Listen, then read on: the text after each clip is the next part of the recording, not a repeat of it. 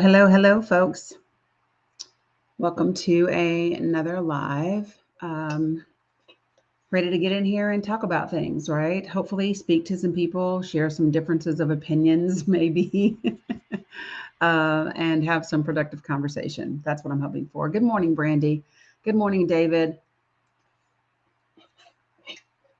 I'm trying to remember to hydrate because I definitely have not been the way that I need to. Uh, this thing is still up here and I don't know why. It's not supposed to be. It's okay. Good morning, Robert. Good morning, everybody. How are you? What's up, Siri and Lulu? Good to see you as well. Let me go ahead and switch out of here. And there we go. All right. So, hey, Nance, good morning to you too. So, if you are joining me on Substack, YouTube, or Facebook, please make sure that you say hi. Because if you don't speak, I don't get to see that you've joined. Thank you all for joining. Good morning, Robert. Good to see you guys. Hey, Sandy. Thank you, Brandy, for sharing. I appreciate it. Good morning, Pamela. Good to see you as well. I probably should have put a light over here today, but I did not. And I'm sorry about that, but it just kind of is what it is. Good morning, Tara Love. Good morning, Mr. Kimbrough. Good morning, Cindy and Sharon. And I'm not sure who else I see. But good morning, everybody. Good morning, Astrid. Salam. So if I need to put a light over here, you guys over here, let me know. I just didn't do it. Yeah, it's been a day already. Hello, Allie Nicole. Good to see you as well. How is everyone? Y'all taking some deep breaths? You've been listening to the latest podcast this morning. Would love to know what you think of the last episode. Good morning, Colleen. Good morning, Jackie Brown. Good morning. How is everyone? Good morning, Sherry. Good morning, Tech Lady. Good morning, Deborah. Good to see you. It's all good. I'm glad. I'm glad it is all good. Robert, you're tired. I resemble that remark. I resemble that remark for sure. For sure. For sure. You all can probably tell by the backdrop today that I am really hoping to generate some conversations today. I don't know if I'll be able to manage that or not. You know, sometimes folks tend to not want to come in and have conversation with me because, oh, I don't know, I hold people accountable and we like to talk about facts. Good morning, Jessica. No, CJ, I am not from Florida. Thank God. No. Um, what's up, Hospice Nurse? Good to see you. Hey, Amy, good to see you as well. Hello, Carl. Oh, appreciate you guys for liking and sharing and doing all the things. Good morning, Wilmette. Good morning, Hector. Good morning, Alicia. Hello, Yvette. Hello, Patrice. Good to see you. What's up, Farah and Conchita? Nice to see you all. So yeah, I do want to talk about pretty much each of the graphics that I have on the screen this morning. And hopefully be able to have some productive dialogue around them. The things that I'm not going to talk specifically about as a topic, but will absolutely address. Yeah, but will address. So, oh, it's all good. Okay, thanks, Pamela. I'm glad. Good morning, Sonia Sita. Good to see you. Appreciate you all. So let me just say this, right? There are a lot of people who are speculating about what is going to happen with Tyler Robinson's case because of the indictment that came down yesterday. Here's what I would say about that. I don't think there's any need to speculate. I think that the government has laid out, their argument and their narrative. I think they are going to run with exactly what it is. And I think it will be up to Tyler's attorney to raise the points about tainting the jury pool and the messaging, hey, Michael, and the things that they put out ahead of time. I think it's way too early to do any other speculation, right?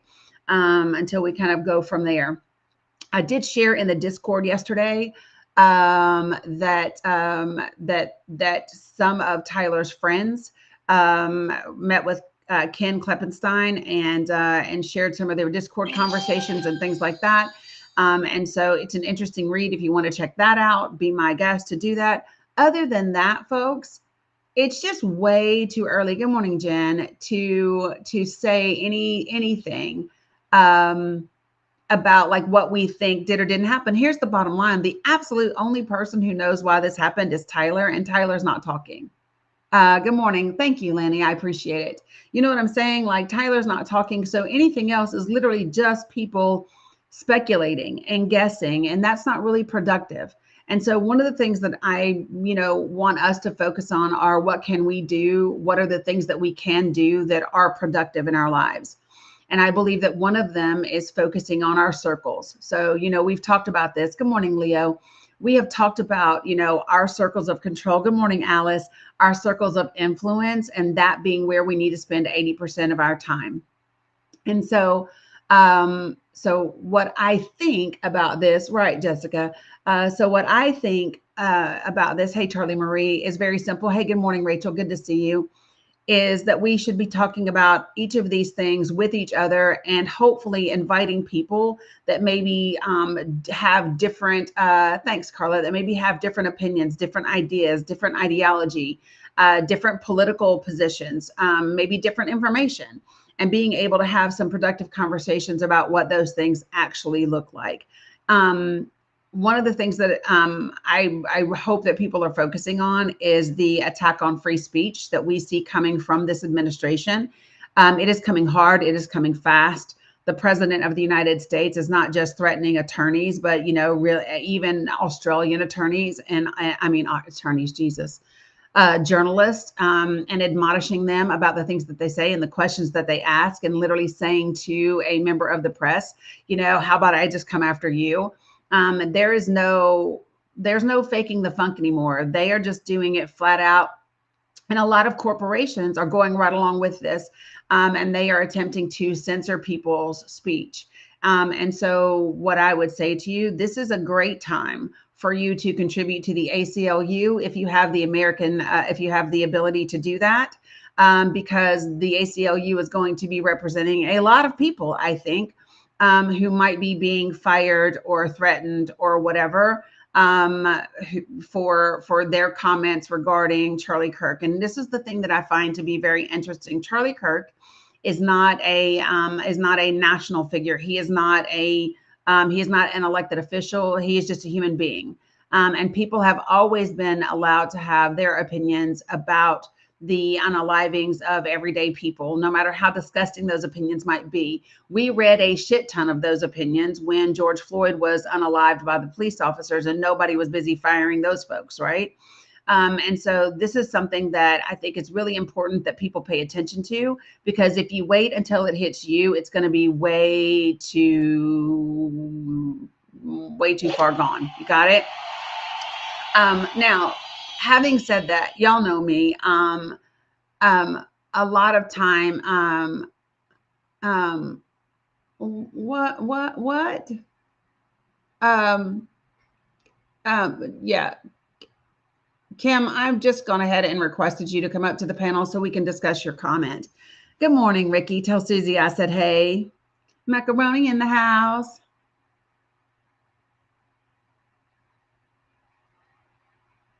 I really do hope that you choose to join the panel. I sent you an invitation, Kim. And the reason why I would love for you to join the panel is that your comment falls in line with several of the things to be discussed today, right? And so I would love for you to do that. You don't want to do that, so you just want to stay in the chat? Why is that? Why is it that you don't want to have a productive conversation? Oh, well, girl, bye. Here, let me take care of you today. Ain't nobody got time for you. I damn sure don't. Boom, done.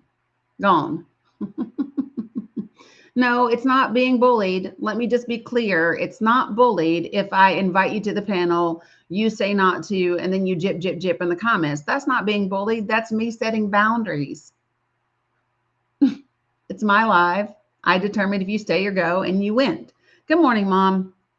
Good morning. Nice to see you. Right. I'm protecting my peace today. I can't do it. So let me just say this. For those of you all who, what do I think about Candace Owens' thoughts behind Charlie Kirk? I don't think about them. I don't think about Candace Owens on a regular basis. And I don't have any interest in her thoughts on Charlie Kirk. Yeah. What Candace thinks doesn't matter to me.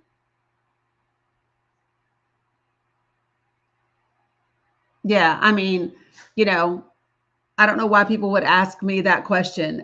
Good morning, Anthony. I have zero interest in what. Yeah, Sharon. I don't know. I know she was devastated about it, and I know she's asking about, some of his pre-show footage to be released and things like that. That's all I know, and that's. I don't listen.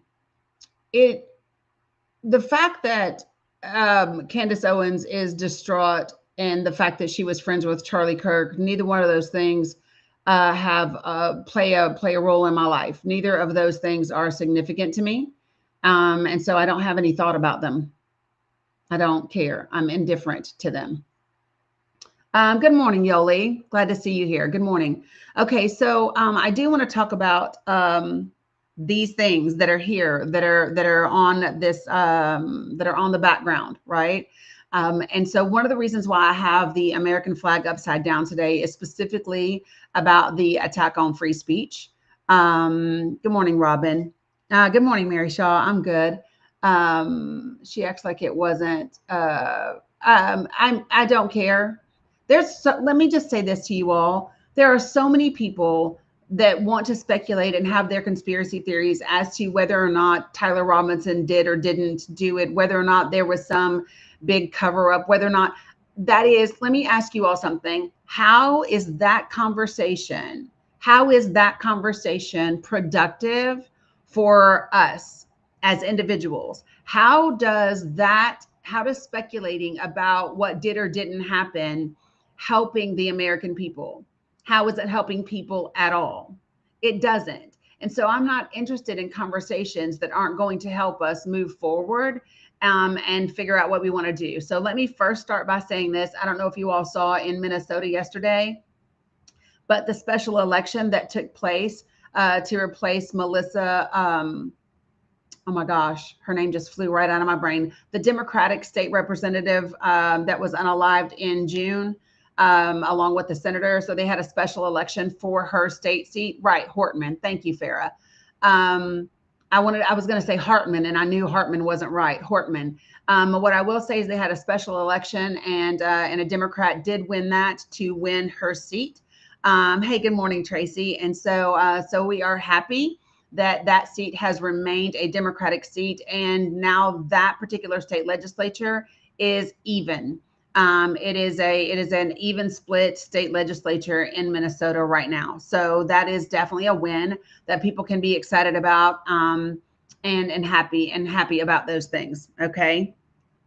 I wanted to stop with that little piece of goodness right there.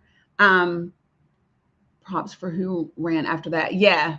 He used to be a city councilman. I believe his last name is Yee. And he used to be a city councilman. And yeah, but here's the thing. So this is Isaac, I think they're going to say whatever they want to say, and it doesn't really matter to me, about it doesn't really matter to me who his love interest was or what the rhetoric is going to be. Like, it's going to be what it's going to be.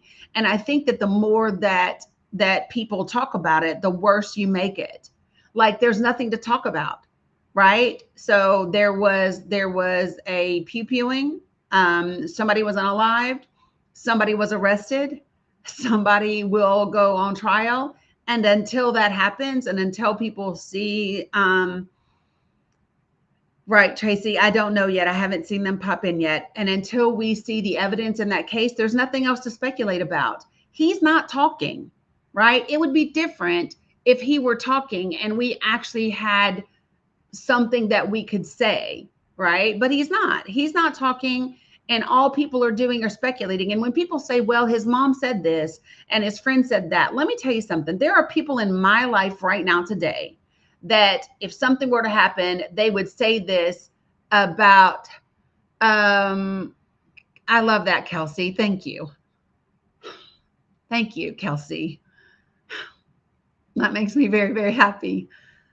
Sorry, y'all. So Kelsey just let me know that they heard from Mohammed OS, and he is okay as of right now. So that makes me very happy. That makes me very happy. I appreciate you coming to tell me as quickly as you could tell me. Thank you. I have, you know, I shared the post this morning of that clip yesterday. And Kelsey, when I went and I looked at his picture from September 1st to September until yesterday, the differences are just incredible in him. And so, San, don't come in here with your conspiracy theories and misinformation, please. Don't do that. Uh, good morning, Brad Short. Yeah, I know, right? So I am super grateful to know that Mohammed OS is okay. Definitely. That makes my heart feel lighter. You just watched Robin? Yeah. So for those of you guys who haven't, if you weren't here yesterday or if you haven't seen the clip that I put up, I would ask for you to watch it. So so they just let me know that he's okay. Kelsey just came in to let me know that he's okay, that they heard from him, which is fantastic. But yesterday, if you all have been with us when Mohammed OS has been on the panel, he generally finds a reason to smile. We've seen his beautiful baby boy, all the different things. And yesterday was just absolutely devastating. When he joined the panel yesterday, you could just hear the boom booms. He's in North Gaza, which is absolutely being riddled, and then he was ready to cry, and then he began to call my name and ask me to help them. Salam, old man, and it was heart wrenching, and yeah, it was horrific, Kat. But the reason that I was asked to clip it and I did, and the reason why I want people to see it is because you will get just a glimpse of what their life is like right now. And if you start to say, "Oh, I don't know if I can bear it," bear it. You have the privilege of even going, "Oh, I don't know if I want to watch." They don't have the privilege of saying, "Do I want to live this or do I not?" So I don't care. Buckle up, Buttercup, and watch, right? Because that's just the way that I feel about it, right? So I saw that Bilal posted, so I know that he is okay. I no, not yes, Bilal and Raja. I saw a post, so they appear to be okay right now, and so then we'll just see. Um, Okay, so San, I asked you already not to come in here with misinformation. This is your second and final warning. If you continue to spout conspiracy theories in my comments, you will be muted and booted from the live. Yes, Kat, it was live on Facebook yesterday. Yes, it was. It was live on Facebook yesterday. 100%. I have not heard from Abu Sarraj since yesterday afternoon. Um, so yeah. Yeah. Okay. So let's dig right in. Did I hear from Sandy's friend? Listen, I Abu Saraj is on a live right now. Love that. Love that. Love that. Perfect. Love that. I'll take all of that good news that I can this morning. Good morning, 2409. What's up, Eli? Good to see you. And so things that I do want to talk about this morning is I want to talk to you all about he as well is just tired and he has a toothache. Okay. Well, you know, I'll take that. I will take that, you know. So I do want to talk about the attack on democracy, because we are seeing that in unprecedented ways right now with this use of Charlie Kirk to censor people and what people can or cannot say. Um, I love that, Joe. Appreciate that, Joel. So, how many of you all have seen the clip of Donald Trump actually threatening a journalist yesterday, saying, well, how about maybe I'll just come after you? How many of you all saw him snap at an Australian journalist and say to the Australian journalist, listen, your country wants to be in good standing with me. Your president is supposed to be here in a couple of weeks. And, maybe I'll tell them that you just started things off on a sour note. He is 100% leaning fully into a dictatorship, in which he believes that he should be able to control speech. And this is important for people to pay attention to, and you better pay attention to the corporations that support this. If you work for a corporation, so let me just say this part, okay? There are some, hey, Lynette, there are some corporations where if you hold a position with that corporation that is a C-suite position. So what do I mean by that? When I say C-suite position, whether you are a president, whether you are a vice president, a CEO, a COO, a CFO, maybe you're a vice president. Typically, if you are in a lead role in a large organization, you may sign a social media agreement that talks about your behavior online. And it doesn't necessarily tell you what you can or cannot say. I'm not sure what you're talking about what's going on in LA, right? But that social media agreement is you're basically saying you will not negatively impact the company. And generally speaking, there are guidelines around that. But if that is not you, right, you are generally expected, regardless of your employer, to say, yeah, I know, Tracy, we're going to talk about that too, to say whatever you want. Yep, Carrie, I know, we're going to talk about it. Both of you all type the same thing at the same time. So the fact that there are universities and corporations that are telling employers not to make insensitive posts about Charlie Kirk's unaliving, that should be concerning to you, because who determines what's sensitive and what's not? Who determines that? And does that employer have the right to dictate that about your social media? Did you sign a social media contract? Do you live in an at-will state? So this is, again, we can go right on back to the importance of unions, can we not? And well, it depends, Jackie Brown, because here's my thing. If you live in an at-will state, your employer can fire you for whatever reason they want to, right?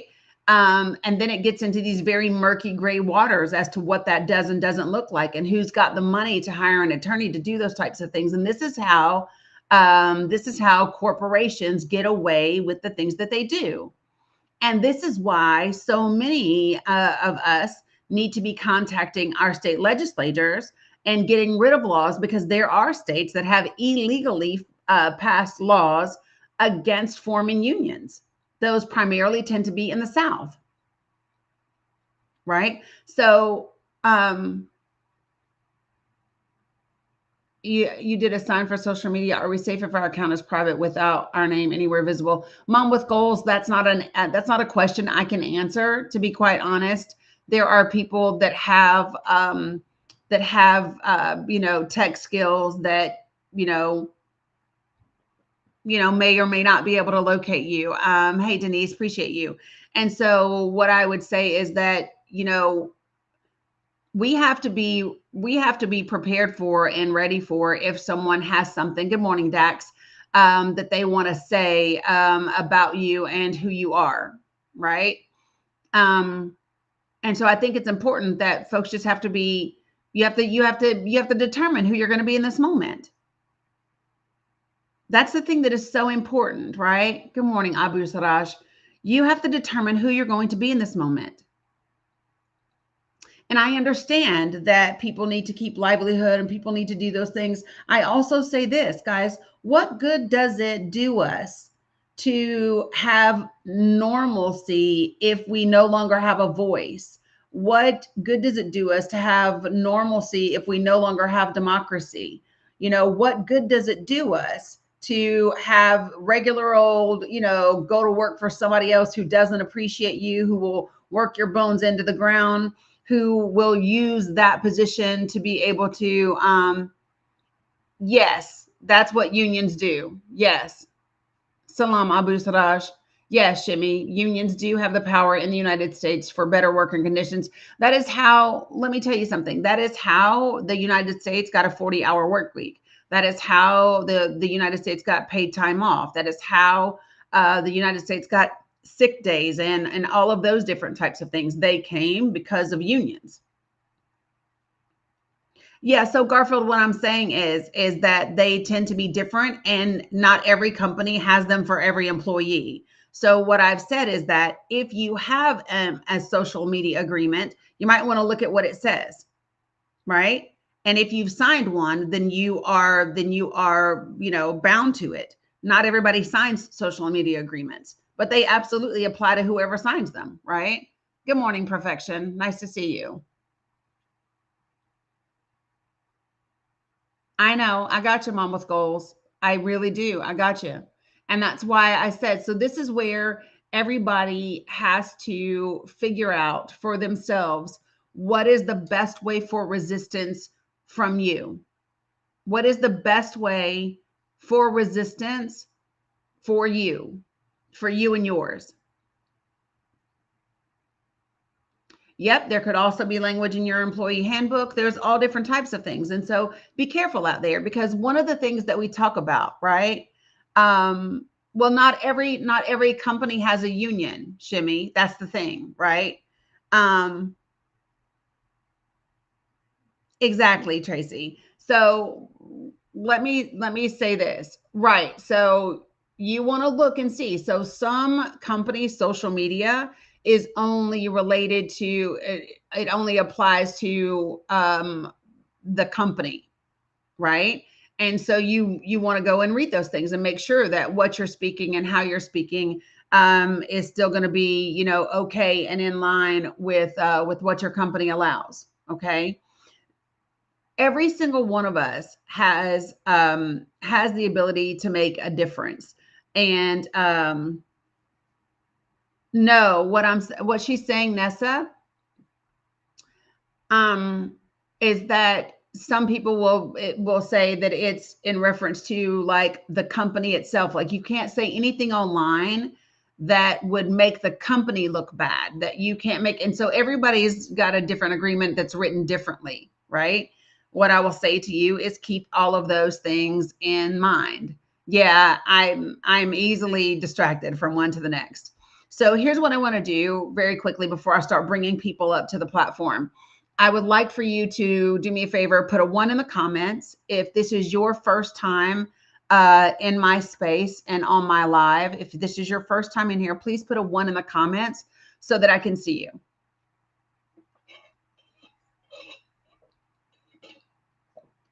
So welcome new people. And here's what I would offer to you. So let me share with you how we do things in this space so that you know. I ask everyone in this space to follow 4 simple guidelines. Just be respectful. Do not use slurs of any kind.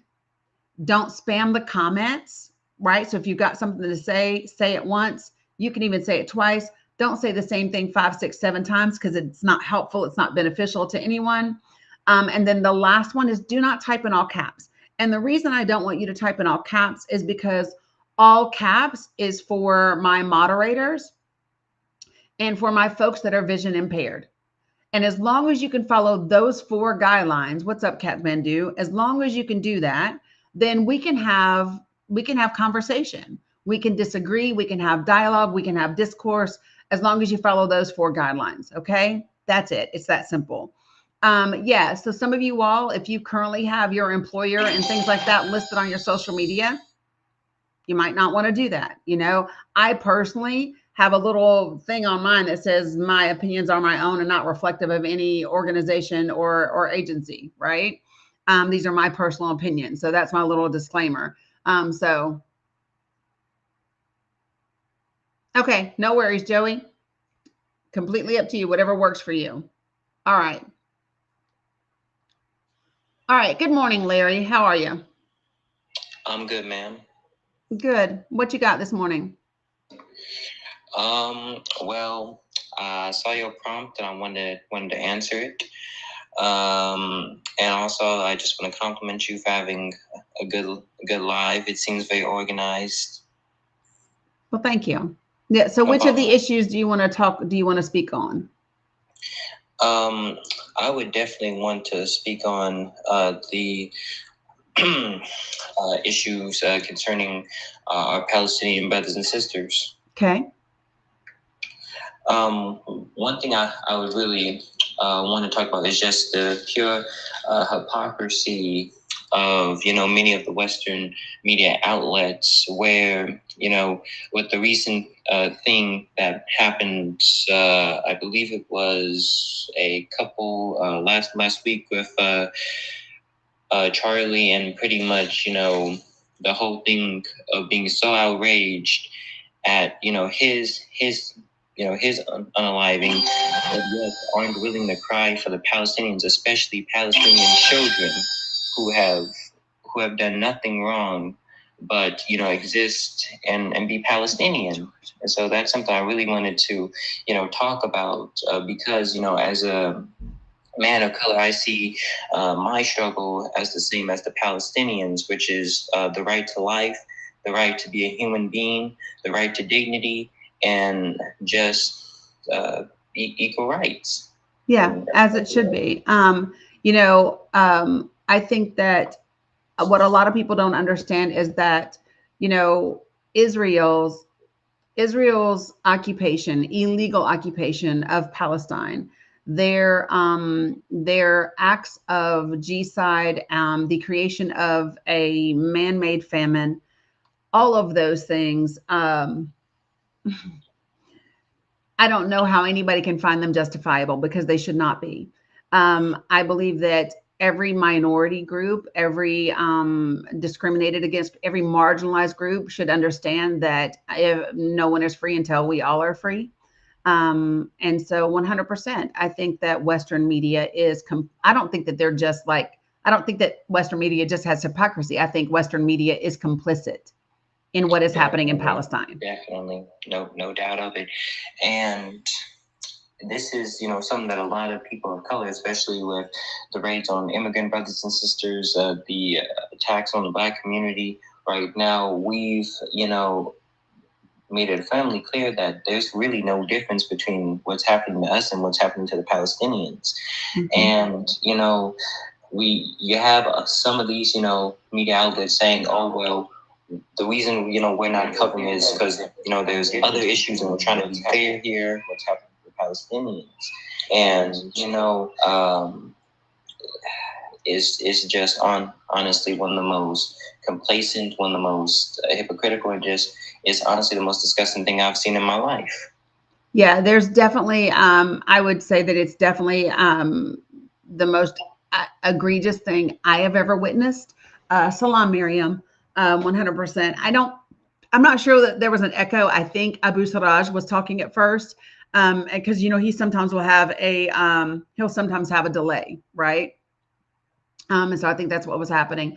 But yeah, I think that what we see right now is, somebody said we have a state media. And let me just say this, I don't believe we have that, right? We are not at a place where we have state-run media. We are at a place where we are seeing mainstream media bend the knee and cater to the Trump organization. I don't call it the Trump administration, because a real administration honors the Constitution and the rule of law, right?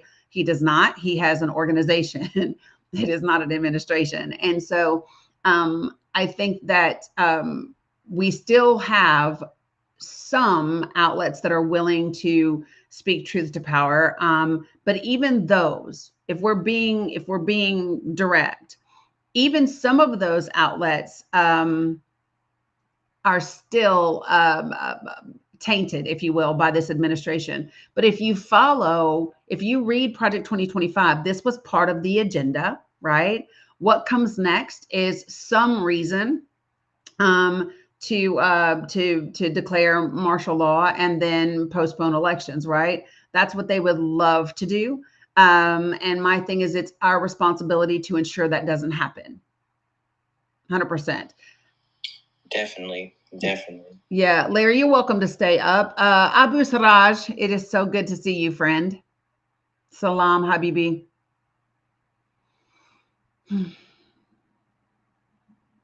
It'll take him a second because of the delay. Oh, he'll be back. He dropped. The internet is not great in Gaza. So he'll request back up in just a second. So yeah, so for those of you guys who hey, what's up, sis? How are you, A Money? It is really important for us to understand the connections between what is happening in Palestine and in Gaza, and with the Palestinian people, what Israel is doing, what the Trump organization would like to do here, right? And what they are attempting to do. And so I think that this is a really important time for people to call a thing and not be. You can't be scared. And well, let me not say that. You can be scared, but do it anyway.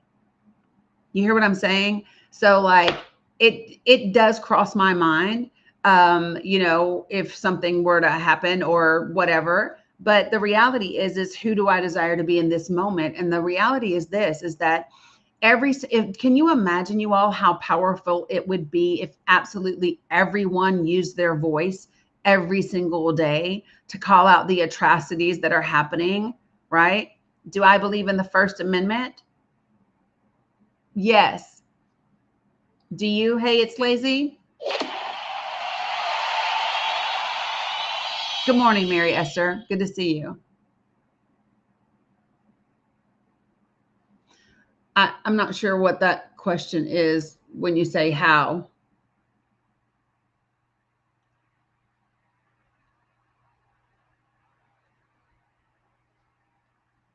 I'm trying to read comments, you guys. Give me just a second.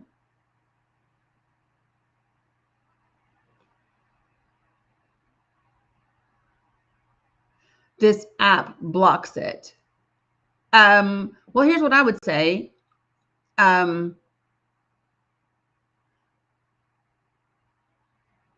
Give me a second, Shimmy. So here's what I would say about that. Hey, it's Lazy. Is that okay, Larry? So here's what I would say about this app. This app, like every other app, like every other forum, right? So whether you are on cable TV, whether you are on Sirius XM, whether you are on whatever platform where you are broadcasting and you are using someone else's platform and technology to do that, then they dictate what you can and cannot do. That's every app. That's not just this app. That's every app, right? And so we understand that apps are regulated and they are private companies. They get to choose what they allow people to say and not to say, right? So then the choice becomes, for me, is whether or not I want to utilize this app to get out speech, right? And can I be effective with what the app does allow me to say? That's it. That's it, right? And until there's well, no, you can't. Facebook has guidelines as well, right? They may be more lax in what they allow, but yeah, Facebook has guidelines as well.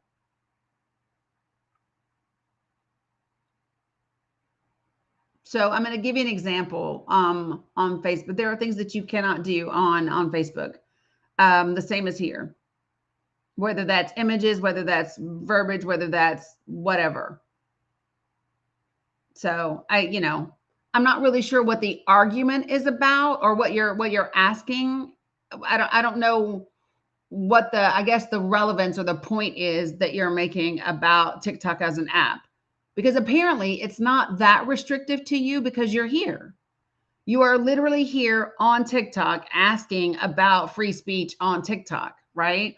So, however restrictive you believe this app to be, it is still enough that you are here using it.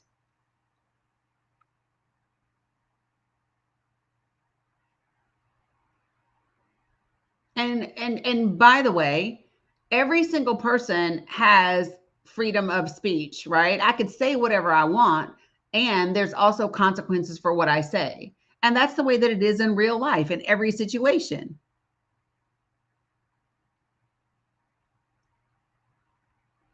Yeah, 100%, Sonia. Agreed. Yeah, Nancy, it was fantastic, wasn't it? Right?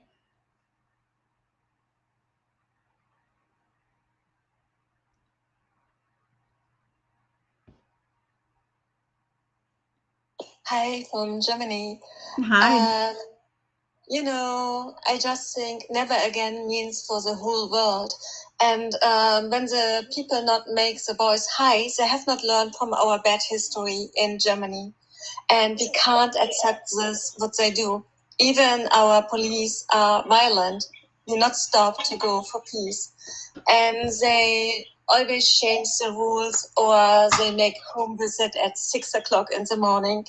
And much who go on street, they get hunted by police or officer, or have to go to the court, and it's very bad. Much nose get broken. It's very bad. I feel our bad history replay himself, and I can't accept it. In the past, they make the people silent to get scary. So what we see now, they make it the same. They has changed in the past laws. They make it again now. They hunted people from any religion. We see it now again. What is this? How we can accept this? We have humanity and we have morals and values, or we have not. Right. Where we are without this. And we see all over in the world, the puppet player plays all governments. And we feel if it's like criminal. And every time we make our voice high, we don't know if we go next day to get the police at home. Right. Or get a bill by the court. I don't know. Because we have so carefully what we say, how we say. Even our lovely Jews in Germany go on street for peace. This the media not show, but they get even the word anti-Sem. I have to be careful what I say. Yeah. Yes. It's the same like we can't say it's like holy because the police stay for the door. Even we can't criticize their chosen land. All get close anti. It's very wired. They control our government. I feel like this. It's my own opinion. And have you seen the video with Merz, how he read a letter from the past? From the no, I haven't seen it. Yeah, he cried. It's like, I think maybe it's a fake video. It's like KI. I think he's not a good artist. I don't know. But, I think, okay, you cry for 30 years. Okay. It's our big shame in Germany. But you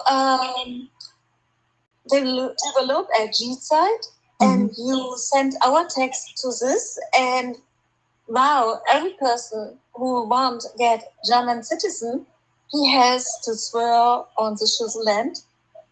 So I say you clearly, okay, welcome in US is not Germany anymore. I'm sorry. Yeah. And you see now in Germany, they destroy our business. And we will get soon the third world. This is what it is, and they cross the border with Russia. So they make our hospital ready for war. Wow. Right now. Yeah, the hospital has to get ready. You know, they want to make the army higher and higher. It's very difficult. And the people even not wake up. They not wake up, you know, Yeah. clearly. You know, the puppet player plays our government. It's not my name. Yeah. But we see it in all over the world. They try to silence us, and they follow an agenda like 15 minutes states, like silent us, like digital money. We all know when the digital money comes, we have lose. We have lose because then they can control us direct. Yeah. When you criticize, maybe you have no money more. Right. And that's definitely something that's what we were talking about. We see here a lot is Donald Trump talking a lot about limiting people's speech, and even corporations and CEOs coming out and saying that it's not you're not allowed to say certain things if it displeases them, right? What did Trump said? He said that if the senators voted in favor of releasing the Jeffrey files, right, then that was going to be, what did he call it? He called it a almost like an attack on his administration. And so I know that we are seeing globally far right initiatives in different countries. And this is why I believe it's so important for the people to become, right, Lynette, a hostile act. Thank you very much.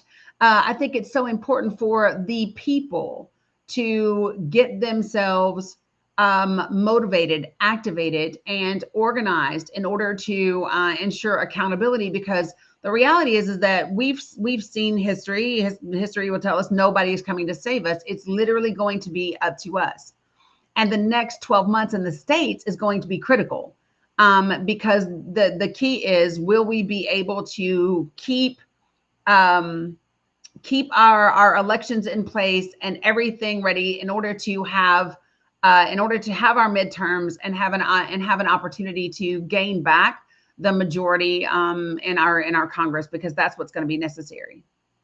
Yeah, for example, in Germany, we have Bilderberg conference, and everyone, they say, okay, he will get the next president, like Kanzler, he get it. So really, so why we vote? it's a. I'm sorry to say it. It's like fake. Whatever you vote for, I don't know if I have to say, maybe a criminal system. I don't know. Yeah, so here's my thing. I think that I can't speak for Germany, right? Because I don't know what Germany's election system is like. What I do know is that if our votes weren't so important, and if our votes did not matter, and if they really truly had no impact, they would not work so hard to prevent people from voting.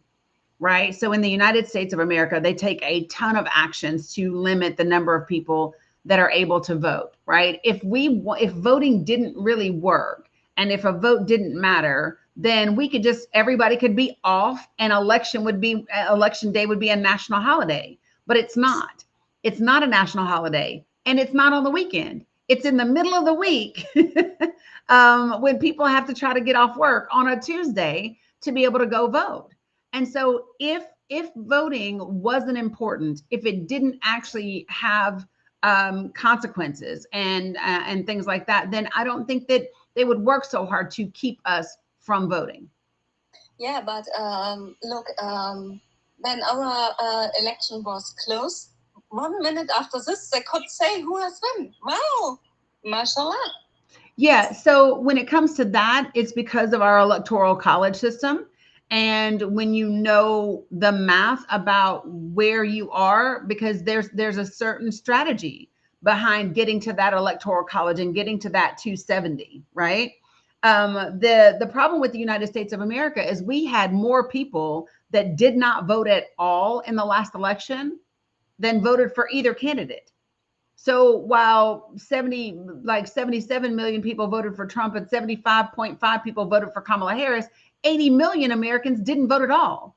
80 million people that are registered to vote did not even go vote. So so that's the problem. The problem is that people have voter apathy. They are disengaged from the political process, and the political rhetoric in this country is not making it any better. Oh, this is very bad. But for example, in Germany, we have wondering us why Trump or other, I'm sorry, not good people win it.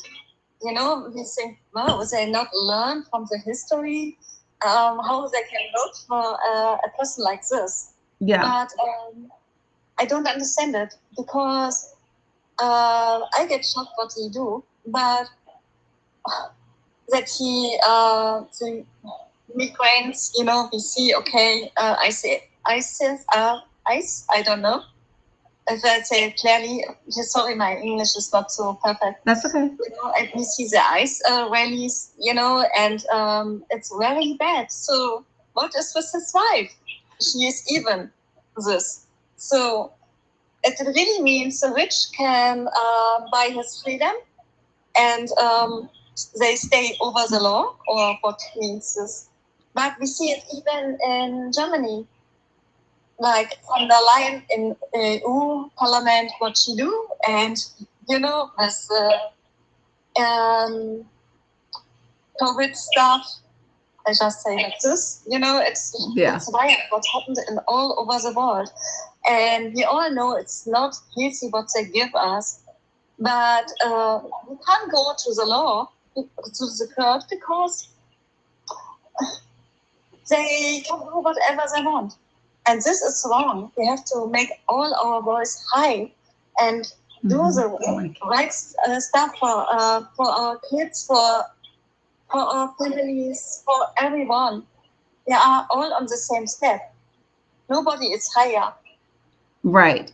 I think that, listen, when you say it's like this all over the world, listen, I think rich people will be rich people. So like when we say it's like this all over the world, that is because they all belong to the same club. A billionaire in the United States and a billionaire in Germany are going to think very similar about what they do and don't want to see happen in terms of maintaining their wealth, maintaining their position, maintaining their power. So that's the thing that's not, but the thing that I want people to understand when we say, oh, they can do whatever they want, they can, but there are consequences, right? They can, and there are consequences. And so, I'll just, like, I would never hope that it ever got this extreme or this far, right?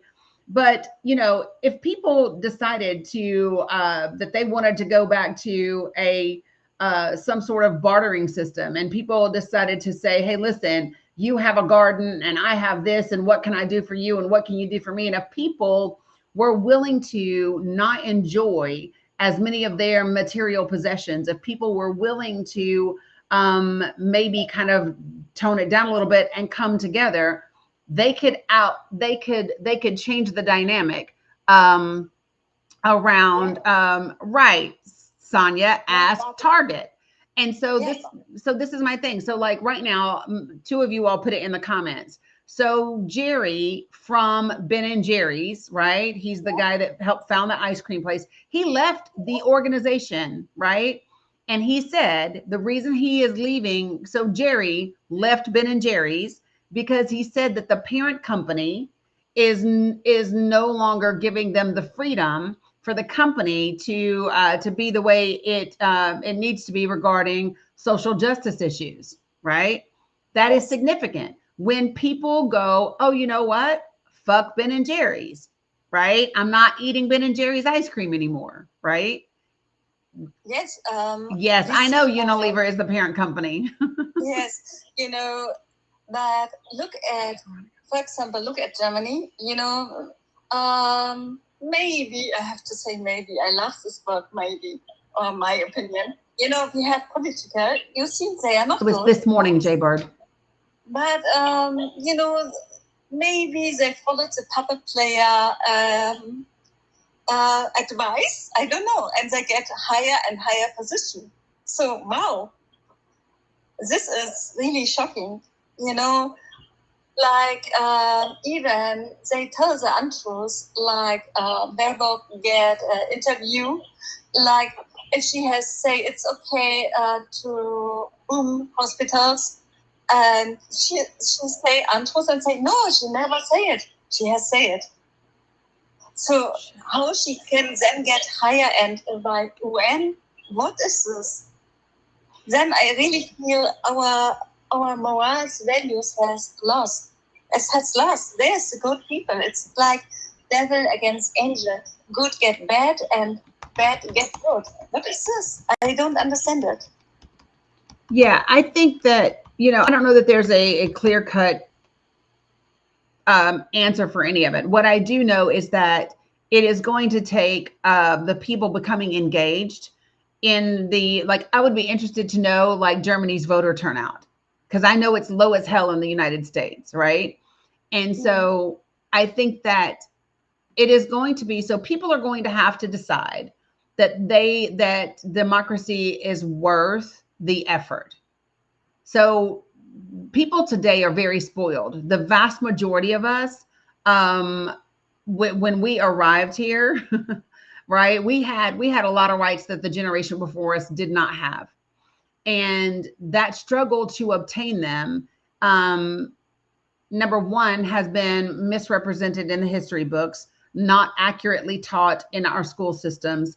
And people just, this is what I say all the time. I say people put democracy in a crock pot and thought it was going to cook perfectly, and it didn't. It burned, right? It stuck to the pot, it burned, it went unwatched. And that is where we are. And the reality is that you cannot cook democracy in a microwave, and nor can you cook it in a crock pot. It is something that requires every person playing their part and tending to it. And the reality is that a lot of people, we have become so disconnected from each other, right? Not just because of technology, but also because of C-19 and because of a lot of other things. Society is more disconnected now than ever. That disconnection is leading to apathy, which is leading to it's leading to desensitization, which is making people withdrawn, and as if none of this has an impact on them, when in fact it does. Good morning, Iris. And so it's going to be really critical that in Germany and here and in the UK and everywhere, that people be about the business of getting connected to each other, because that is how we change things. Yeah, but the problem is they play all us against each other. They try to separate this group and this group and this group, and and even we have really no democracy in Germany. Mm-hmm. I think not. We go to authoritarian. It's my feeling like this, and we have not really more free speech. When you go, for example, to demonstration, maybe you have not to say murder. Maybe sometimes you have not to say kids. Maybe you have not to say the chosen land, whatever. They limited your saying. And sometimes may you have just the flag on your shirt, they arrested you. So it's weird. They change it from town to town. It's very difficult. And sometimes, normally, it must be okay to criticize anybody. Right. But you can't. You can't really do. And where is our free speech? Where is our real democracy? But so this is my thing. I think that we have to not say we can't.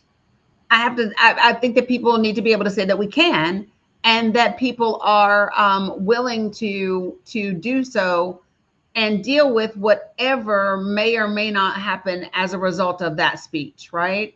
So the whole purpose of the First Amendment in this country is to be able to address your government, right? That's the purpose of the First Amendment, is to 100% address your government. And we have to ensure that that is something that we maintain the ability to do. Now, the way to do that is going to vary depending upon who you are. But I think that you can do it. So follow me. Um, I think that there is a way to resist 100% without giving them something to use against you. I think it's absolutely possible to do that, right? And still be effective. Um, no, I'm talking about here, Blue Honey Pot. I'm talking about here. What I would say to Germany is, I don't know your political laws. I don't know what your free speech looks like there, right? I don't know. I know what our free speech is for here, right? But I don't know what it looks like there. What I do know is that nobody can afford to lose it. Salam Rebel. Nobody can afford to lose it. And so I think when we say things like, they can do whatever they want, it's the odds are stacked against us. Listen, the more that we buy into those things, the more that we repeat them, the more they exist, right? I'm a big believer, folks, that what you say, what you do, how you live absolutely impacts your reality. And so we've got to be about the business of having better language, better effort, better all of those things, in order to get what needs to get done. Okay, I give you a short example.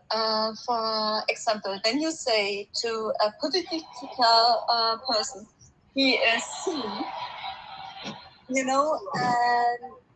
you can't say it, because then it gets like, for example, maybe the police come into your home because you just say have publicly silly, but because you feel it.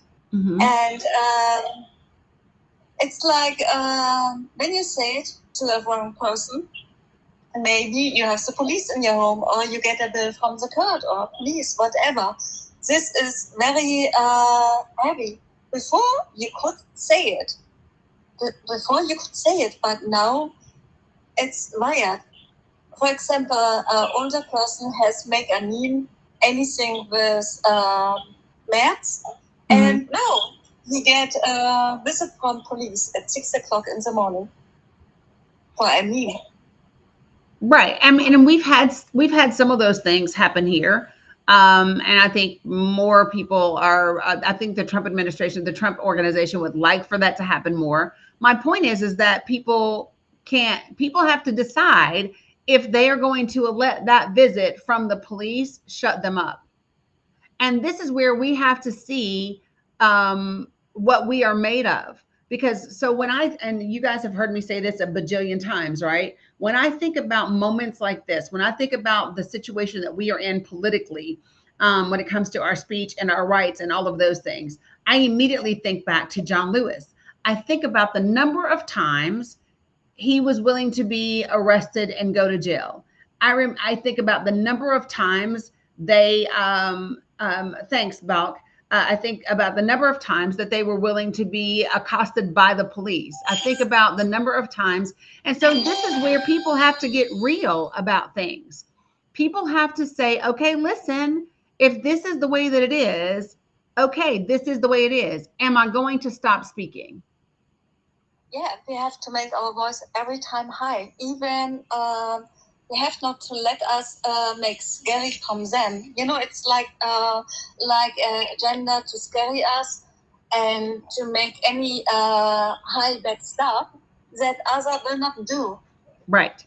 100%. 100%. So, we all have to make our voice high for the right stuff, for our freedom of speech, for a good government, and like with morals, and stop maybe criminals. Because they are our leaders, and they have to do, they have to be perfect for us and not for maybe other interests. Mm-hmm. Yeah. So this is where this is where I agree with you. And I think that, yeah, this is what people have to do. And I understand that sometimes it's going to be scary. And I understand that not everybody is going to be able to do it in the same way. This is why people have to find the best way of resistance for them. And I think so, Mom with Goals, let me offer you something. Let me offer you something. Um, Black and brown people in this country have never been able to say it would be different if I didn't have a young child. Like I can remember Malcolm having to get his wife and children out of the house after something was thrown through the window to set the house on fire. Right? Um, People who have been marginalized and oppressed systemically, they understand that it doesn't matter whether you have children or whether you don't. Right? We see that today in Gaza. Right? It's shocking. It's really shocking. And my feeling is, or my belief is, like, we have to have respect for all people. Not important which culture, which skin color, which religion. We have to have respect. And we have not to make stuff variable. For you, yes, for you, not. No, it's not no. I think a human is a human who acts like a human is humanity. Mm-hmm. And we all get the 10 commandments. And what we see, it's against this. And how we can have just humanity till our door. We have to give it to all the same rights, the same laws, and the same humanity. And not, there we have not humanity. What is this? Then I'm not a good person. Then I have not a good heart. Then I just an egoist. I just should look at my side, or like on my family or culture. This is not go. And a person is a person who, with morals and values, who gives the same rights to all, even to your enemy, because every person has the same rights, and we have not to make it variable. In Germany, we see, wow, we have a lot of double standards. I shame myself for this. They not speak in my name, and I really shocked. Yeah, I think for some of us we're not shocked because we've seen it. So like I this is the thing that I really want people to understand is that, so for example, when if you look at the actual history of the United States of America, when you come to understand exactly what the Trail of Tears was, when you understand what Japanese concentration camps were in this country, when you understand the sterilization of indigenous women, Black women, Hispanic women in this country, when you understand that, when you understand the Tulsa race massacre occurred, it's not shocking. I don't know of a single Black or brown person in this country that is shocked to see what countries are willing to do. Not this one, not Israel. I don't think people are shocked. I think people are disgusted and sad because they had hoped that we would be at a different place than we are right now, right? But I'm not shocked. Yeah, but for example, for some years, I would really say, okay, we have good democracy. You can be lucky to be here. No, I was wrong. I wake up. Wow, we have not really. And I really shocked. And when you try to find info, to find proof, you get shocked and more shocked. And you see just, oh my God, no, it gets really bad.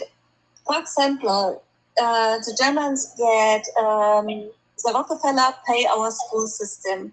They have decided what we learn. We learn to be good slave, to go work, to follow orders like this. So even our Germany history start at this, but they They not learn us what other did to us. You understand? Mm-hmm. They not learn us this in school. We just get, we are the bad people for this and this and this and this and this. You know, and they not talk over the Rhein-Main reason. They not talk over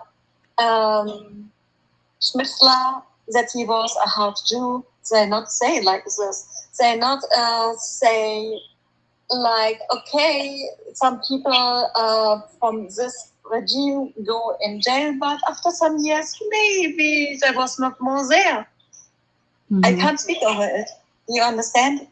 Because no German can speak over this. Other can, but we can't. We can't. You know, and when people has not learned from our bad history, never again means for the whole world, and how we can accept that it happened again. I shame myself. Well, so here's what I would say is when you say you shame yourself, I would say, I would offer to you that when you say you shame yourself, that is making it about you. You didn't have anything to do with this, right? So there's no reason for you to be ashamed. But what I want people to understand about this never again being like for the world, I want people to understand that in 1917, and then very clearly in 1948, the UN, the Allied powers, they knew it was going to be again. They gave permission for it to be again. In 1917, when Lord Balfour says to Lord Rothschild, "Hey, listen, Yes. we've had a meeting. I'm happy to tell you that we are agreeable to have the Jewish Zionists, right, establish a nation, a national home in Palestine, right?" They knew that that was not never again then. Like they literally said yes. And they knew in 1948 when they were sending letters back and forth and they said, "Hey, listen, the Jewish agency is saying that no, that they are not willing to accept this, this peace agreement, right? They are saying they are going to take it by force. They are saying that they are going to use their arms." And in 1948, the United States of America, the British, the Germans, all the Allied powers, they knew it was again, and they gave permission for it to be again. The concept of never again was just propaganda, and it was bullshit because they knew the again they had already given a green light for. Yes, and we all see much attacks under wrong flag. You know, we see it like 9/11. But why they not say it in public? Because they control our news or our media, anything. But it is like this, you know. But the beautiful thing about it though is that they don't control it all now. And do you want to know how I know they don't control it all now? Here we are.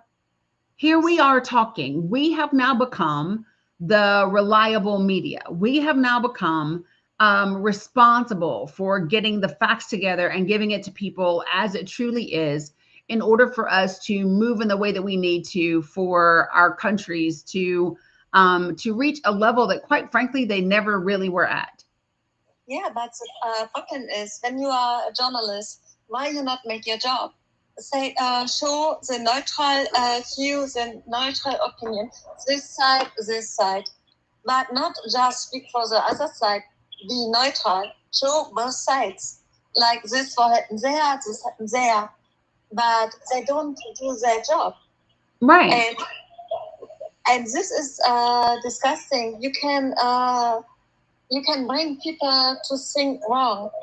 And brainwash not start by say it just 1, 2, 3 times. It's by say it constantly. And then you think, oh, it's my own thinking. And people who are not educated enough to inform themselves, you know, they really think on this and believe it. And this is high bad. Every person must not believe me, but inform yourself. Yeah. Research the truth. Agreed. Listen, folks, I would like for us to listen to the former CDC director that was fired by RFK Jr. She's testifying before Congress. Miriam, you're welcome to stay here and listen or come back up later, but I want to catch it so that people can hear it while she's talking. Okay, thank you. Conducted controlled clinical trials, placebo-controlled clinical trials associated with the vaccines. He made another set of assertions associated with CDC that were particularly pointed and particularly hurtful and disparaging. He Can everybody called, hear?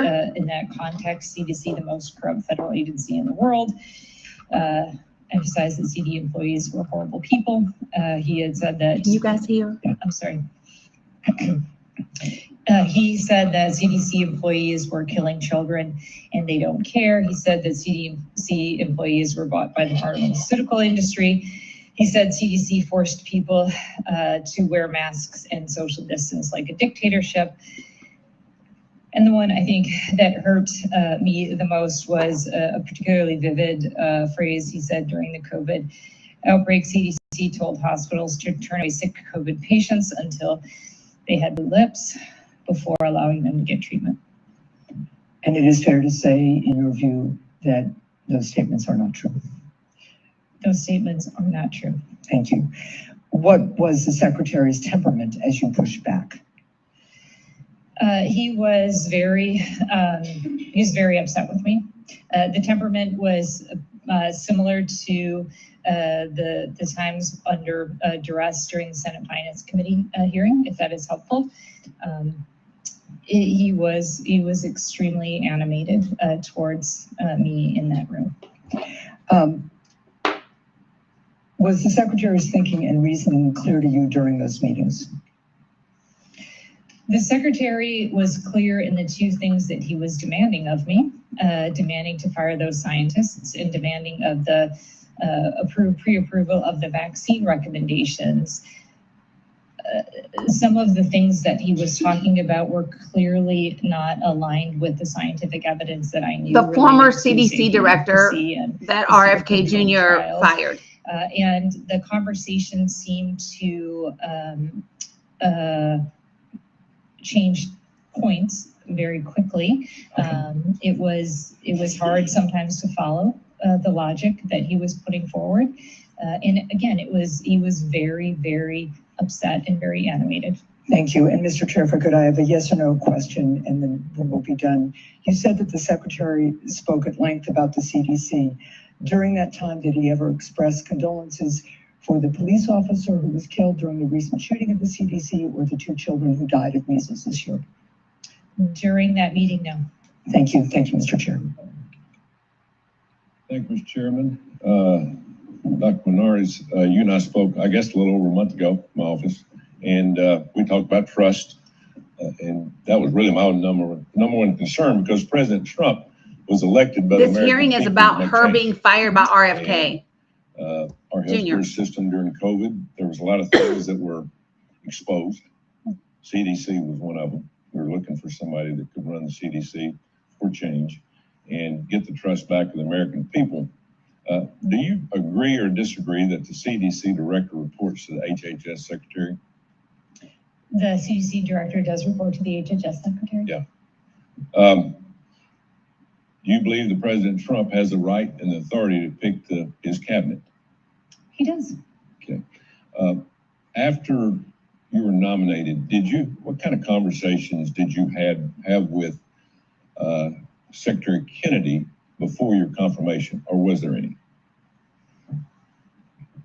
Between the nomination and the confirmation, I don't recall any engagement. What about before your nomination period? We did have some conversations, yes. Very positive, I hope. He was excited about my priorities: restoring trust, transforming public health infrastructure, modernizing the agency, preparing for the next pandemic. We had some productive engagements about the technological innovations that I wanted to bring to CDC. I was enthusiastic, and I believe he was as well. So, the problem I have here is this is Tuberville. this conversation should have been maybe a little bit more private. This is the fucking coach. After all this, that's how I handle all mine. If people were let go back when I had some kind of control over a situation. But that being said, it's hard to explain, here to find out who's telling the truth, because there's a lot of discrepancies on both sides after Secretary Kennedy and now you here today. The American people want bureaucrats to understand you're not elected. We didn't elect you. We want you to do your job, okay? And I think you agree with that. America needs better than this at the end of the day. And well, stop monologuing. So I'm gonna ask you some questions here. And, did you tell the secretary you were untrustworthy? He asked me. He didn't ask me. He told me he could not trust me. He told me he could not trust me because I had shared information related to our conversation beyond his staff. I told him, if you cannot trust me, then you can fire me. Okay. Did you remove or work to actively undermine political leadership appointed by President Trump? I don't believe so. Anybody in the CDC? Nobody? Did you remove? Once you got into office, was anybody removed? No one was fired? Were they changed positions? There were no political appointees that I changed positions. Okay. Did you refuse to update the CDC website despite being instructed to do so, including things from the CDC website like birthing people, health equity, a policy that came down from the President of the United States? Did you refuse to do that? Birthing people. Not whatsoever. I did not refuse to do that. Okay. She's looking at him like he's crazy. Sure. Yeah, they don't like the word equity, even though health equity is a good thing. Enter the following, which has come out while we have been in this meeting, from the Washington Post. In an August 19th email to Menares, Matthew Buckham, Chief of Staff at the Department of Health and Human Services, wrote, quote, "I want to elevate the absolute need for political review of major policy decisions at CDC." By the way, this email was to Dr. Menares. He added that Kennedy's office and CDC political leadership should, quote, "have eyes on the decisions for approval changes before they go into effect." And I will enter that into the record without objection. This is Bill Cassidy. Senator Murphy. Thank you very much. Now this is Mr. Senator Chairman. Murphy. I just want to understand how unprecedented this moment is and how unprecedented these changes are that are compromising our families and our kids' safety. Just some simple yes and no questions. I think they're yes and no questions.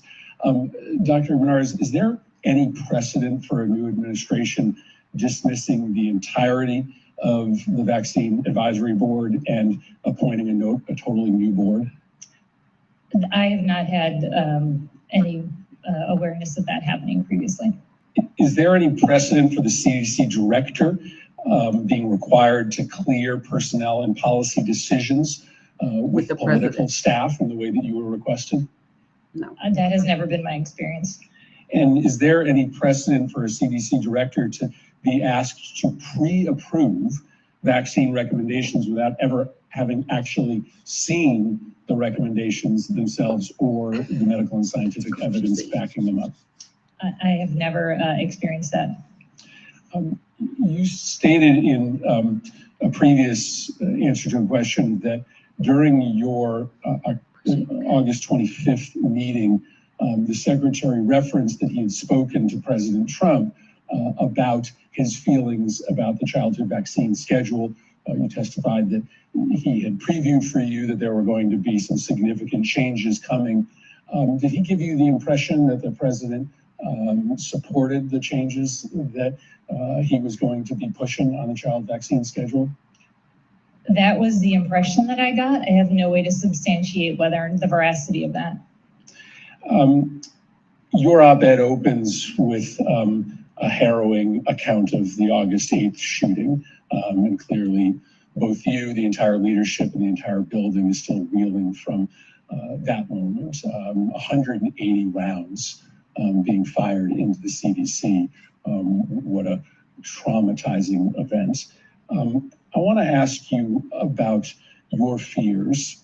And Dr. Roy, can somebody pin for me that we're listening to the former CDC director's congressional testimony? And the medical profession writ large, if more and more people believe that those that are recommending vaccines for our children and our families are hurting people.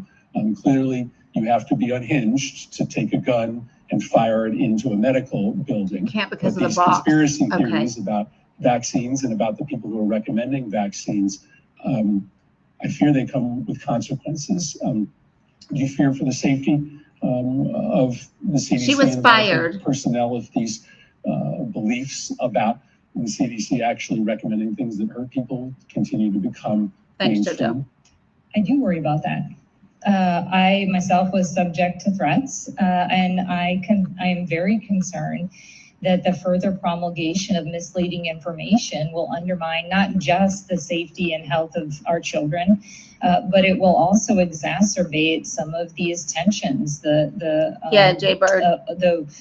The willingness to commit harm if someone is affronted by a belief that the people like us that are trying to help them are actually not trying to help them.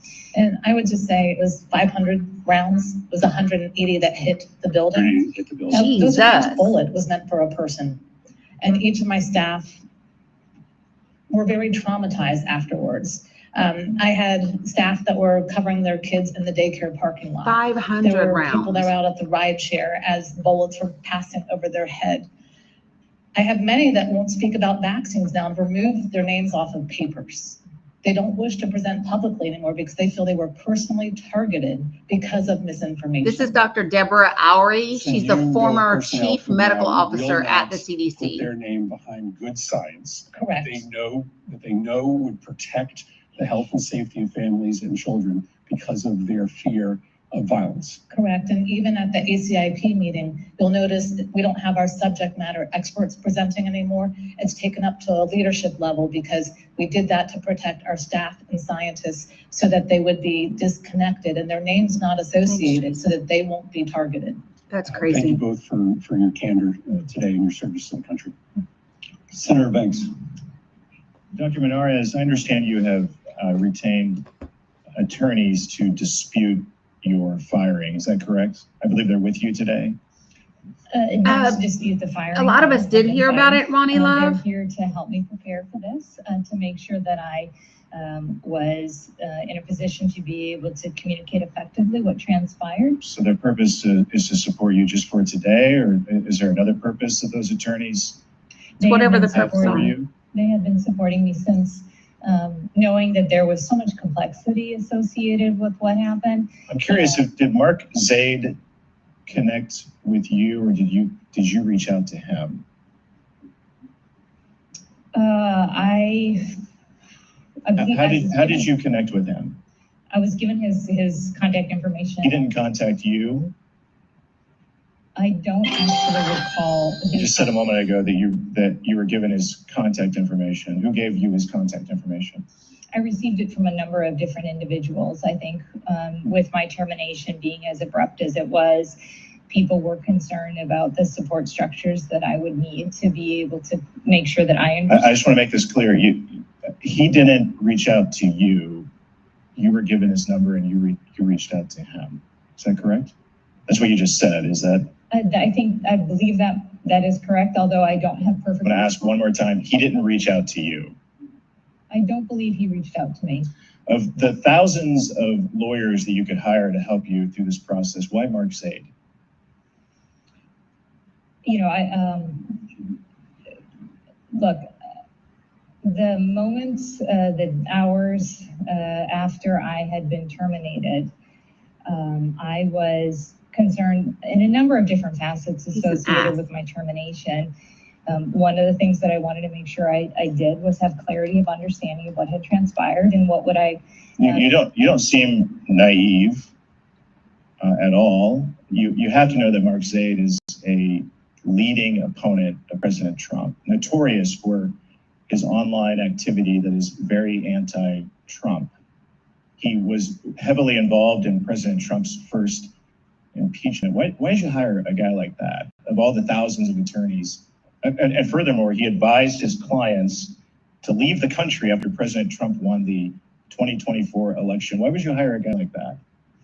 So I actually was not aware of any of those details associated with Mark. Right, he's right behind you. You brought him with you today. Notorious for his anti-Trump activity and involvement. Yeah, he wants a gotcha moment. You hired that guy. Yeah, so I was seeking some critical counsel to be able to help me make sure that I was understanding and aware of everything that had transpired and preparing for what might be next, including this committee hearing. Mark Zaid and I have never spoken about politics. I never asked him about his politics. He has never asked me about my politics. He is a well-credentialed counselor. So you're claiming to be naive about Mark Zaid's political activity. He sits behind you, advising you for this hearing. I have not helping you through this process. Stop cutting her off. I have not had any discussions with Mr. Zaid associated with his politics. That's astonishing.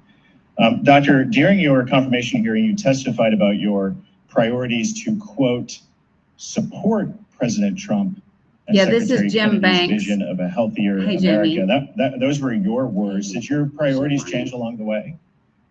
My priorities have not changed. And when you were serving as acting CDC director and then nominated and confirmed, you obviously understood President Trump and Secretary Kennedy's priorities, the MAHA priorities. You obviously understood those. What changed along the way? The only thing that changed was the demands that I compromise my integrity. I still support that we need to make our children healthier. I still support that we need to do all of the things I had. You determined along the way that you weren't aligned with President Trump and Secretary Kennedy. I did not.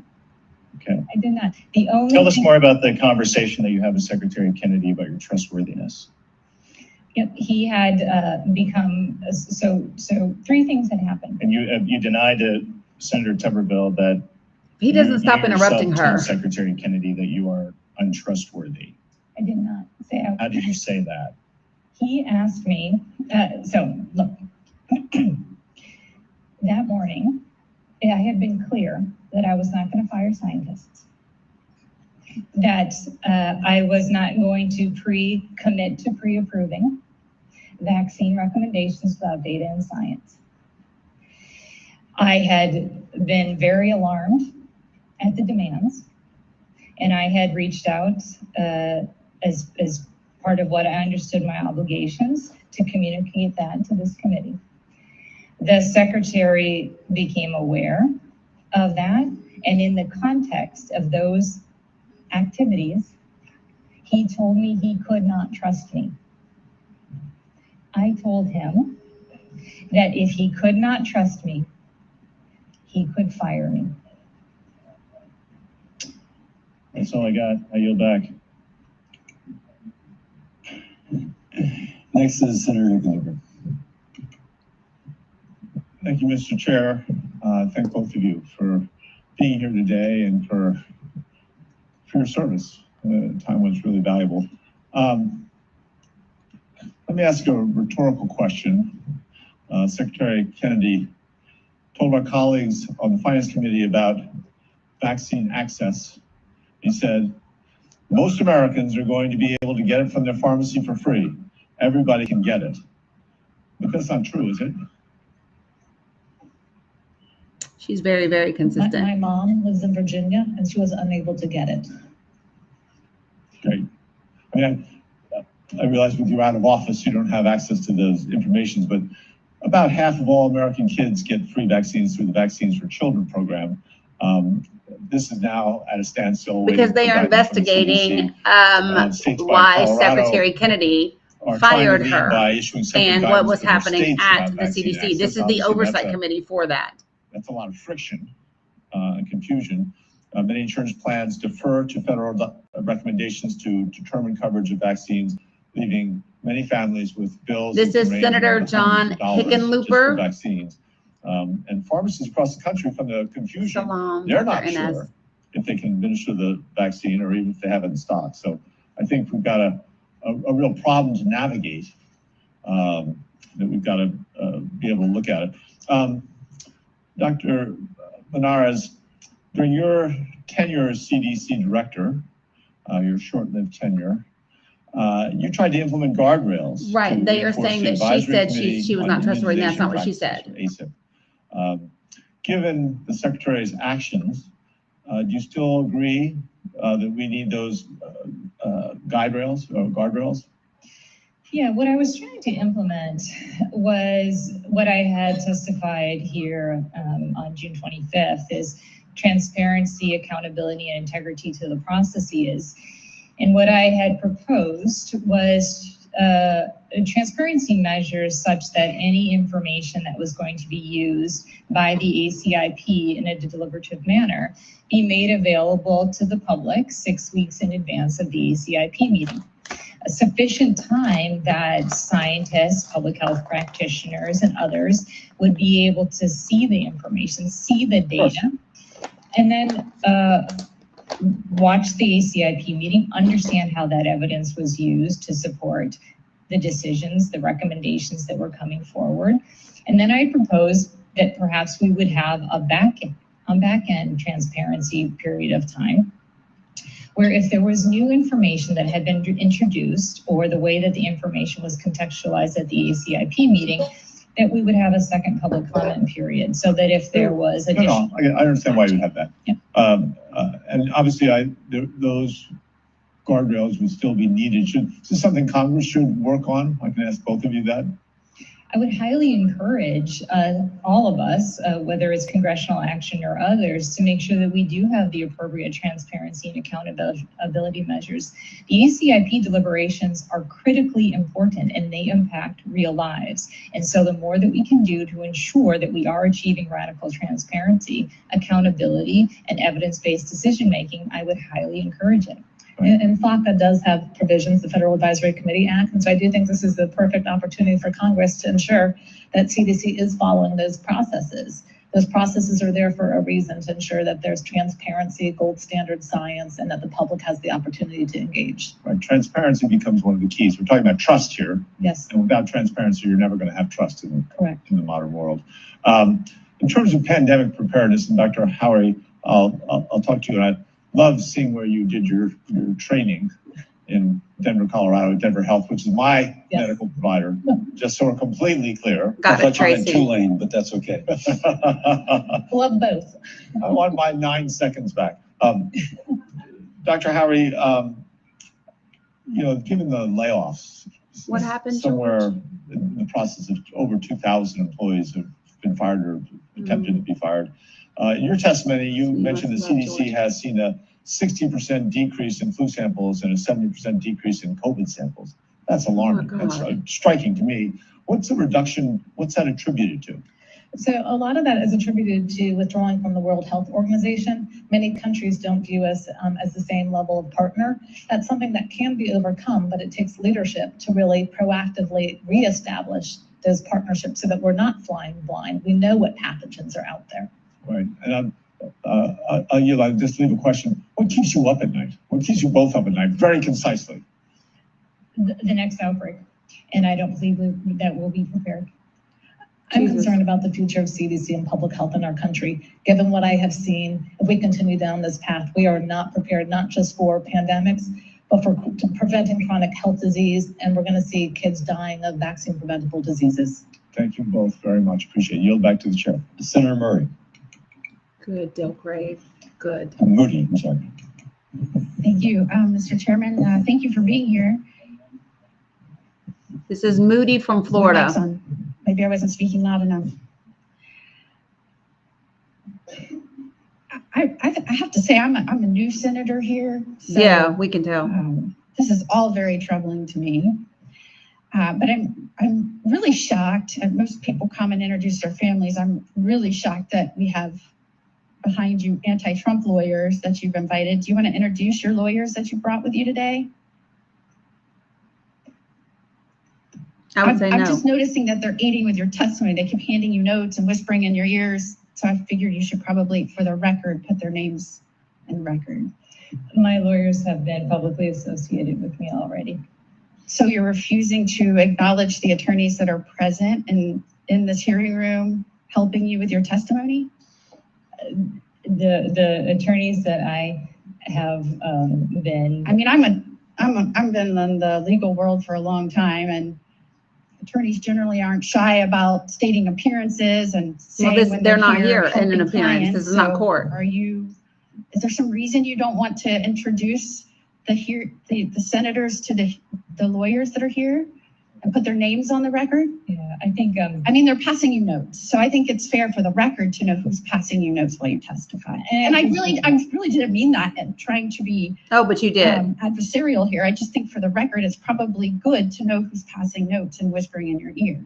I think my counsel is happy to follow up with you. I was hoping that we would stay focused on the critical issues related to. We're at a hearing because you called the chairman and talked about these issues, and the chairman has called a hearing, and now you're here testifying. And she wants to talk about the hearing. Giving you notes and whispering in your ear, presumably about your testimony. This is Ashley Moody from Florida. Who is here with you, helping you with your testimony? I mean, look, I'm a judge. I'm a former federal prosecutor. I was attorney general. I was a lawyer. Like, this is not an abnormal thing. Yeah, my attorneys have been publicly associated with me. What attorneys are here with you at this hearing, assisting with your testimony and whispering in your ear? Please state their names for the record. My two attorneys that are in the room would be happy to follow up with you after the discussion.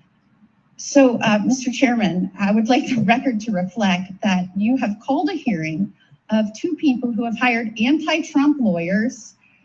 I would love to eat her up. I sought their counsel. Because they are trying to make this an anti-Trump thing by getting Mark Zaid on the record. They already know. They already told her his names. They gave her his name. They're in the courtroom and helping with testimony and passing notes on what to say, refusing to give their names to those of us that you already know their fucking names. I mean, is there a reason you don't want to give their names? Are you afraid that it's going to come unraveled, that you have this whole network of people that's trying to embarrass the president or go after the president, and now you are joining this group? Why don't you want to give their names? Their names have been publicly associated with them. They issued public remarks early on. Let me ask your colleague. I've noticed they've also been giving you notes too and whispering to you. Will you state their names? So their names are Abby Lowell and Mark Zaid. That wasn't too hard. Thank you very much. I appreciate it. I really was genuinely asking. No, you weren't genuinely asking anything. But now I'm wondering what else we're trying to hide. And I'll go back to you. Did you plan to coordinate? And I'll go back to the original witness. Did you plan to coordinate this public spectacle surrounding your firing? No. And have you coordinated with Dr. Oury? Am I pronouncing that correctly? And I apologize if I'm not. Did you coordinate with her or anyone else that you worked with surrounding your leaving? I did not coordinate with anyone surrounding my leaving. I was terminated abruptly. So you had no advance plan to write an op-ed, do a public hearing. I noticed that you immediately called our chairman. I had committed during my confirmation process several elements, including integrity, transparency, working with Congress. But you had no advance plan with any colleagues? I had no advance plan with any colleagues. Dr. Oury, if there wasn't an advance plan, did you tell a reporter we agreed to do this together? Myself, Dr. Jernigan, and Dr. Daskalakis agreed to do this all together? Once Dr. Menares was being terminated, the three of us knew that we could not remain given our ethical concerns and commitment to scientific integrity. I just want to make a brief comment as my name was invoked. As the chairman of the committee with jurisdiction over the CDC that favorably reported Dr. Menorah as a CDC director, it is entirely appropriate for someone with oversight concerns to contact my office or me, or frankly, any of us. Upon receiving outreach from Dr. Menorah, I contacted both the secretary and the White House to inquire what was happening and to express concerns about what was alleged. As soon as the director was fired, the Health Committee began reviewing the situation as it is our responsibility, and any and all communications with the witnesses was conducted by health staff in coordination with attorneys. Mr. Chairman, may I comment on that, please? Yes, sir. Very briefly, I find it rather astounding that anyone is concerned that government heads of agencies talk to the elected officials of the United States of America. No, that was the chairman of the committee. Supposed to do. Thank you. This is now Senator Blunt Rochester's turn. Get her, Bernie. Thank you, Mr. Chairman, and thanking ranking member for reminding us of our oversight responsibilities. Now you look silly, Ashley. And I also want to thank the two witnesses for your strength, for your integrity, and for not staying silent. The fact that you were even finding out important information through tweets, it's not the way we operate. That's not the way we keep our country safe and our public's health, keep our public healthy. And so I want to first thank you both. I know you both mentioned as scientists, as doctors, and as parents. That's why you're here. That's why you care. And so last week, I led an in-depth discussion. This is Senator Lisa Blunt Rochester. Policies are creating a lot of confusion in this country and harming families. And I heard from a pediatrician, a parent, a school nurse, and two former ACIP members who were fired by Secretary Kennedy. I'm extremely concerned that the secretary has now stacked the committee with people committed to his agenda. As you said, the concern is the focus shouldn't be on ideology, but on evidence and on science. To put them there, Secretary Kennedy accused former members of being, quote, plagued with conflicts of interest and used that as a pretext. A question for both of you. Did you ever observe anything that cast doubt on the scientific abilities of those members? I would actually just state, Dr. Menorah and I had worked together when she was acting director. We posted conflicts of interest for the past 2 decades of the ACIP members to really embrace what the president had said around radical transparency and to dispel the conflicts of interest. We have a rule at ACIP, we did when I was there, I can't speak to now, but if you had any sort of bias, you recused yourself from that discussion and that vote. And if you had significant biases or conflicts of interest, you weren't included on ACIP. Were you ever present with any evidence of conflicts of interest that impaired the decision-making of any ACIP members, the former members? I was not, but I would just note that I can't speak as much to the current ACIP members. One was an expert witness against Merck, but participated in discussion on Merck. Thank you. And Dr. Monterez, if there's anything you want to contribute, I'm trying to understand if there are any reasons that we should think that these individuals should have been fired. You could say, no, I don't know. I had the ACIP members that were fired after the April meeting.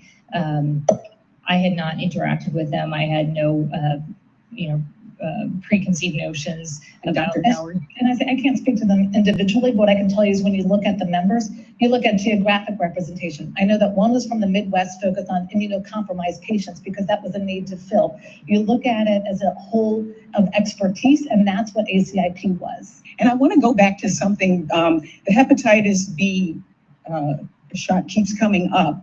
And I want to know, Dr. Monterez, is there anything that you want to clarify or say more about this? I mean, it's my understanding that before 1991, when not all babies were vaccinated, about 20,000 babies were infected each year. And that after the CDC's recommendations in the 1990s, that dropped by 99%, this terribly contagious disease. And the reason why we test everybody is because Certain moms might not have been tested and don't know that they have it. So is there anything else you want to add? Because I know this has come up numerous times. I think those are consistent with the information that I have associated with hepatitis B, and it's the promise of the vaccine. I do want to touch on one thing that was brought up in the context of that discussion, that CDC forces people to get vaccinated. CDC doesn't force anyone to get vaccinated. CDC provides recommendations supported by evidence to allow parents and physicians and others to make a choice, a decision in the best interest of themselves or the health of their families. And one last thing I want to clarify as well. We talk a lot about ACIP members, but behind the scenes were these working groups, the American Medical Association, the American College of Physicians, the American Geriatric Society, American Osteopathic Association, the National Medical Association. For those of you all who are just tuning in, we are listening to the congressional testimony of the fired CDC director, as well as the chief medical officer from the CDC that were fired by JFK Jr., RFK Jr. And he also dismissed the entire APIC committee, which is the ACIP committee is the Advisory Committee on Immunization Practices. So he dismissed that entire board and brought in new people. So this testimony is about that. And have done. And these are unsung heroes, people behind the scenes, just like those thousands of CDC employees, those who are fired and those who remain and still need our support. Thank you, and I yield back. Yes, Pastel, 100%. Thank you both for being here to testify this afternoon. Let me see who this is. I think it was you, Dr. Menares. You made the comment in your testimony that this is about the future of the trust. I just had a reaction as soon as I saw her face. That's where it's Murkowski. There's been a lot of, I don't want to call it he said, she said, back and forth, but there's been a lot that folks have tried to drill down on exactly your comments and exactly Secretary Kennedy's. And you also made the point that this is not about you. It's about trust in our public health institutions, because that's what I'm worried most about. I don't know but your ass voted to confirm times that we've had Kennedy. An opportunity to visit. What's up, I just met you, Dr. Hori. I'm sure you're both good women working hard, doing good things for others. But really, this is about trust in our institutions. And this is where I feel we are really, really vulnerable right now. Oh, love that, Deborah. We've all been back and forth with these votes. And so I don't want to try to ask many of the same questions that have been asked. But we have a structure within the CDC that is your career public health officials. They provide the institutional knowledge, the scientific expertise, and very often continuity between administrations. I think, Dr. Hori, you said you had worked across 6 different administrations, or 4 administrations, 6 directors. So, I mean, you 4 administrations she worked under of continuity, that bridge between the political leadership that comes in and then the agency's scientific mission. And I hope, and correct me if I'm wrong, that you seek to ensure that the policy decisions are grounded in public health expertise, while also meeting the goals of the administration. So, Dr. Menares, when you said yes to President Trump, when you said yes to Secretary Kennedy, you were also signing on to the goals of the administration here. I'm concerned that when career scientists then are excluded, maybe completely excluded from the director's office, what happens? Who does then provide the scientific expertise, this institutional memory that is needed to guide the agencies? I think we've heard from both of you that there was very little interaction between you, Dr. Menares, and the secretary. And Dr. Hurry, I think you have also testified that those who would ordinarily brief the secretary have not been present, but also to the point that was just made about the work groups, that no work groups other than the COVID working group were basically assigned to this upcoming ACIP meeting. Is that correct? So what happens then to this scientific mission when there are none of the career public health professionals that are in these positions to advise on the policy? You already know what happens. To protect the scientific integrity and really to ensure some level of continuity of operations when you're moving through a transition like this. Dr. Hori? So I think continuity is important. I certainly think openness to change and supporting the administration's priorities are important. I was selected to be the transition lead for the agency because I was known as somebody that could embrace both administrations and help implement policies. That was my goal. I'm the last, or I was the last career left in the office of the director. I have no doubt that my role will be replaced by may I stop you there? You're the last career. So then are you saying that everyone that is remaining in the office of the director is a political? Yes. Is a political. And so there is nobody then that is, there must be somebody that is providing that career science then. A level down, we do have center directors, although 80% are now acting because they've been fired, resigned, or retired. 80% Dr. Menares, were you ever acting. directed to not speak to career officials? Was that a directive that you received? That was. And when was that? When were you directed to not speak to career officials? Yeah, that transpired over the course of August 25th in the engagements with Secretary Kennedy, and that I was directed to only work with the political appointees that he had put in place at CDC. So not to work with career doctors and career scientists, but to work with my time the political appointees. And, I will turn to Senator Kane. Thank you, Senator Murkowski, and thanks to our witnesses for being here today. Dr. Menares, I owe you an apology. When you were here for your confirmation hearing, I questioned you very significantly, not on your qualifications. You got over the qualifications. This is Tim Kaine. But my worries about the direction of HHS made me question you very significantly on your backbone. You did? A trait that is not in long supply in this town.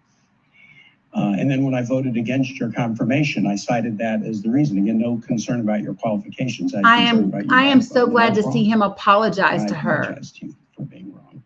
I think it's important when you're wrong to admit you're wrong. Good job. I want to ask you a question to follow up on an answer you gave to Senator Baldwin, and I'm not sure I heard it right, but were you instructed by the Secretary of HHS to not speak to senators? I was instructed to not speak directly with senators. And was that also in the August 25th meeting you described? That was over the course. I had several engagements with the secretary over that day, and it was in one of those meetings that I was instructed. So confirmed CDC director, Senate confirmed. We used to speak with the CDC director all the time during COVID and during other emergencies, instructed not to speak to senators. Is my memory right? Isn't Secretary Kennedy say he's about radical transparency? That is one of the areas he has prioritized. Yeah, well, putting a gag order on a CDC director and directing her not to speak to those who have confirmed her and to whom she is responsible for oversight is a very serious matter. I want to talk about measles and finish with a question for Dr. Lori. Just really get in the minutia about measles.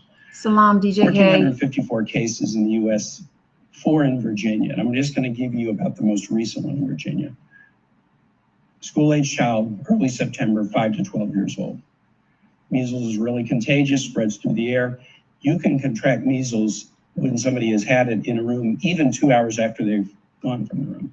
Yeah, and you often don't show symptoms for days. When this child with measles was identified and the case was reported to public health officials, our Virginia Department of Health had to spring into action. They had to find potential exposure. The child, while infected but before demonstrating symptoms, had attended school. Sorry that my whole face changed, y'all. Healthcare facilities. Just hearing all the numbers, my brain immediately goes to Bella. This one child. The VDH coordinated and with the healthcare her community and school her district susceptibility to contract trace things 1,000 people, as a school followed age up with child. 800 people, including babies in the NICU too young to be vaccinated, had repeated contacts with these individuals to make sure that they weren't showing symptoms. The VDH has dozens of staff, about 50 were working on this issue. And within days of the knowledge of the case, the VDH had worked to notify all 1,000 people. Now they have to continue to monitor for another 21 days. 45 to 50 officials had to work just on this one case. I'm very proud of their work. And I'm sharing the background just so people understand how serious even one case He's sharing about the one is. recent case in The Virginia. Infectious Disease Society of America says the median cost for a health department to respond to one case of measles is $32,000. Jesus. So just multiply that by the 1,454 cases this year, $46,464,000 already to respond to measles, which is at a rate that we haven't seen in a number of years.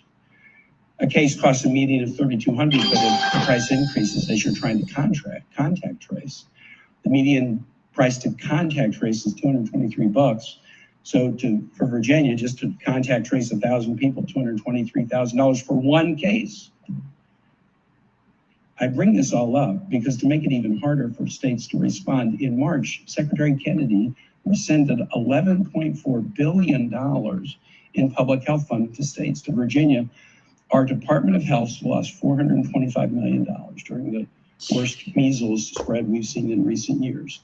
The money was being used to modernize the state's technology to allow it to better track and respond to outbreaks, to upgrade the state's epidemiology labs, and to support community health workers. 500 employees and contractors in Virginia have been laid off because of these cuts. This shouldn't be happening. Dr. Howery, did you or career scientists ever brief Secretary Kennedy about recent measles outbreaks?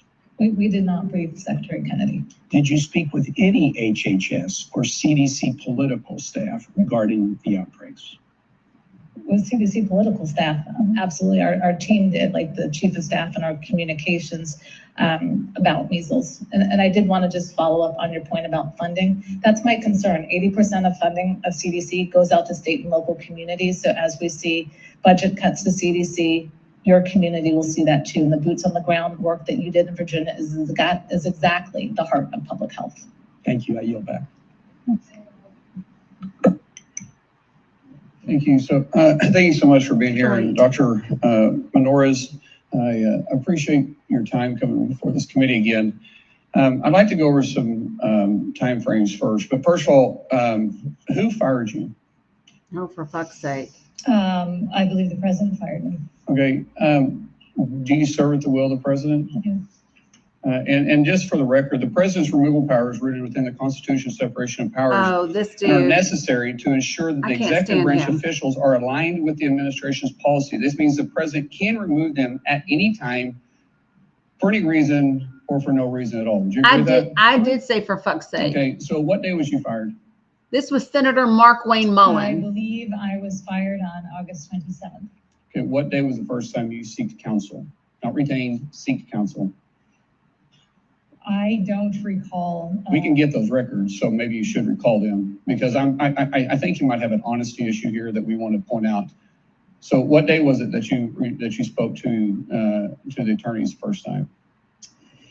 It was on or before the day I was fired. No, that's when you retained them. You already testified to that. When did you speak to them? Again, it was on or before the day I was fired. So you retained them the first time you spoke to them? I believe that I retained them the first time I spoke to them. Was you let go in the middle of the night?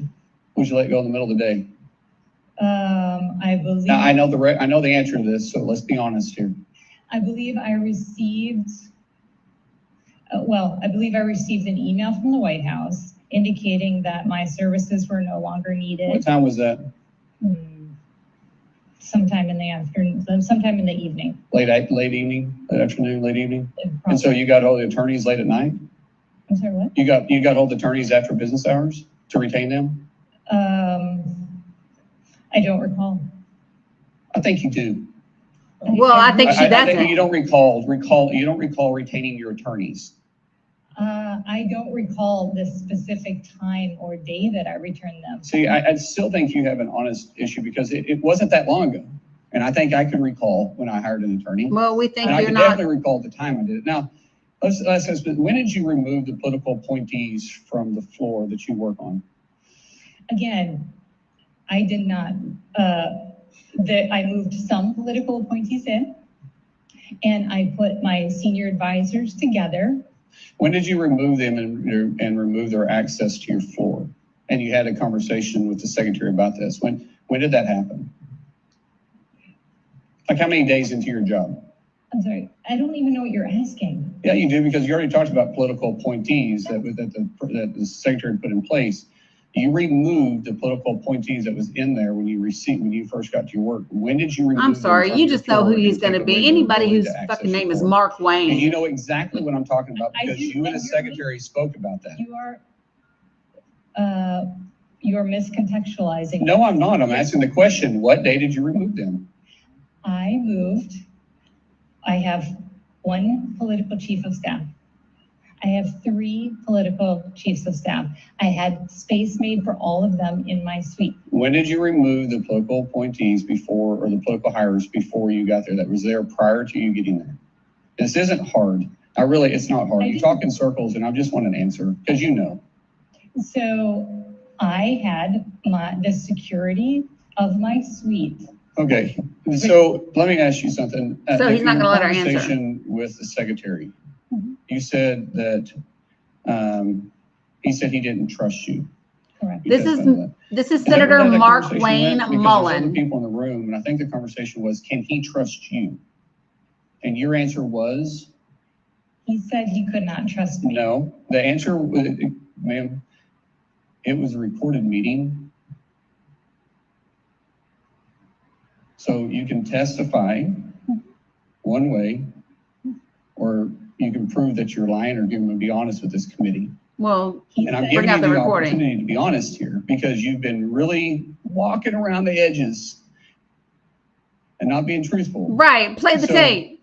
Did he ask you the question, can he trust you? And your answer was? He told me he could not trust me. And I told him if he could not trust me, then he could fire me. She said it all the time. That isn't how that conversation went. Well, it is. And you know that, don't you? He told me he could not trust me. And I told him if he could not trust me, he could fire me. Ma'am, all we're looking for is you to be honest. Then play the fucking tape, bro. You're not being honest with the conversation you're having. You're not being honest with the timeline, and you won't even give the answers of who your attorneys were.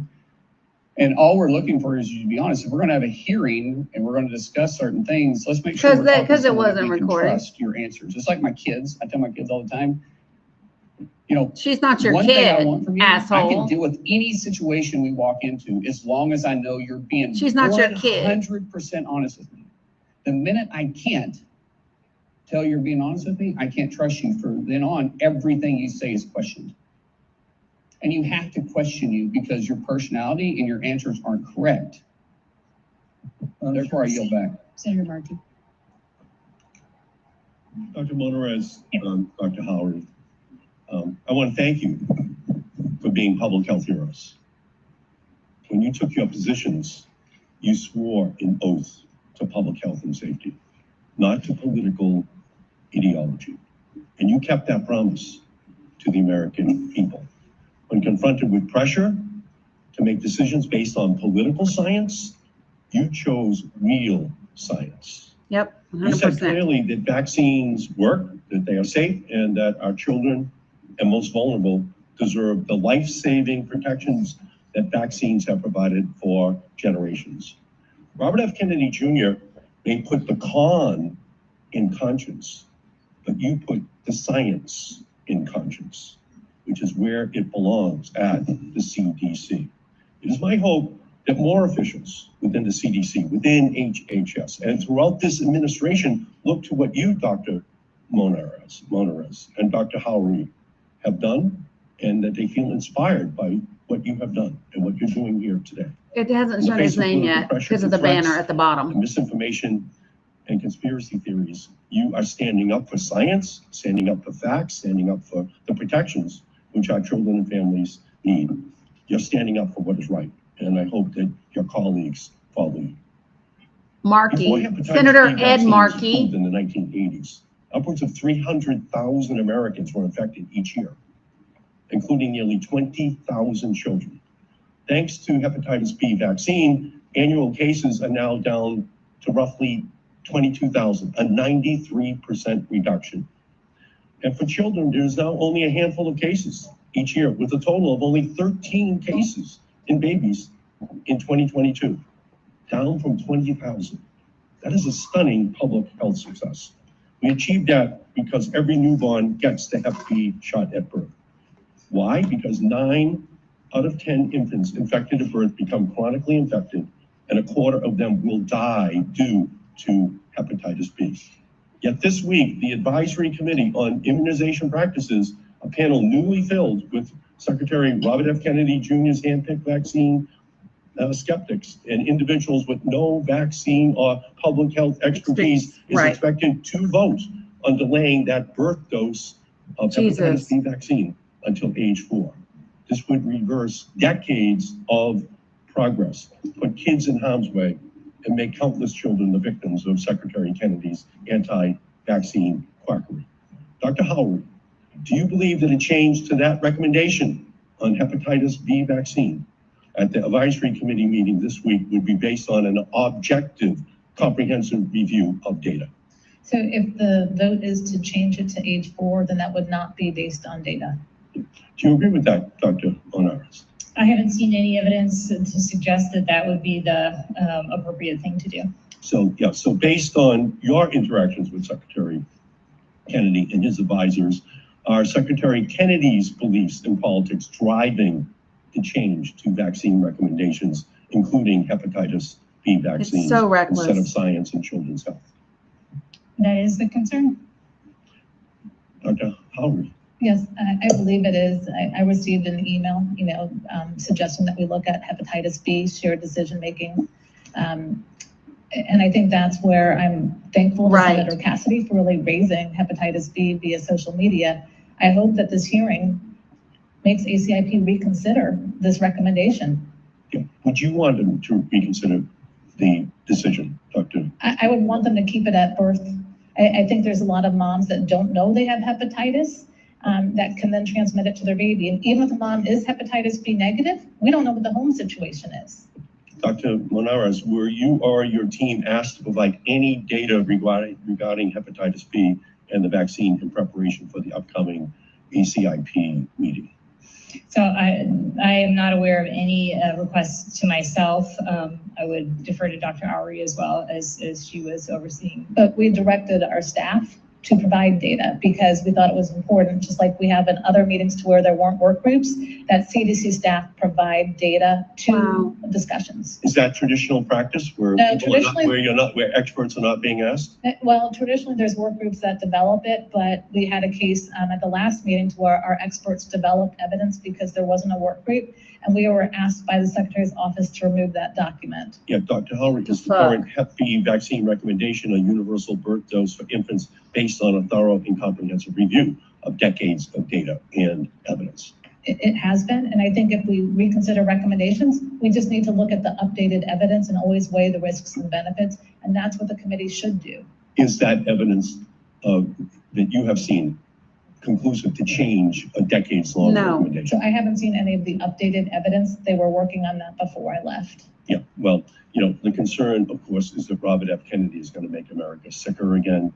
They're going to send us towards more disease, more death, and more despair in our nation. And again, I can't thank both of you. You're healthcare heroes, historic healthcare heroes for our nation. Thank you. Madam Chair? Before we turn to Senator who said you wanted to... Just very briefly, I ask unanimous consent to enter into the record 2 letters from Dr. Daniel Jerrigan and Dr. Dimitri Daskalaskis.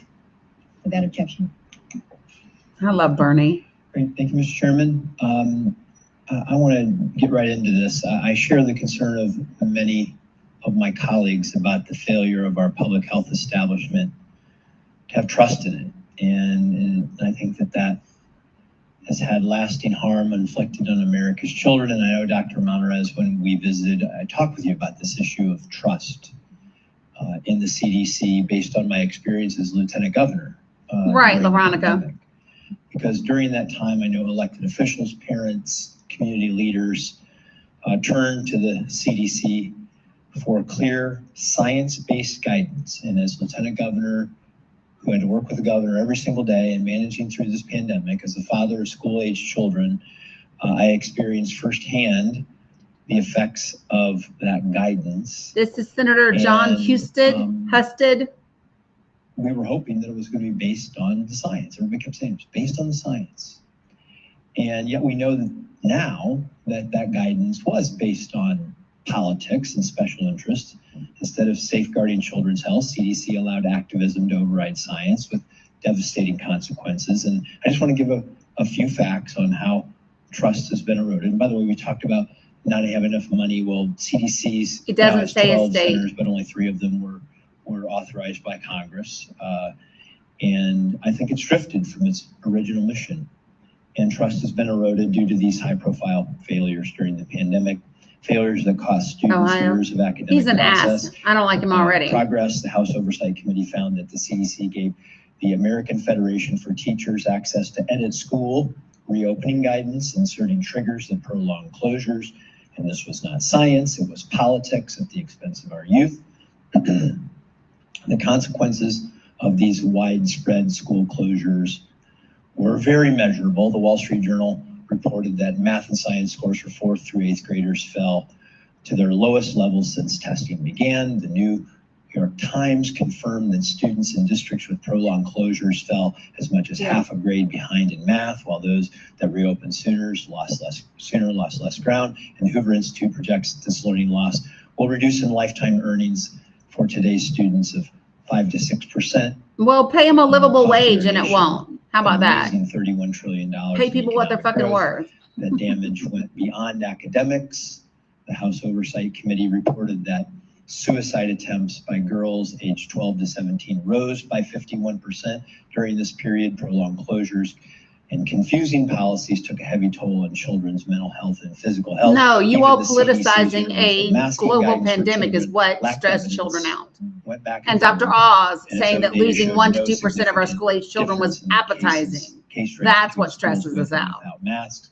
And equally troubling was the CDC's growing susceptibility to special interests through the CDC Foundation, which accepted private donations, including thousands of contributions routed through platforms like ActBlue, and with these weak safeguards, the agency left to police not him trying to squeeze in ActBlue during this whole process.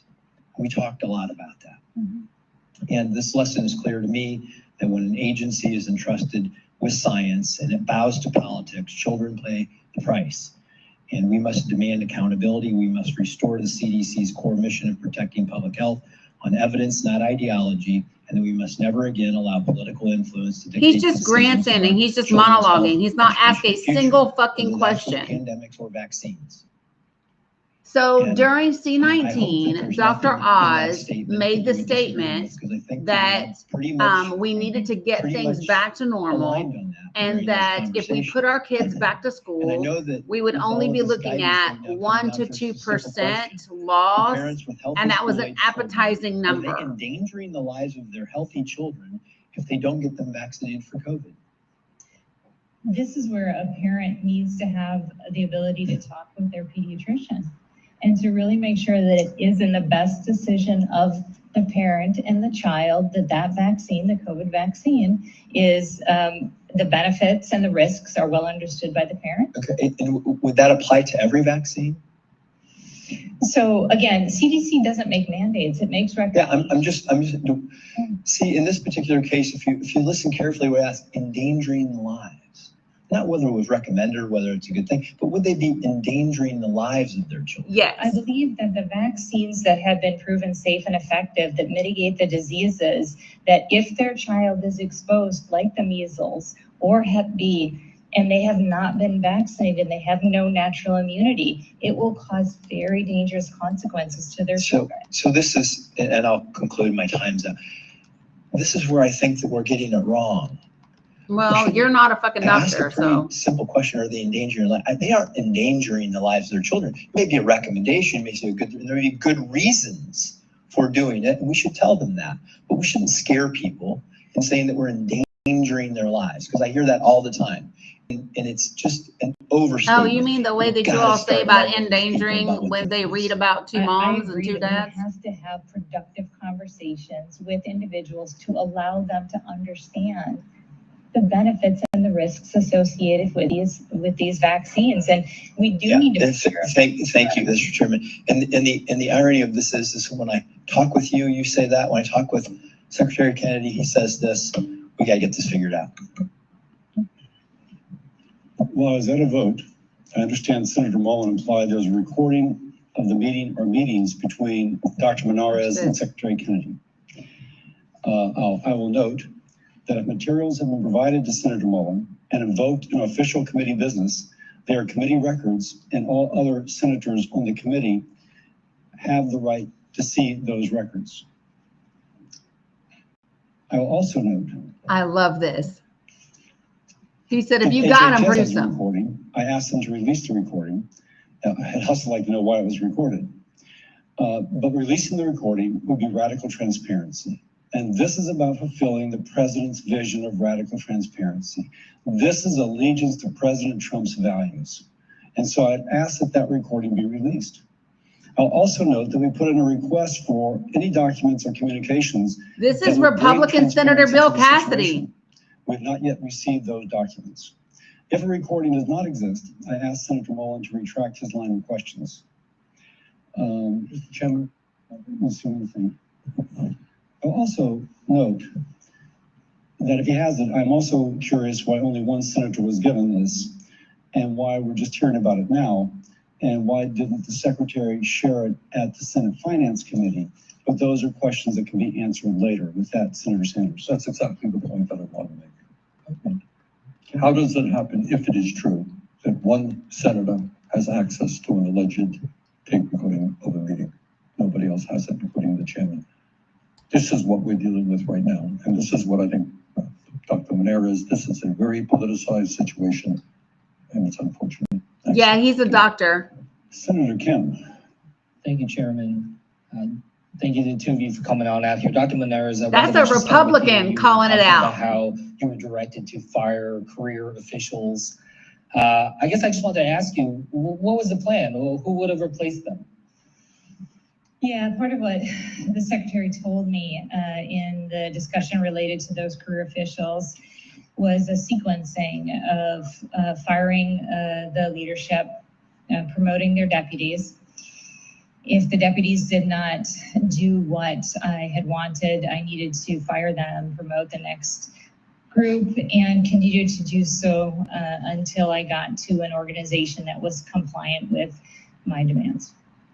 So the plan was to literally just kind of keep firing until there was somebody in that position that was willing to go along with what Secretary Kennedy was asking. Is that right? That is what he communicated to me, yes. I guess I wanted to just ask you, are you aware if this type of practice and this kind of order is given to other parts of HHS, FDA, NIH, any other parts? He had said, although I have no means to verify in this, that others at FDA, NIH, and CMS were engaging in this practice. I raised that, Mr. Chairman, I think, we're raising concerns about what's happening with regards to the CDC, but as mentioned, we're hearing potential allegations that this is live right now, Brad. What we're watching is live. Can try to follow up on that. Dr. Menares, you said something in your testimony that caught my attention, which is you said something to the effect of that your political staff had to approve of policies and personnel decisions that you were trying to make. Is that correct? That is correct, and that was the email that has apparently now been made available through the Washington Post. And so when you talked with Secretary Kennedy, you talked about wanting to have you fire. He also talked about, you talked about him ordering you to pre-approve decisions made by the ACIP. When Kennedy was asked about that last week, he said, quote, "No, I did not say that to her. I never had a private meeting with her. There were other witnesses that will say, I never said that." I guess I'm just asking you, who else was in these meetings with you? So the meeting where that was first stated in the Mark Wayne just stated to the press that he was mistaken and there's no recordings of the meeting. In addition to the secretary. Get the fuck out of here. His deputy, the deputy secretary, his chief of staff, the deputy. Will you please give names? I'm sorry. Yes, sorry. The deputy secretary, Jim O'Neill, the chief of staff, Matt Buckham, the deputy chief of staff, Stephanie Spear, a member of the general counsel staff, Bob Foster, and a member of his council staff is Ken Callahan. I think what really stands out to me is this question, if he's not listening to you, if he's not listening to CDC career staff and experts, the question is, who is Secretary Kennedy listening to about these important decisions that are before us? And not only just the idea of listening, but both of you have addressed this in so many different ways. I mean, Dr. Menares, you talked about how they were, when you were talking to Secretary, he was basically telling you that the child vaccine schedule will change in September. Is that roughly right? That is correct. That's the idea that it was going to happen, not likely to happen in September. Tracy, where did you see that at? Dr. Howery, you talked about this in so many ways, and I think the phrase that really stood out to me with your work was you said it was about pre-decided outcomes of votes. Is that correct? Is that what you're worried about? Yes. Because what we're seeing as well is this, we're seeing this over and over again where it feels like there's already a decision that's been made. And we're going to see, George. We're trying to figure out how to twist the data to be able to meet that prediction or meet that assertion. Is that correct? It is, and I think my concern is, President Trump issued the executive order on gold standard science, and I believe in that. We should have data that you can replicate, that you can understand, and we were put in positions to where I am concerned that the science coming out won't be gold standard science. David Geyer, who the senator or secretary testified, okay, thanks, Tracy, was a contractor, was brought to CDC, and I had the deputy policy chief of staff of HHS come meet with myself and the other 3 leaders who resigned, Doctors Jernigan, Daskalakis, and Layden. And for 2 days, she sat with us and asked us to grant access to a data that has privacy and security concerns to this researcher. I appreciate you raising that, and just what we've seen in terms of how they've talked about this with the VSD, a lot of concerns, and I think there's a lot more this committee needs to do to look into that. Thank you, and I'll yield back. For the record, listen. It's just been reported that Senator Mullen told reporters that he was mistaken in saying that the RFK Menares meeting was recorded. But in case he's mistaken that he was mistaken, if there is a recording, it should be released. And it would beg the question of what other conversations were recorded. And I'll repeat what I said earlier. We've sent a request to HHS for records related to these incidences. We've yet to receive those. But of course, it would help the committee, which on both sides. He said in case he gets mistaken, that he was mistaken. Help us kind of discern what the truth is. With that, I go to Senator Alsobrooks. Thank you so much. Good afternoon, Dr. Menares, and good afternoon, Dr. Howery. First of all, I want to thank you for being here today. This is a charged political environment, and being here today took courage. So I want to thank you for your courage. I also want to thank you for your commitment to the truth. Speaking of the truth, today it's been mentioned that there was a, quote, honest problem or honesty problem. Secretary Kennedy in this very room said that he would not fire. This is Senator Angela Alsobrooks. Or working scientist, and he lied when he said that.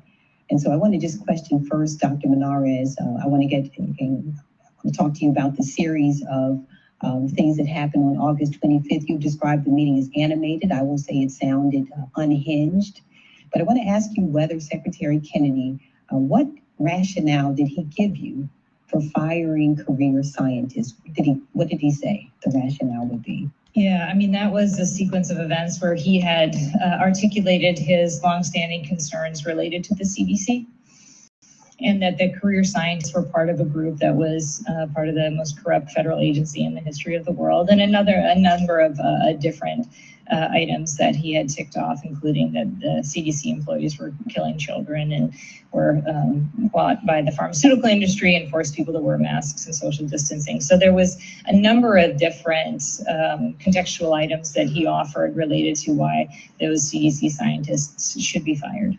And during that unhinged conversation on August 25th, did he also indicate that he had asked leaders in other agencies within HHS to carry out similar directives to fire scientists and senior officials? Frank, just come back when we finish listening to this live testimony and we can discuss it. Others, and I have, again, no way to substantiate this, but that others at the other organizations, FDA, CMS, and NIH, were engaging in a similar practice of turning over leadership and 100%, Tracy. An organization that would be aligned with his priorities. So in other words, substituting scientists with people who would rubber stamp his views and opinions. So he didn't use those exact words, but the idea was to get to an organization that would be aligned and compliant with his administration priorities. Now, how did he tell you again how you should comport yourself with political staff, or more specifically his allies? What did he tell you about that? He said that I needed to surround myself with the politicals and that I needed to listen to them and that I needed to support them with everything that they needed and that I did not need to engage with any of the career scientists. And again, just so we're reminded, where were you immediately prior to this meeting? Immediately prior to this hearing today? Yeah, well, to the meeting on the 25th. Oh, I'm sorry. Yep. I was, the previous week I had spent in Atlanta with the CDC staff post the shooting, doing a number of activities to make sure that I could ensure their security, help them with the healing process, and then continue the CDC mission. So I want to ask you very quickly about that. At 5 p.m. on August 8th, a gunman opened fire at the CDC headquarters campus in Atlanta, Georgia, forcing thousands on the campus to lock down. And did you receive a call from the secretary upon the first reports that an active shooter on CDC headquarters had shot at employees? I did not speak to the secretary. 500 rounds, by the way. Successive day, I did not speak to the secretary. 180 hits, but 500 rounds. So are you telling me that the Secretary of Health and Human Services failed to even give you a courtesy call upon learning that employees there had been shot at? He did not call me. I want to ask Dr. Howery very directly. Do you believe that Secretary Kennedy is incompetent and dangerous to the American people's health? I always believe in optimism and hope, and I would say that was my hope when he started. I'd read his books, and as a transition lead, I was prepared to welcome him. After seeing his Senate finance testimony and the number of misstatements, seeing what he has asked our scientists to do and to compromise our integrity, and the children that have died under his watch, I think he should resign. And finally, I just want to use the last 20 seconds or so I have, Dr. Menares. You've said you agree with the president that vaccines are not controversial because they work. And I am a mother, you are a mother. I would like you to take the last few seconds I have to talk to parents. My greatest concern would be confused parents who have kids who are going to kindergarten, going to daycare. What do you say in this moment about I got Miss Mila in pre-K. What should they do regarding vaccines? Vaccines are safe, they're life-saving, and I would encourage any parent who is concerned about whether or not their child should get a vaccine to talk to their pediatrician, to understand the benefits of these life-saving medical products, and to make the best decision that they can to make sure that their children remain healthy and happy and can go to school and be safe. Thank you both so much for your integrity and for being here today. Thank you. Thank you, Senator Alston-Brooks. I would now request unanimous consent to submit a article for the record.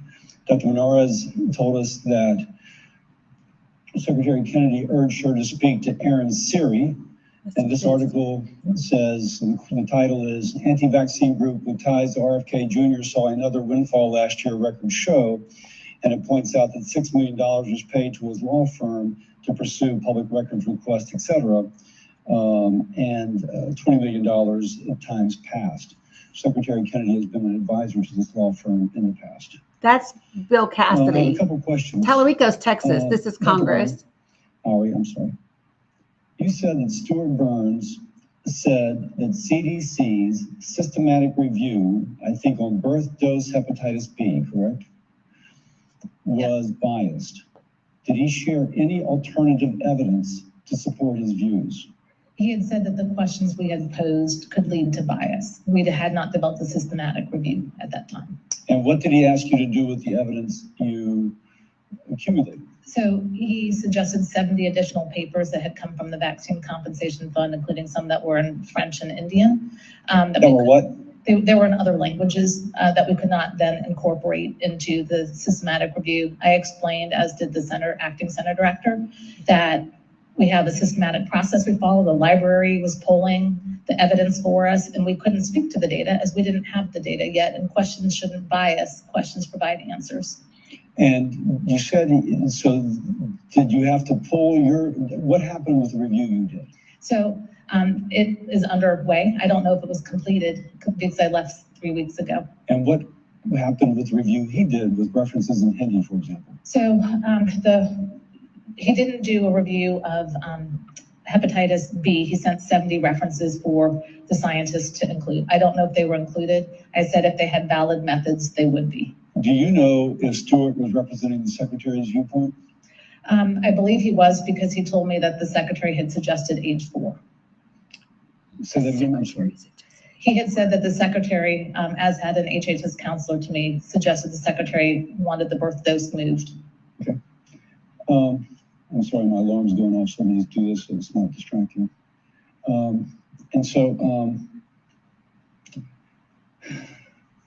As I close, I'm going to speak as a liver doctor, a point of personal privilege to address the ACIP meeting scheduled for tomorrow. Folks know I'm a physician. As it turns out, I am a hepatologist, which is a liver specialist, and I've published papers on liver disease and have seen people die from hepatitis.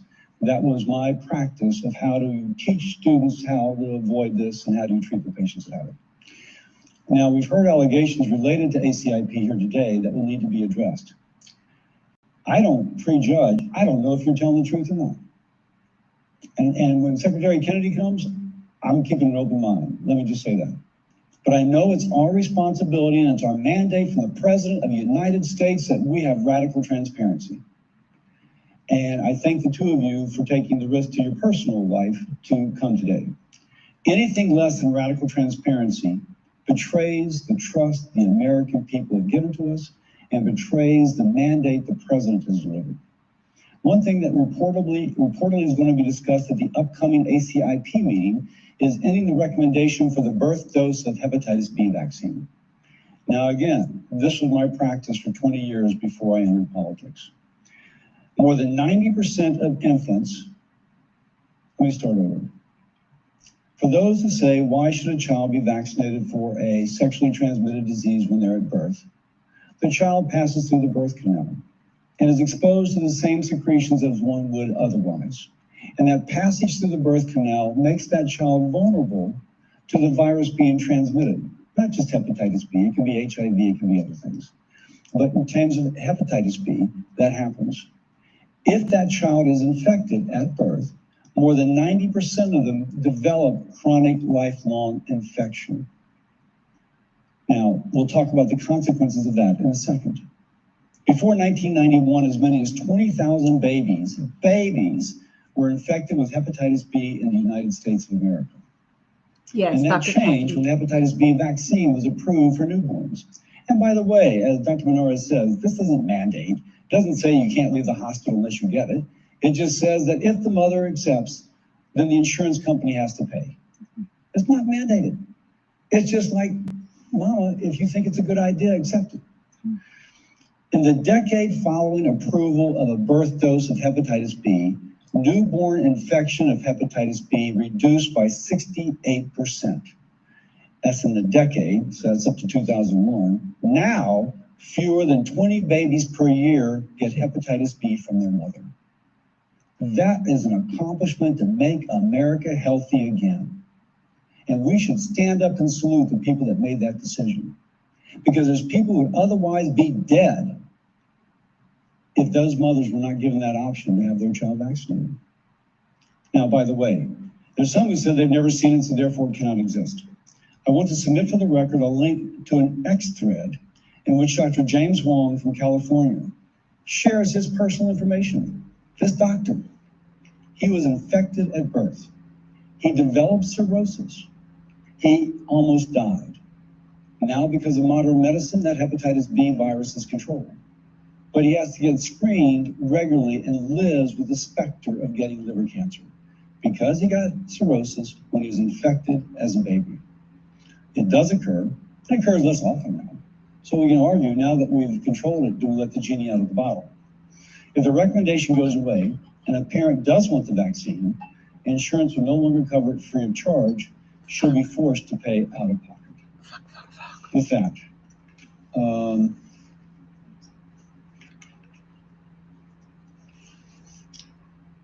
this brings us to a conclusion. Any senator wishing to ask additional questions for the record will be due at 5 p.m. Wednesday, October the 1st. Thank you again for the witnesses. Thank you for the audience. You're very respectful. The committee stands adjourned. Okay. I felt it important to stop and listen to that testimony because, you know,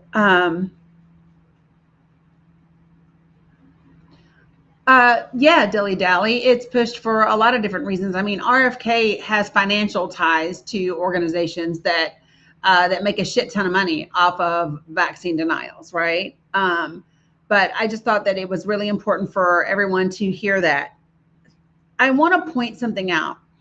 Do you remember when we were leading up to the election last year, and I kept talking to everyone about this Schedule F, and where we were talking about having all of these different organizations because of the Trump administrations and the executive orders that had been done under the first administration, and then they were going to bring back for this administration, where they could get rid of career government employees whose primary focus is the continuity of government.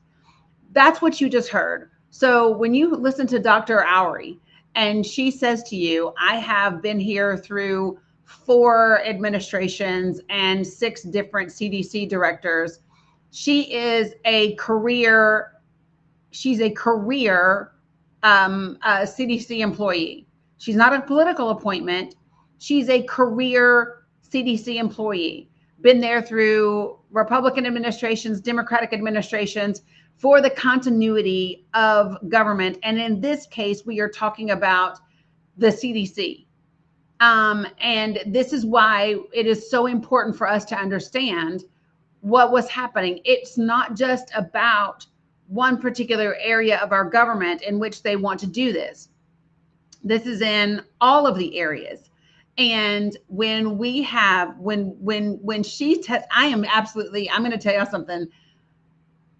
I'm not going to utter the words, but what I will tell you is that I am more than concerned. I am more than concerned that she said she is the last career person at the CDC, and that all of them are political appointments, and that the only other places where there are career CDC employees are at the center level, like the individual center level. And she said even 80% of those aren't there anymore because they've either resigned or been fired. That should make every single person be like, oh, holy shit. Right?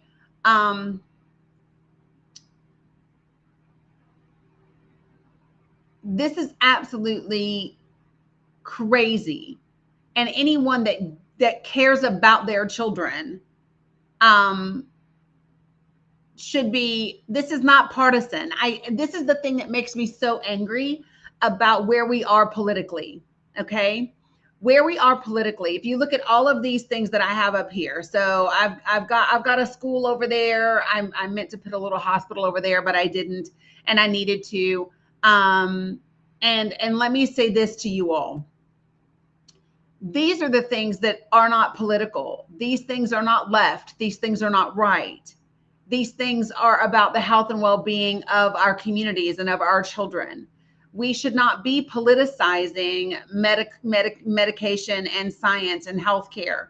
That shouldn't be a partisan issue. It should be about the health and well-being of people. Salam, Sammy, right? Same thing when it comes to education. And what we talk about is, so listen, I had somebody on here the other day, and she was talking about, you know, books in the school library that she didn't want her children to read. And my question was, when you go into your local public library, do you ask them to take the books off the shelves that you don't want your children to read? And she said, no. And I said, exactly. So this is about you as a parent, right? Being able to raise your children and say, I don't want you to read a book. I don't want you to read this particular content. And then you as a parent being responsible for what your child reads. If you want to know what your child is checking out at school, become engaged in their school. You can easily contact the school to find out what books your child has checked out, right? Do you know how we know that you can do that? Because if your child loses a book, you get a damn bill. So obviously they know what child is checking out what book. So you just want to be lazy and you want your agenda, your ideology imposed upon the rest of the country. And that is not the way that is not the way that it works. And by the way, folks, if we were a brown country, that was non-Christian, Western white people would be talking so horribly about this.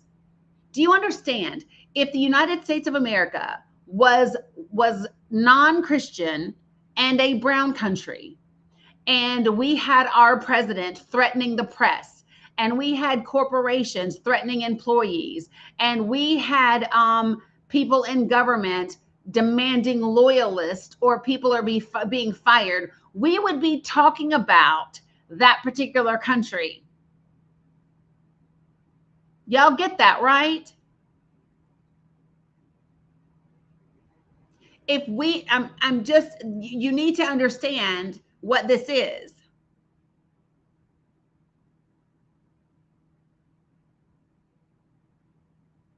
People in the West would be talking about us so horribly.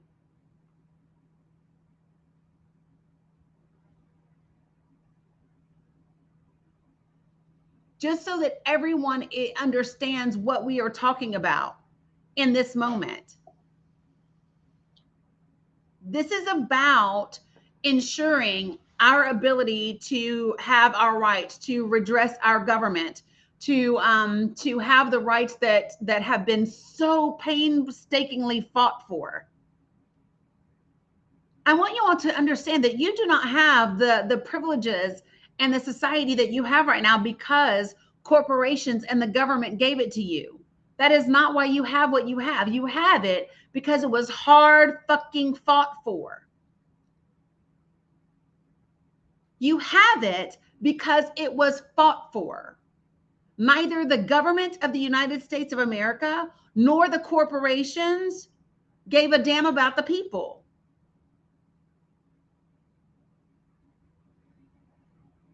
And you have to stop acting like somehow the government is going to do the right thing by you, not without you demanding so. You must demand it. And you do that in your voting, and you do that in your organizing, and you do that when you run for office.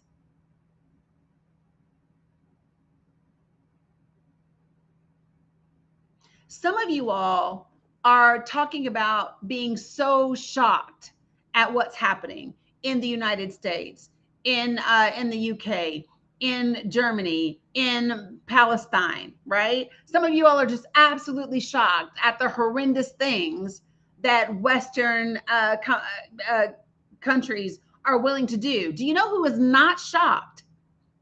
Black and brown people, anywhere. Black and brown people anywhere in the world are not shocked.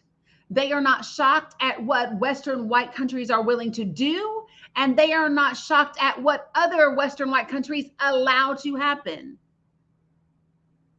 because they have experienced it firsthand, repetitively.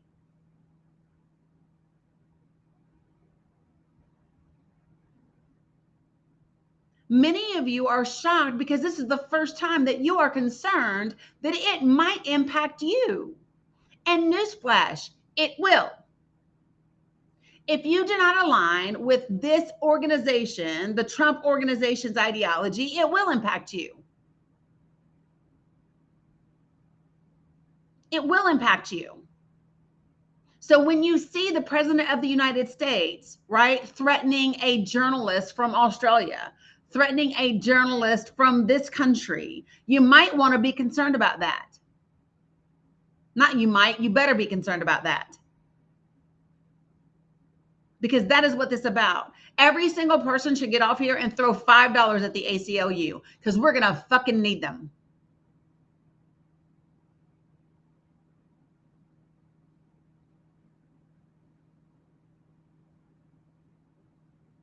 This is where we are.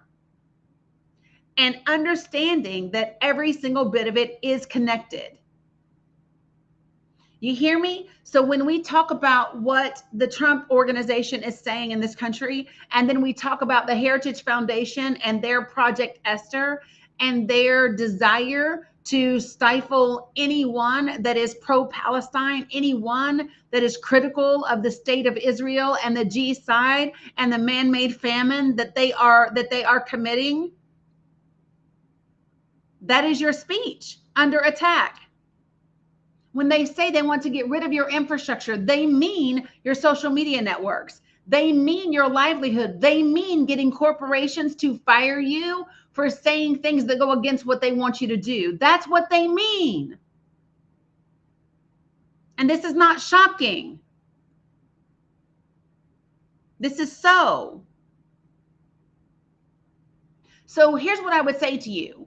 If you are the primary breadwinner in your family and you cannot risk putting it out there, I need the other people in your family to do it for you. I need your friends to post it for you. I need there to be a collective effort where we protect the people that need to bring in the incomes, and then the other folks that are retired, that are on disability, that are caregivers, that are the elder, that are your friends, that are self-employed. I need for those people to do the hell raising for you. You got it? That's how this works. It is the collective effort, and everyone determine what role you play in what you do. I don't get to do some of the things that I talk about doing because I know for a fact that there are people that would love to whatever me, right? And so I know my role, I know my path, I know the place where I can be the most effective. Do you? And this is the time where we have to grow that. We have 14 months, a little under 14 months to get to this place. I love it. Ethan says he's open to sharing vetted info to be that hellraiser. I'm here for it, right?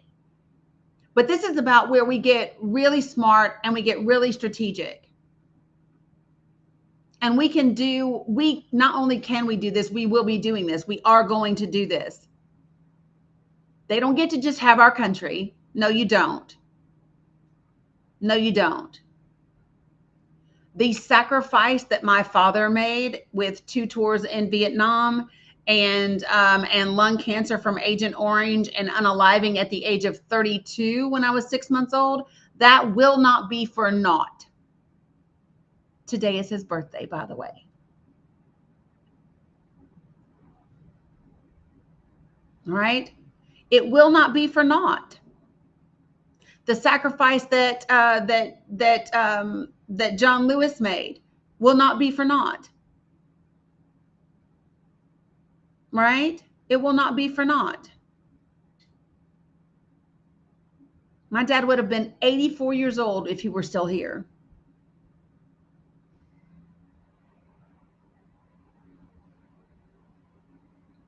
And I think about that often. What would he say of the world that exists today if he were still here? What would he think? You know? And I don't know because I was 6 months old when he passed. What I do know is that my parents weren't afraid to go against the grain. My parents were an interracial couple that got married in 1964 before the Loving case ever happened, right? Got married in DC because you couldn't get married everywhere. So that tells me a little bit about them. That tells me the fact that my dad was a Black man in the military in nursing school in 1963.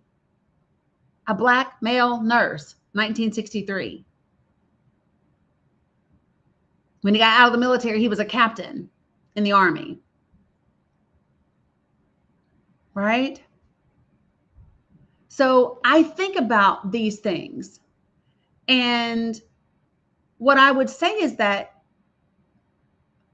listen, out of respect to those who came before us, and in preparation for those who are coming after us, we don't have the luxury of sitting on our asses and whining about things. Tell him I said thank you, Charlie Marie. You hear me? We don't have the luxury of sitting back and doing nothing. Absolutely not. I love you all too. We don't have that luxury. I believe that when I say our country is worth saving, let me tell you what I mean by that.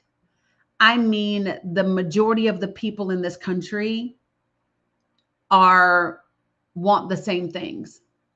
The majority of the people are worth saving, are worth fighting for, are worth coming together for. I can't talk about the country because the country's done really shitty, horrific things. The country does really horrible things right now. Our country, I need for you all to hear me. Our country is committing a genocide against a population where half of them are children. Everybody keeps saying that it's Israel. I want you to be clear that it is the United States of America, because without them, Israel could not do what it is doing. It falls squarely on our shoulders. It falls squarely on our shoulders, on the members of Congress that vote for the money that goes to Israel, for the members of Congress that take money from not just AIPAC, but J Street and everybody else, for those members, for Cory Booker, who doop-de-doop-de-doop-de-doop broke a damn record, but then turned around and confirmed Kushner's daddy. Get the fuck out of here with that. I am tired of political grandstanding that does nothing for the people.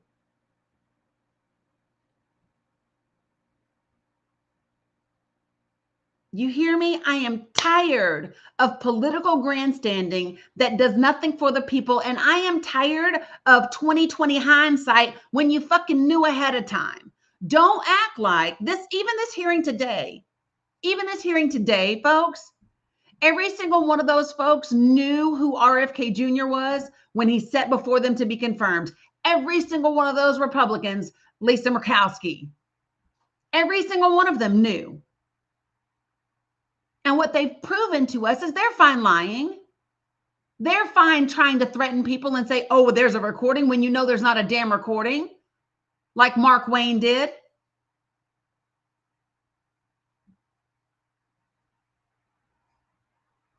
Right? It is time for good, necessary trouble on a massive scale. Not just blacking out systems, but hell yes, blackout systems. Don't buy Coca-Cola. Don't buy Zara. Did y'all know about Zara? That in the midst of all of this, they opened up a huge facility over in Israel? Did you know that about Zara? No more Ben & Jerry's for me. Do you want to know why no more Ben & Jerry's for me? Because Jerry left Ben & Jerry's today because Unilever doesn't want them to be involved in social justice issues anymore. That was today. Zara is a clothing store.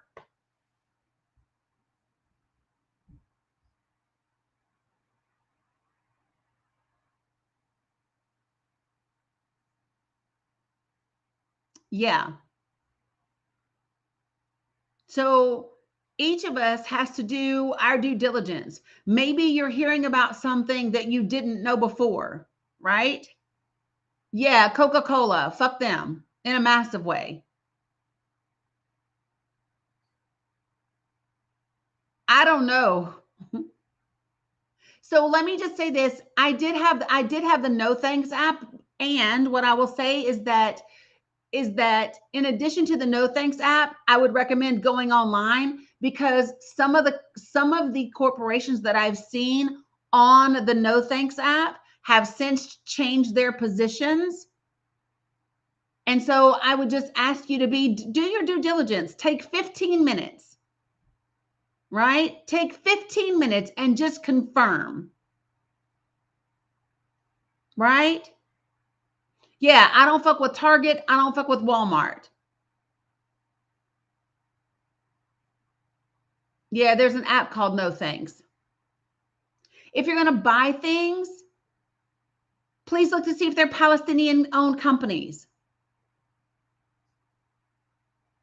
Oh, I don't do Publix. I haven't done Publix since 2021. Do you want to know why? Because the Publix heiress gave over $750,000, about $1 million, for the January 5th and January 6th rallies.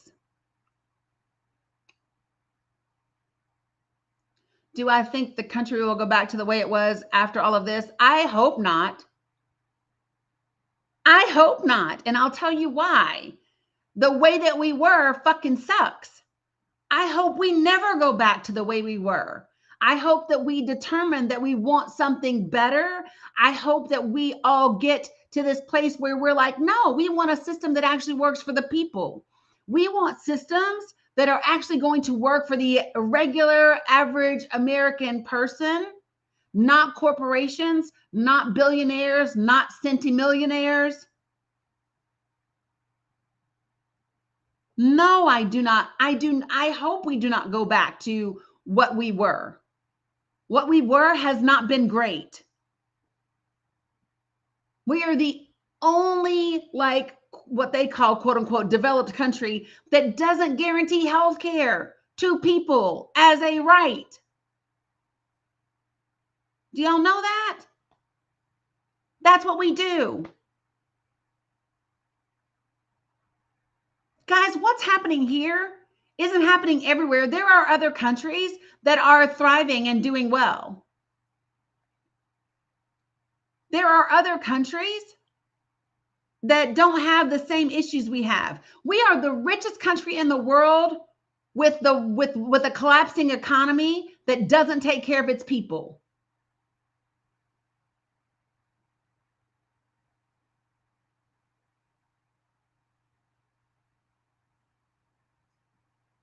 So let me explain something to you all very clearly and concisely, okay? You are responsible for how you live your life, and you might not like this part, you're responsible to your neighbors. You are. You are accountable. Listen, you can do whatever you want to do, and you are responsible for the actions that you take and how they impact your neighbor. So when you go to the voting booth, like some of you all just did, right? And you vote for people who clearly tell you they are going to come cut shit. I do not want you to be talking about what a good person you are because you donated clothes down the street, or you fed some people who are now homeless after that big barbaric bill takes away their fucking SNAP and Medicaid. No, you don't get to virtue signal and talk about what a wonderful person you are for helping out people that shouldn't need your help if you had voted for people that were going to protect their benefits.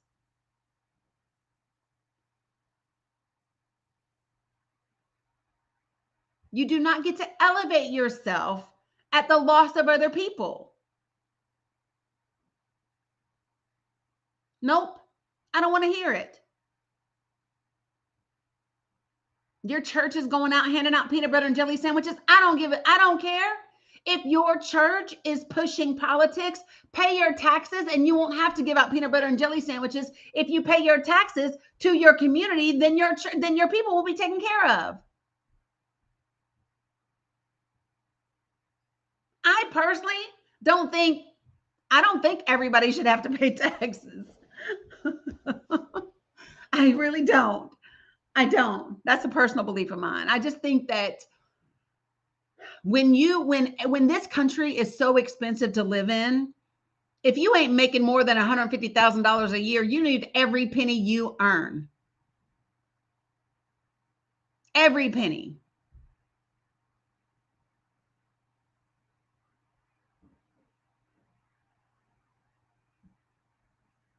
Not even minimum wage, DJ, because minimum wage ain't minimum wage. Minimum wage, you might as well keep that shit. When an hour of work on minimum wage will only buy you a coffee, that ain't minimum wage. That is keep that shit wage. Because you can't do anything with it.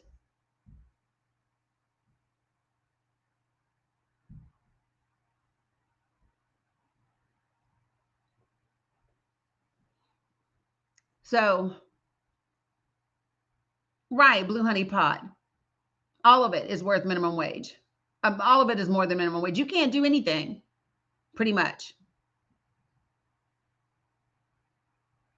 And let me be very clear when I talk about like, I just don't, I have a real disdain for, not for capitalism, but for vulture capitalism, for capitalism that comes at the expense of people. I just can't. I cannot stomach it. People matter.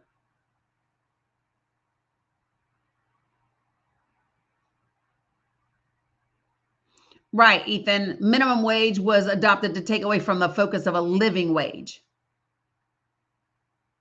And I don't even want a living wage. I want a thriving wage. Who wants a livable wage? Just existing is not enough. We deserve to do more than just exist. We deserve to thrive. We deserve to excel.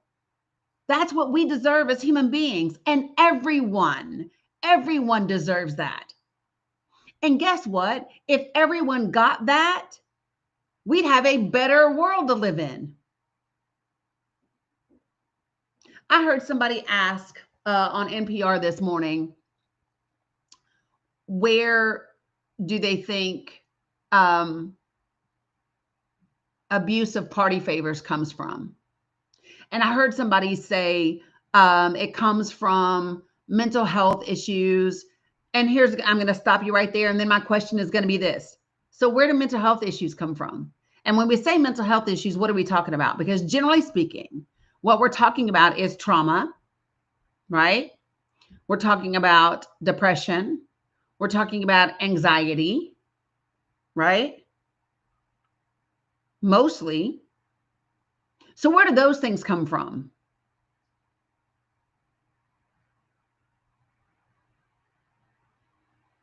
Poverty, lack of resources, stress, fear. But where do those things come from?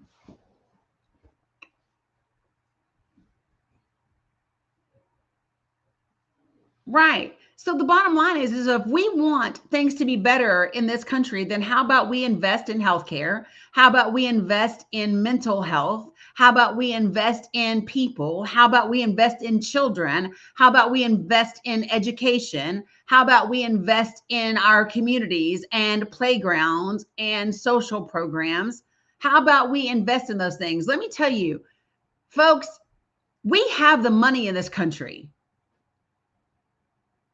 If we stopped giving it to fucking corporations.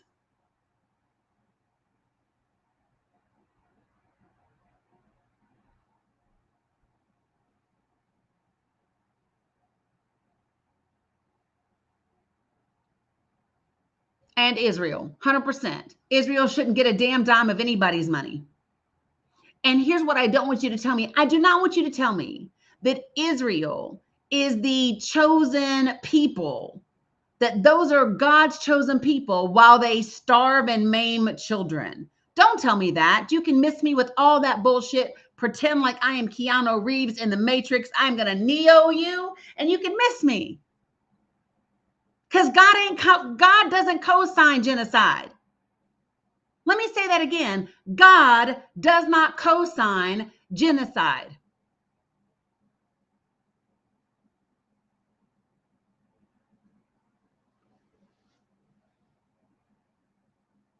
Be mad if you want to. But I know that for sure. No matter what name you call God, no matter what name you call God, God is love and God does not co-sign G-side or intentional starvation of anyone, much less children.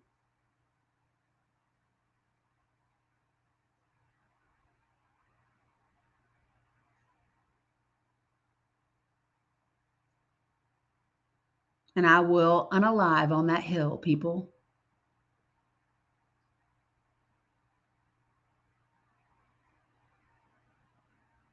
So,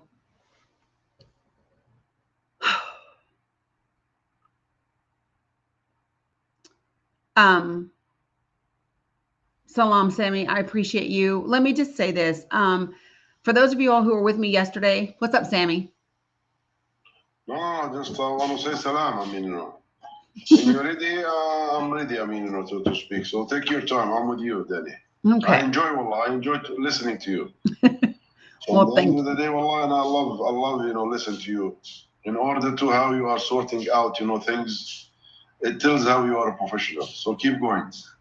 I appreciate that, Sammy. Folks, listen. This is where we are.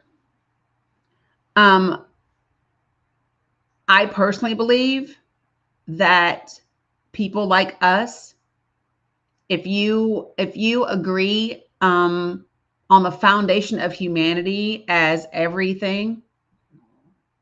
So if I'm going to talk about the policy around education, then I want it to be built upon the foundation of humanity, right? If I'm going to focus on policy regarding healthcare, I want to base it on the foundation of humanity. If I'm going to focus on what our financial system should look like, I want it to be built on the foundation of humanity. And if we could all agree on that, if you are someone that agrees on that, right, then we are the future. We are the future of what used to be the Democratic Party. That's what we are. We are the future of the old Democratic Party. It is brand new. It is not wavering. It is not. It does not. It does not sell itself out. It does not compromise. It does not bend the knee or kiss the ring. Right? I am not a registered Democrat, but here's what I know about this country. We've got two systems. We got two systems in this country, right? Two parties. And one ain't moving. So the other one, the same way that the Republican Tea Party took over the Republicans, that's the same way progressives need to take over the Democratic Party. 100%.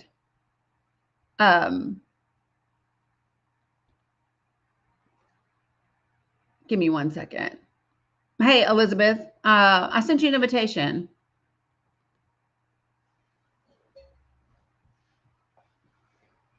Hey, Elizabeth, how are you? I'm fine, thank you. How are you? I am fantastic. I don't know who Charlie and Tommy are. Charlie, Tommy Robinson, Charlie Kirk. I don't know who Tommy Robinson is. Oh, you don't? No. Okay, just Google it. He was the one that started 3 million demonstration in London just now against the mass immigration and. So you're in London? No, I'm not in London, but I'm an American and also I'm Norwegian. I'm living in Norway. Okay, so you're an American citizen here? I'm an American citizen, yes, and a Norwegian citizen because I was born in New York. Okay, but you live in Norway now? Mm-hmm. When is the last time you lived in the United States of America? I haven't lived there for a long time, but I've been back and forth and have a lot of American friends and. Mm-hmm. Yeah. So what do you know about the current state of America's education system, financial systems, healthcare systems, any of that? Well, I mean, if you see what's happening around in the campuses of the universities, it's not a good thing. Well, I'm not specifically talking about higher education. I'm talking about our public education system. Well, I think that most things have gone downhill actually the last decades. Why do you think that, and what do you think is the cause of that? I don't know. I think they forgot where their values and so on and so forth. That's the problem of Europe also. They forgot where they got all their privileges. They inherited a lot of blessings. We were taught to, the 10 Commandments and stand on them, and then we just slowly just turn our backs to these things. Because we're I'm okay. I'm confused about a couple of things. Okay, when you say that the problem with public education is that people forgot their values.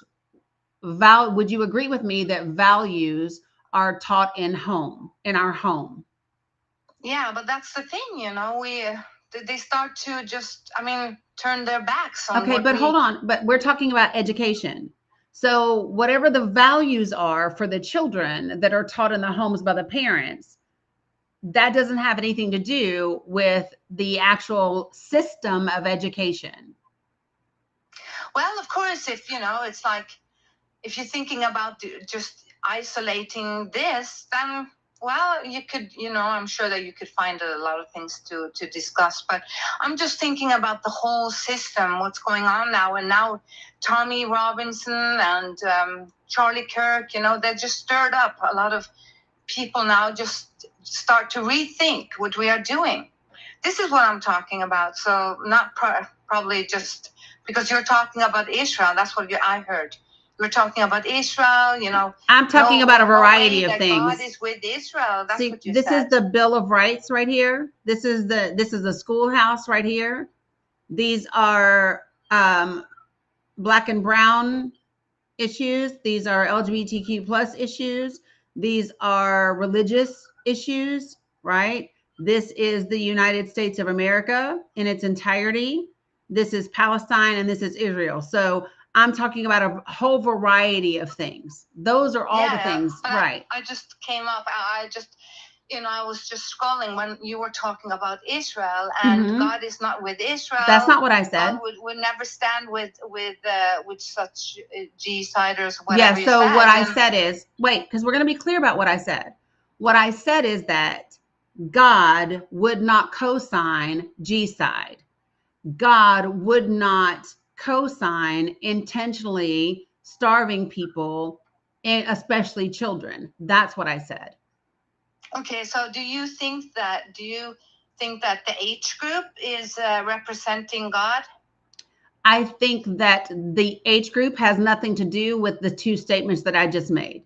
So here's what you all like to do. You like to bring up the age group, but that's not what I'm talking about, right? Whether the age group is standing for God or not, that has nothing to do with the Israeli government's choice to intentionally starve children, right? And to commit a genocide. They're two separate things. Well, the Israeli government didn't have any choice but to defend Israel from this horrific age group, and they have to do everything they can. Okay, so Elizabeth, let me be clear. I'm sorry. Abu Saraj, 1 second for me. I know. Okay. I know, it's okay. So let me say this, Elizabeth. Can you share with me when Israel began its occupation, its illegal occupation of Palestine? They haven't. But they were given no, ma'am. So much part of the land in 48. No, ma'am. So let me be clear. Okay. No, so yeah, I'm going to help you. Was it not legal? It wasn't. Legal? No, it wasn't. And I'm going to tell you why it wasn't. If you will not talk over me, I'm going to give it to you. You ready? I'm going to give it to you. You're going to not talk over me though, Elizabeth. I know you're used to it, but let me just explain. You're not going to talk over me, and I am going to tell you why it's an illegal occupation. Okay. And you can actually find these documents as well if you would like to find them online. So here's what we know is that in 1917, before WW1 ended, right, when Palestine was still under the Ottoman Empire, the British government sent a letter, Balfour did, to Lord Rothschild saying that he was happy to report that they had agreed with and these are his words, Jewish Zionists, and that they could create a national home for Jews in Palestine. Now, here's what's interesting about that is Palestine did not belong to the British to give away. In 1917, Palestine was not under British mandate at all. So that makes just that entire scenario, it explains to you that it is illegal. The next part is the document that happens in 1948, right? When you understand that there is a letter between the UN and the secretary, Rusk and Lovett. Give me 1 second and I'll get it for you. And what it says is that it is apparent that, here it is, I got it pulled up for you. This document was declassified in, hold on, there we go, Jewish Agency. It was declassified in 2018. And it's a really good one so that people understand exactly what happened. So if you go down to this document, May, whoops, hold on. I got to scroll down.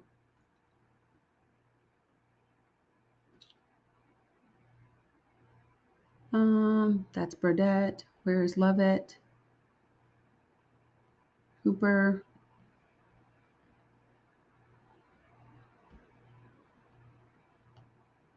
Good gosh, this is what I get for closing it out. I normally keep it up, but I didn't realize I was going to be joined today. Lovett and Rusk. I think this is the one that I want.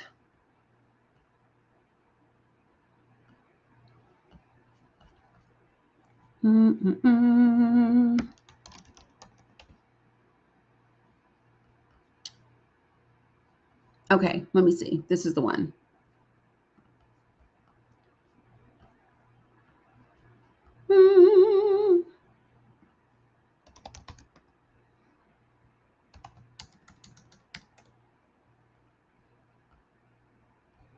Good Lord.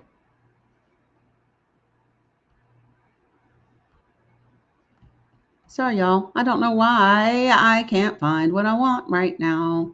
Just be patient with me. And Abu Saraj, the only reason I did over you is just because I don't want you to have to do the heavy lifting in my space. It's not for you to do, honestly. And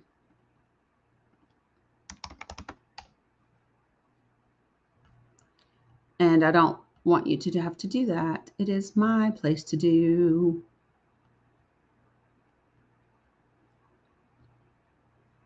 Did I print it? Y'all know I normally print stuff. Thanks for being patient, Elizabeth. I appreciate it. 1 second.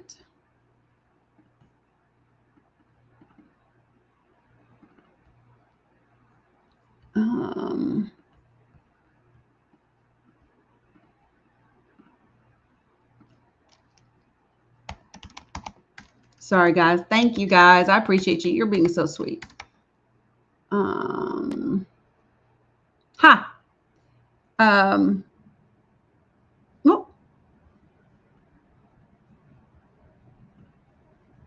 Sorry. I clicked back just one more. .state.gov. Am I in? Oh, shit. That is why. Sorry.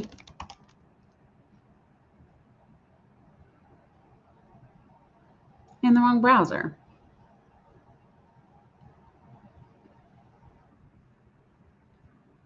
Here it is. Okay, you ready? Elizabeth, are you still with me? Thank you for being patient. So here's what it says. The document that I'm reading from is from the Office of the Historian, from the Department of State, from the United States of America. It is the Foreign Relations of the United States, 1948. And this is a draft memorandum by the Director of the Office of United Nations Affairs, who is Rusk, to the Undersecretary of State, who is Lovett.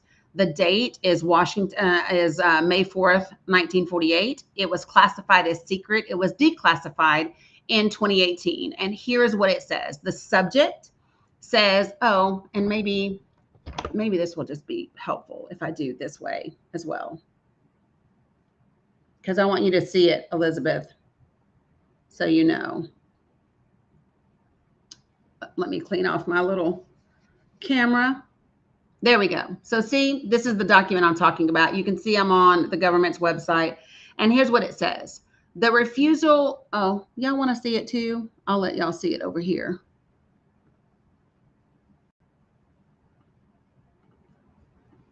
All right.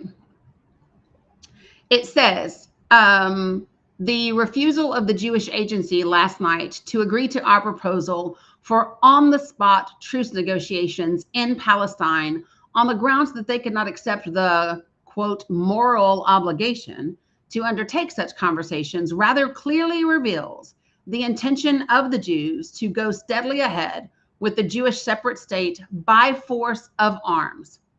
While it is possible that Arab acceptance of our proposal might place the Jewish Agency in such a position via public opinion that it would have to go through the motions of looking for a truce, like what they do right now, it seems clear that in light of the Jewish military superiority, which now obtains in Palestine, the Jewish Agency will prefer to round out its states after May 15th and rely on its armed strength to defend that state from Arab counterattack, not attack, counterattack. Military operations after May 15th will probably be undertaken by the Haganah with the assistance of the Jewish terrorist organizations, Irgun and Stern, which those three became the IDF. Copies of Consul General Watson's excellent reports, as set forth in his telegram 5:30 of May 3, are attached, and they provide the estimate of the British General Officer Commanding as to the probable course of military events after British withdrawal on May 15th. If these predictions come true, we shall find ourselves in the UN confronted by a very anomalous situation. The Jews will be the actual aggressors against the Arabs. However, the Jews will claim that they are merely defending the boundaries of a state which were traced by the UN and approved, at least in principle, by 2/3 of the UN membership.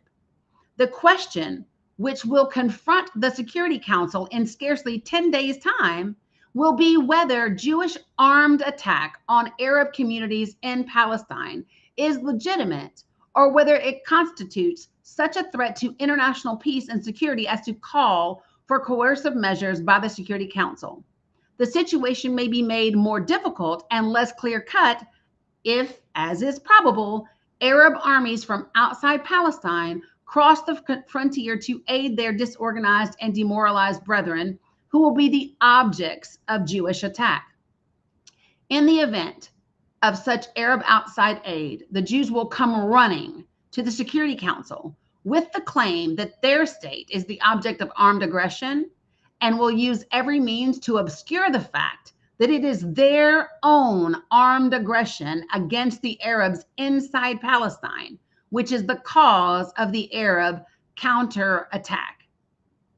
This began in 1948, Elizabeth, and anything that has happened since 1948, Elizabeth, has been a counterattack from the Jewish agency's attack. That's what it is. So even October 7th is a counterattack due to an illegal occupation that happened, that began in 1948. So it is, in fact, an illegal occupation. And they do not have a right to Palestinian land. Do you think that the Ottomans, were they right to take over the area there? That's not relevant to this conversation.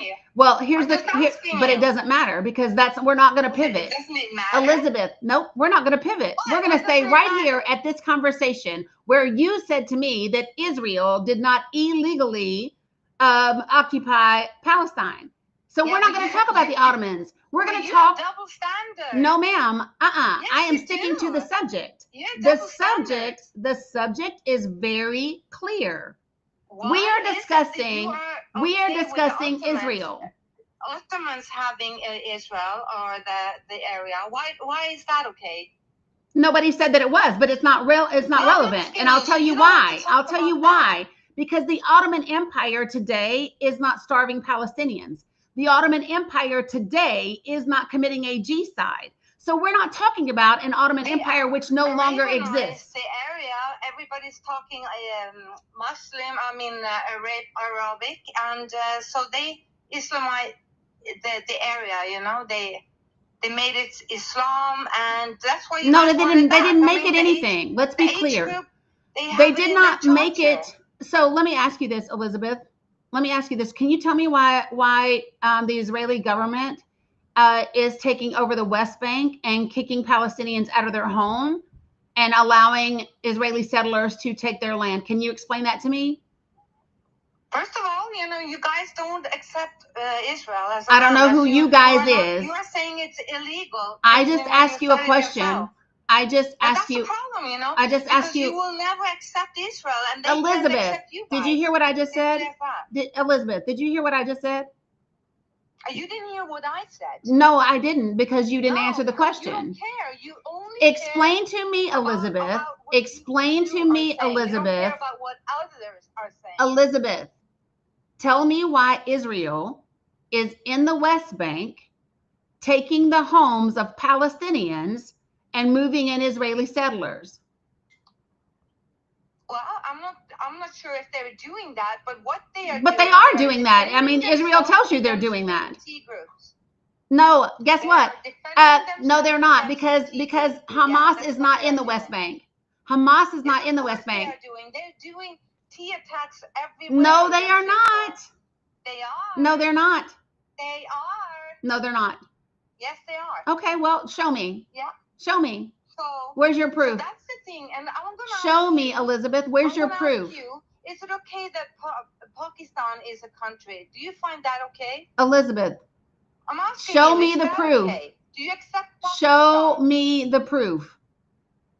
I'm asking you, do you? I don't care what you're asking me. I said, show me the proof for the claim that you made. Yeah, because you make a claim, but you're not backing it up. No, you see. You make a claim and then you're not backing it up. See, here's the difference between me and you, Elizabeth. I gave you, no, it's the same standard. Here's what I say. Okay. So I give you a statement. I make a statement and then I go and I actually pull up evidence that backs up that statement. You made a statement. I am asking you for your evidence.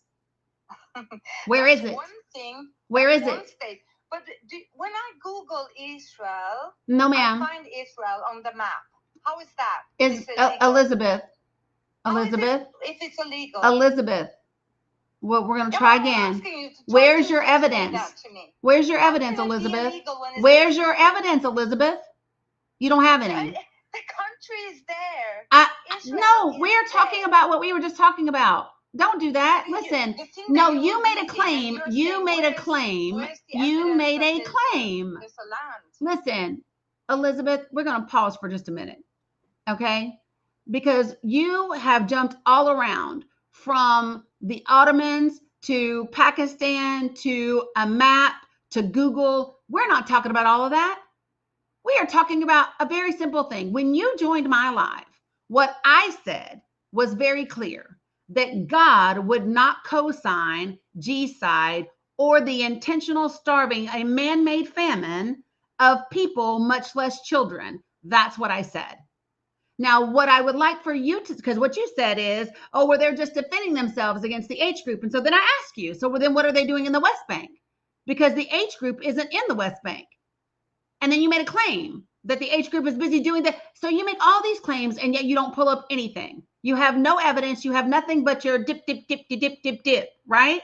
And so what I'm going to say is that if you were going to make a claim, Elizabeth, then pull up the receipts, pull up the facts and evidence to back up what you're saying, because I can do that. I can actually pull up all of the things. I can pull up the Balfour Declaration. I can pull up the second one after that. I can pull up the agreements that were the ceasefire agreements. I can pull up where Israel changed the terms of those, along with Witkoff, after the H organization agreed on October 9th. On October 9th, the H organization said, you can have the hostages back, and here are the things that we want. Right? So if we're going to talk about it, then let's talk about it, because Israel has no desire, just like in 1948, they have no desire to leave Palestinian land. They don't give a damn about them 20 prisoners of war. If they did, they wouldn't be bombing. And the families have said that. The families of the hostages have said the one person in the way of those hostages coming home is Benjamin Netanyahu. Period. That's what the families have said. And I would dare say, Elizabeth, that the families would know more than you sitting in Norway. Well, we can go on and on, but the thing is that I find that what you're saying, it is double standard, because it's okay for Pakistan to be a state. It's okay for you, for Jordan to be a state, but it's not okay for Israel to be a state. Israel can be a state, just not on Palestinian land. We know this. Israel can be a state, but not on Palestinian land. In a different kind of. We're not talking about anybody else. The basics, we know. We know why you don't like Israel. Who? Tell me why I don't. Yeah, it's because it's Jewish. When you go to the church. Girl, hush. Hush. Do you hush. know what the church hush. Listen. Blah, blah, blah, blah, blah, blah, blah. Stop it. I am tickled at you right now. This would be my live. This would be my live. And so you're going to stop. Because what you're not going to do is tell me how I feel about religion. That's not what you're going to do. And I'm going to tell you why you're not going to do that. Okay? Because A, I am not what you think. I bet you money you think I'm Muslim, and I'm not. And for the record, Palestinian does not equal Muslim. Palestinians are Muslim. They are Christian. They are Jewish. They are not synonymous, right? So the difference is, and if you refer back to the document that I just gave you, right? What you heard was a reference to Arabs, people who speak Arabic in Palestine, right? Arabs. Those are Arabic people who speak Arabic in Palestine. Nowhere in that document did it talk about Muslims. What it did talk about was Jewish Zionists. And those are two different things. And it's important to note that distinction in this historical document. It's important to note that. People in Palestine don't dislike Israel because they are Jewish. They couldn't care less. They have Palestinian Jews. Matter of fact, they have Palestinian Jews that the IDF unalives.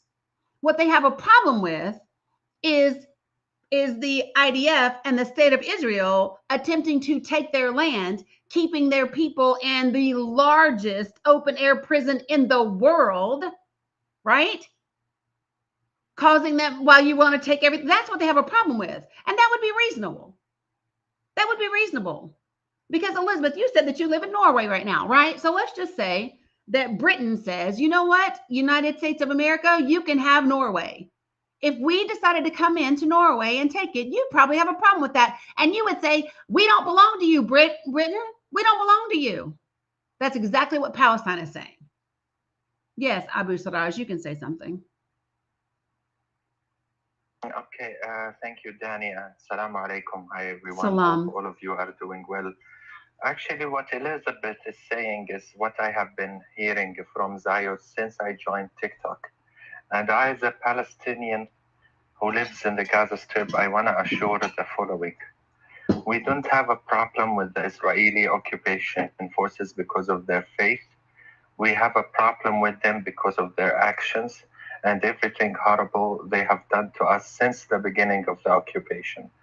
If a Muslim occupier came to occupy my country by force, and he starved my people, oppressed my people, unalived my people, destroyed our houses, stole our land, I will fight them the same way we are fighting the Israelis right now. Whether they are Muslims, Christians, Jewish, atheists, or whatever religion they have, it was never about the religion. Correct. This is part of the Israeli propaganda in which they weaponized anti-Semitism to suppress our voices and make it look as if we are fighting them because of their faith. According to Islam, Dani, we are ordered to respect religions, especially the Abrahamic religions, including Christianity and Judaism.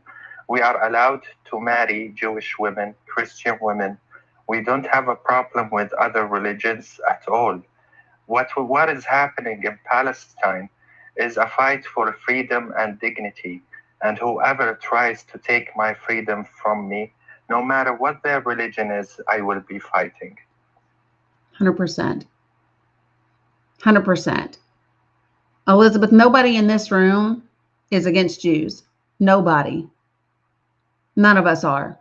Nobody on my panel, not me at all. I am 100% against people that want to illegally take land that doesn't belong to them, starve people, unalive people, maim people, terrorize people.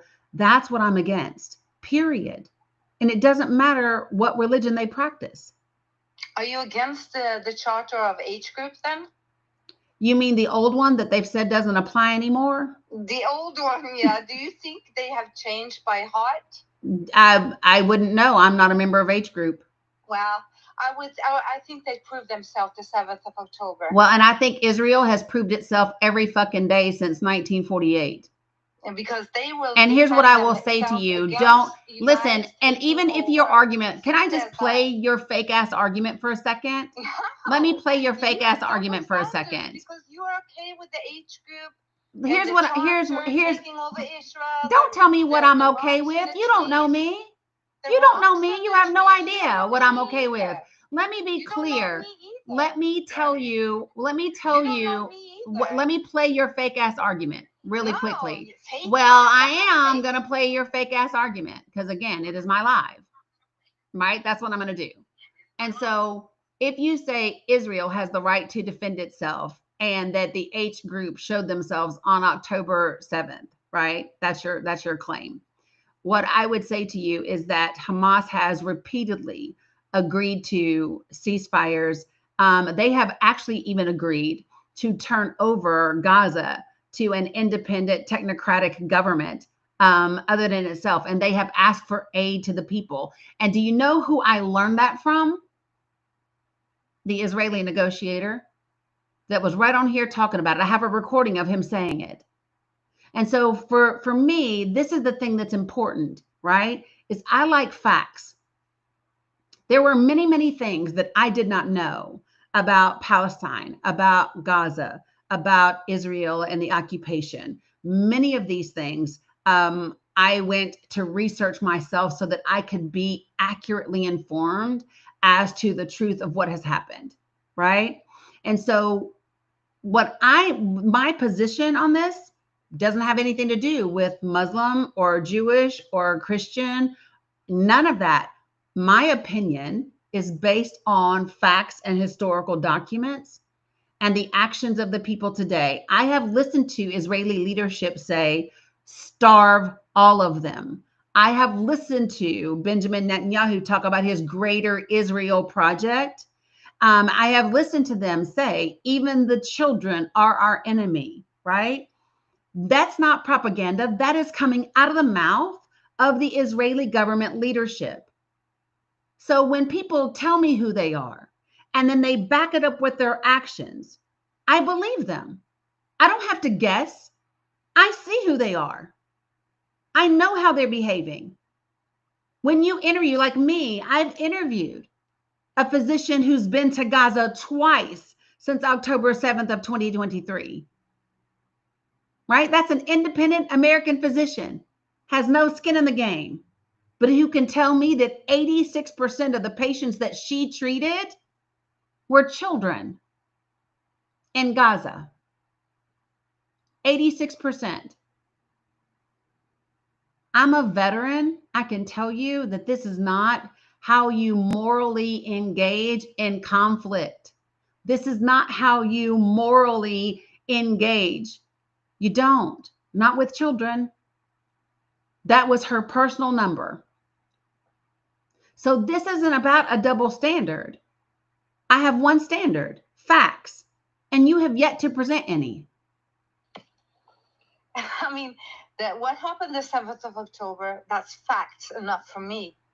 They proved what they wanted. If they wouldn't be... And what did they want, Elizabeth? They would have gone ahead and unalived every Jew in Israel. No, they would not. And you're not going to spout that bullshit on my panel. No, you're not.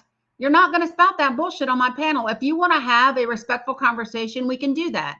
What you're not going to do is try to get my live taken down, spouting off that irrelevant nonsense. What do you mean taken exactly down? What I just... I'm just saying what I'm... Listen, nobody told you to unmute. I didn't say unmute. But it's okay. I can drop down. Well, if you're going to talk over me, you can. But here's the thing. So, Elizabeth, you have an opinion, and that's fine that you have an opinion. But you have to be able to show facts. And the point is simply this, Elizabeth, there's nothing to support those facts. There's nothing. So let me just say this. Even if you wanted to say, oh, H group wants to unalive all Jewish people. Really? Because they haven't been trying to do that. Like show me where that's what's happening. It's not. So even your argument, nope, you don't get to pick one day. You don't get to pick one day. And you know that. Again, here's what I said to you. Nobody said October 7th didn't happen. Here's what I would tell you, Elizabeth. Come to my neighborhood. Come to my house. Elizabeth, listen. October 7th is not when this began. October 7th is not when this began. I just read you the document. This began in May of 1948. Yeah, but I said to you that what they showed us the 7th of October, that is proof enough that they hate the Jews. They don't want to. No, they don't. No, it is proof that they want you to get the fuck off their land and stop having their people and stop having their people and stop having their people in open air prisons. Stop having an apartheid system where they can't travel on their own roads. Stop kicking them out of their homes and allowing Israeli settlers to come in and unalive them. That's what they're saying. Elizabeth, if somebody came into your house, hold on for a second. If someone came into your house, into your home, Elizabeth, and said to you, stop, and I'm going to finish my statement. I'm going to finish my question. I'm going to finish my question. If someone came into your house, Elizabeth, and said, this is now my house, and I'm going to put a guard at the back door, the front door, and I'm going to bolt all the windows. And Elizabeth, you can't come and go unless I say you can come and go. And they did that shit for 80 years. You might, at some point in time, get in your closet, grab a baseball bat, and try to beat their ass, right? Why? Because they are in your home where they are not supposed to be, and they are keeping you captive when they have no right to. That's it. It's just that simple. It ain't complicated. Israel is a country, yes or no? Girl, I'm not arguing with you about Israel. I'm asking you, is Israel I'm not arguing with you about Israel. I'm just asking, is Israel Listen, a country? we're not talking about is Israel a country. Do you want to know why we're not? Do you want to know why we're not? Do you want to know why we're not? Prove it. I can just Google it and Israel is not a country. We know it's a state. But here's the thing.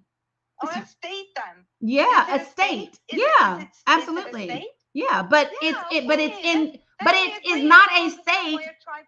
Let me be clear. It is not a state in all of Palestine. That's what you don't seem to get. They have far exceeded what was the agreed upon guidelines. They have exceeded what was agreed upon in 1948. And that's the point that I'm making to you. And they said, we're not going to agree. We have now become equipped with weapons from Western countries. And because we are equipped with those weapons, we intend to take what we want by force, because that's our fucking agenda. Because what? Not because we're Jewish, but because we're Zionists. And that's the difference. No, they are Jewish. Did you hear me? Listen, Jewish is girl, Elizabeth. The point is they are Zionists. That's literally what it says in the historical document. Do you want me to read it to you again? How many percent of Would you like for me to read it to you? are Zionists? Would you like for me to read it to you? That's the problem. I'm aware the majority of Zionists are Christians. That's why America is giving Israel all the fucking weapons. That's the problem. Yeah, great. That's the problem. And Israel is taking all of them. That's the problem. Israel, 100%. Yeah, so that's what I just said, right? So you and I both agree. Israel. Of course. So it's one little Jewish state, and you guys are so you and I both agree. So you and I both agree. State to exist because you hate the Jews. That's why. I don't hate the Jews. Stop saying that dumb shit. Stop saying that dumb shit. No, I don't. Nobody does that. And you're going to end up getting dropped because you're saying things that aren't true. You're saying things that aren't true. And I've said them a bajillion fucking times already. And you just want to act like you don't understand English. I'm going to say it one more time. You ready? Watch my motherfucking lips. Nobody hates the Jews in here. No one here is anti-Semitic. I am fine with Jewish people, Muslims, atheists, agnostics, Hindu, Buddhist, Wiccans, whatever people practice. I don't care. I don't care. What I have a problem with and what I hate, nobody told you to talk. What I have a problem with and what I hate is people that are unaliving people and starving children because you want their land and their resources. So don't tell me that I'm something that I know that I'm not. Now, if you want to have a valid fucking discussion, we can do that. If all you're going to do is keep sitting up here saying, because you hate the Jews when nobody hates them, girl, I'm done talking to you. It's okay. But, action speaks louder than words. They do, which is why the whole world knows Israel is wrong. You're right. Actions do speak louder than words. That's why no matter how much Israel says, we're not doing ABCD, the whole world said, yes, you are. There's a reason the whole world is saying, get your ass out of international sports. No, you can't come to our country. No, you shouldn't participate. There's a reason the whole world, 40 different countries are sitting on flotillas going to Gaza because the whole world said your actions speak louder than your words. So no matter what BB says, the world knows what they're doing. Period. I already did, girl. I already did. Already Prove did. it to me that Oh, you I don't gotta prove shit to you. Who are you? Well, yeah, Who are said you? it. Who are You you? said it. Who are You you? said See, that that's you that love them. superiority problem. That's that Prove it. superiority complex you have. I don't gotta prove shit to you. Prove to me that you're not an ill-informed Zio. Prove to me that you are not an ill-informed, aggressively ignorant Zio. Prove that to me. Because You can't. Because I'm fair. Because No, because you're not. Because you're full of Israel is shit. one Jewish state Because and you are full of 50 shit. plus Muslim countries. Because you are full of shit. So that you cannot accept one Jewish state. Girl, nobody said we can't accept that. What we said is you don't get to come take the rest of Palestine. You can't. Hi, Ronnie. You guys, you cannot accept one Jewish state. That's the fact. Elizabeth, can you just mute for a second? I'm listening. I'm not gonna interrupt you. Don't be afraid. No, I'm not afraid. Okay, I'm gonna teach you what it's like to be a good Christian, right? So the fact that you're Are you a Christian? Again, Are you a Christian? Wait, you said you were going to interrupt him, and now you're interrupting. He said he's going to. No, I don't care what he said. You said you wouldn't interrupt him. You just said you wouldn't interrupt him. You just said you wouldn't interrupt him. So stop interrupting. Okay, then I will ask him after that. Okay, well, good. Do that then, but don't interrupt. So here's the thing. When Christianity teaches us not to lie, you know, it's one of our commandments. We are not to lie at all. And then you're pushing a lie onto the host who graciously welcomed you onto her panel and can drop you at any moment, but you're consistently rude by defaming her and saying that she hates Jewish people simply because she doesn't want to fall for your propaganda. You're sitting on this panel with almost 400 people lying to everyone, saying that 100%. She hates Jews, and you can't prove that. So instead of lying, why don't you stop being a bad Christian and disrespecting the host and pushing this lie onto her? And why don't you actually listen and behave like the Christian that you claim to be and you said that you were raised as? As Christians, we are called upon to defend the oppressed, because Jesus stood with the oppressed. Jesus stood with the poor. Jesus stood with with anyone and everyone that was facing, you know, oppression and hardship. He stood with the fatherless. He stood with the homeless. That's what we are taught to do as Christians. But you as a Christian want to weaponize another state, regardless of what that state is or what they identify as, simply because you have a lot of hate in your heart, because you have a lot of anger in your heart.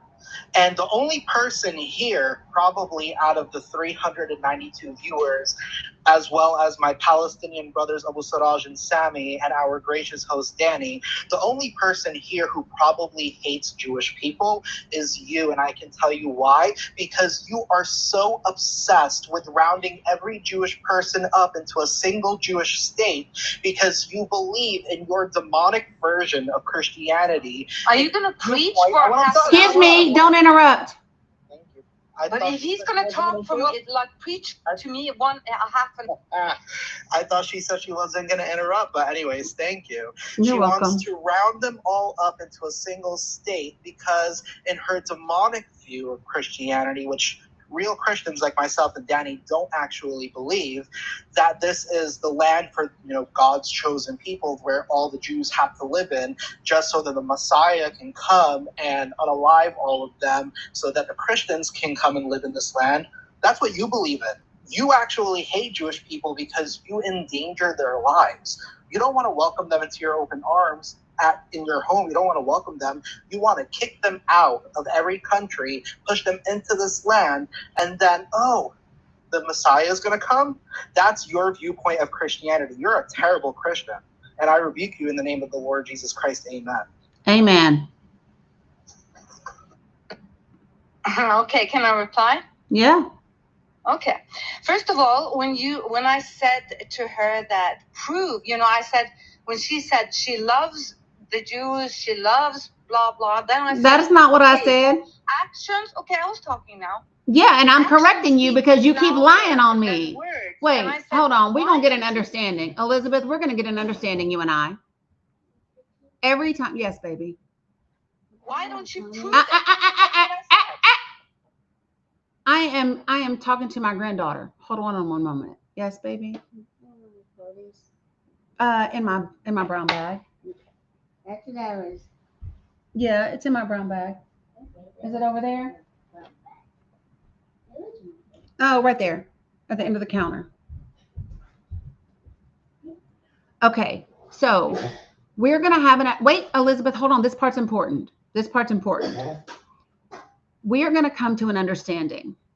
And this is the understanding that every time you open your mouth and you say something about me that is not true, I am then going to interject. And the reason why I'm going to do that is because I'm not going to let you sit on my panel and lie and disrespect me. If you're going to say that I said something, you need to get it correct. If you're going to say that I believe something, then you need to be regurgitating something that I said I believe. Because what I haven't done is tell you what you believe, have I? Nope. I haven't told you what you believe. I haven't told you who you are. I haven't told you who you hate. I haven't told you who you love. Because I don't know. I don't know you. I can tell you what you appear to be, but I don't know you. And you are saying a ton of things about me with absolutely no evidence based on nothing but assumptions. And so what I'm going to say to you is stop saying I said something, I believe something, I think something, if I did not say, believe, or think those things. Yes, you can. Well, Yeah. I just replied when I said action speaks louder than words. Okay, so you can take it whatever way you want. Well, you can take it the way that I said it. Don't say shit I didn't say. That's what we're gonna do.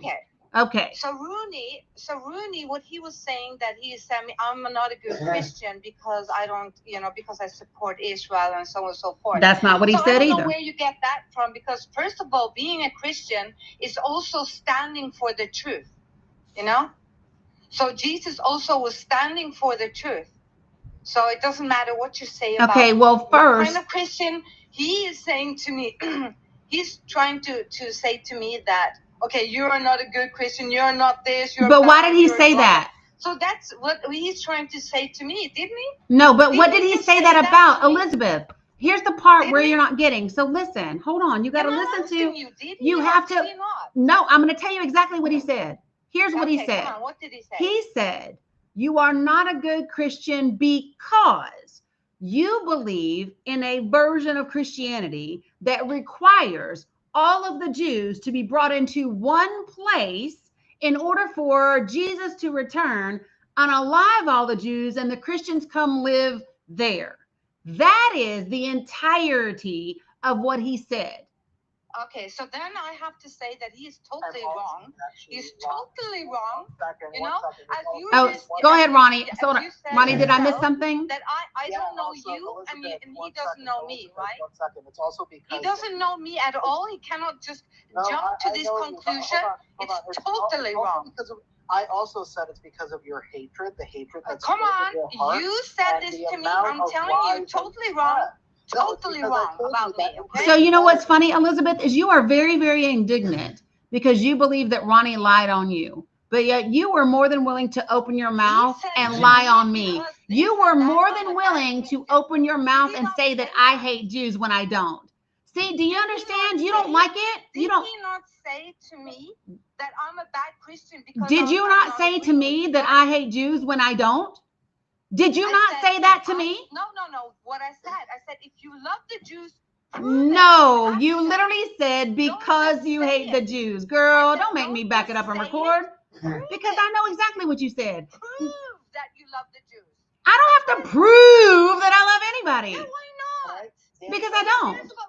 Dani, can I show you something really quick? We don't care about the words. Sure. We care about the action. So this is a Facebook group that Elizabeth is. Oh, come on! Now he's starting to come on with me personally. This is a Facebook Come group. on. Hold on one such second. a coward. It's a Facebook group called Ex-Muslims of Norway, and it reposts really are you stalking me? Islamophobic content against Muslims. Look at that. My head off. Say that you don't have. Look at how easy that was. You can't be serious. Yeah, he is. I love it. And so, Elizabeth, let me point something out to you. That is what's called bringing receipts. That's what it's called. No, that's called bringing receipts.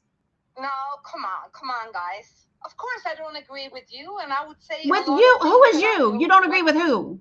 After what? You don't agree with who? You don't agree with who?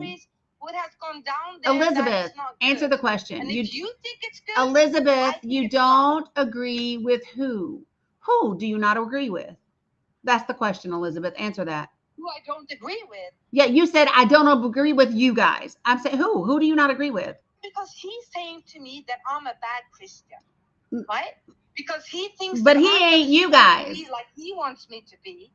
No. And he's going to have Jesus to be. And when you guys are saying that, I believe that Jesus is coming back and he's going to unalive all the Jews. That's bullshit. Where do you get it from?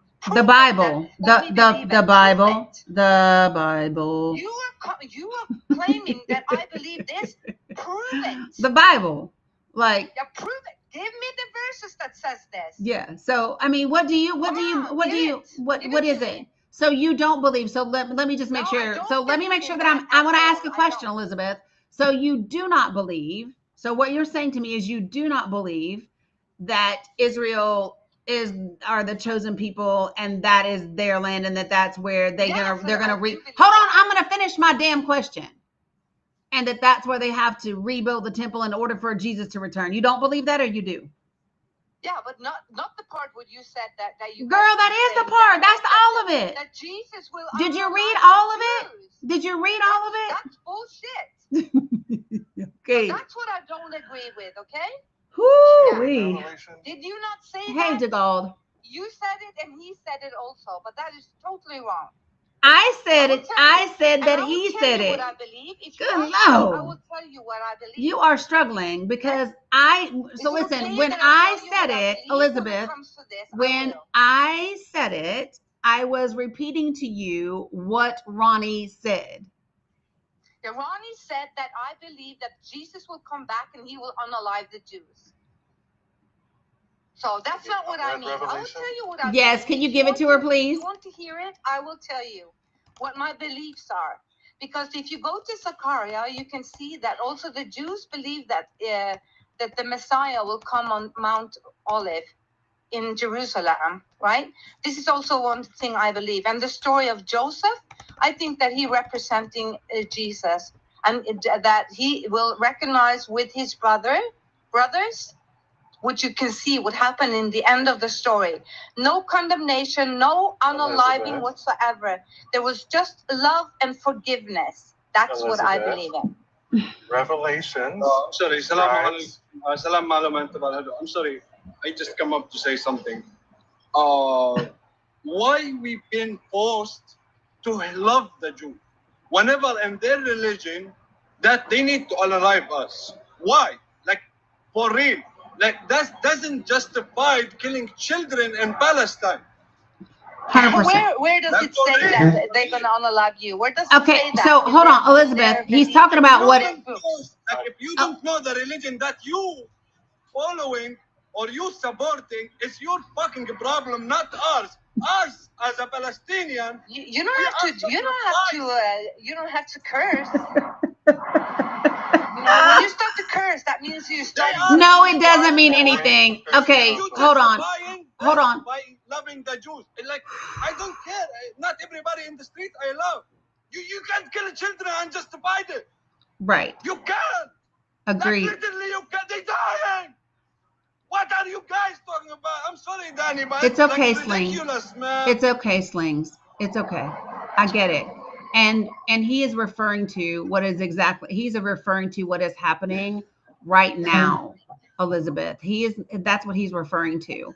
And he is saying that no matter what you believe, it does not justify unaliving the children in Gaza. which is exactly what is happening currently in Palestine.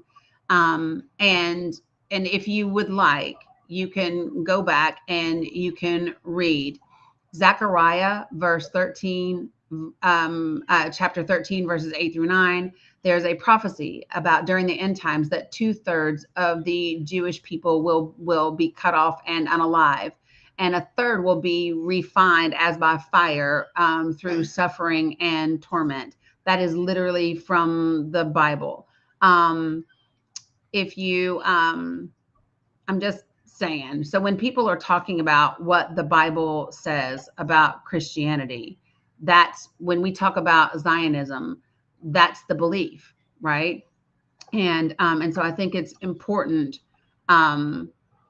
Jesus even talks about the foretold destruction of Jerusalem and the suffering of the people of Judea. You can go to Matthew 24, verses 15-28. You can go to Luke 21, verses 20-28. All of those things. And that's what Ronnie is referring to when he says that if this is what you support, then you must not love the Jews yourself, because that's what it states. And so that's what he's referring to. Okay, so Zechariah 12:10, what does it say there? They will look upon me who they have pierced, and he will pour out the spirit of supplication and mercy. Mercy. And do you go to now I want you to go the next chapter over. Go the next chapter over. You're at Zechariah 12. Chapter 13, yep. First verse, it says, on that day there will be a fountain of cleansing and forgiveness of sins. That's what it says. Yep, and keep it going. Comes with mercy. And He comes with mercy. Okay. This is the most important thing you have to remember. No, so you're going to go down to verse 7, 8, and 9. You cannot just pull out one You're verse. going to go down to 7, 8, and 9 of that same chapter. So so hold on. I'm going to go all the way out.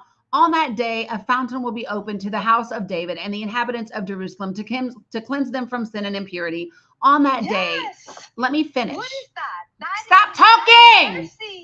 Damn, stop interrupting. You are rude. On that day, I will banish the names of the idols from the land, and they will be remembered no more, declares the Lord Almighty. I will remove both the prophets and the spirit of impurity from the land. And if anyone still prophesies their father and mother, are you interrupting my ass again? Are you? Okay. I'm just asking you. Well, stop it. Stop it. Don't interrupt me. It's rude. You're a guest. You're a guest. Don't interrupt me. Don't speak over me, not one more time. Or you can take your ass on somewhere. I am only having this conversation because there are almost 400 other people in here that benefit from this conversation.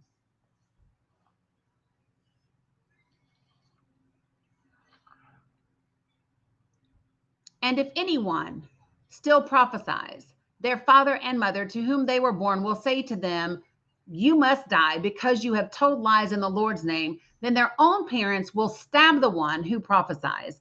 On that day, every prophet will be ashamed of their prophetic vision. They will not put on a prophet's garment of hair in order to deceive. Each will say, I am not a prophet. I am a farmer. The land has been my livelihood since my youth. If someone asks, what are these wounds on your body? They will answer, the wounds I was given at the house of my friends.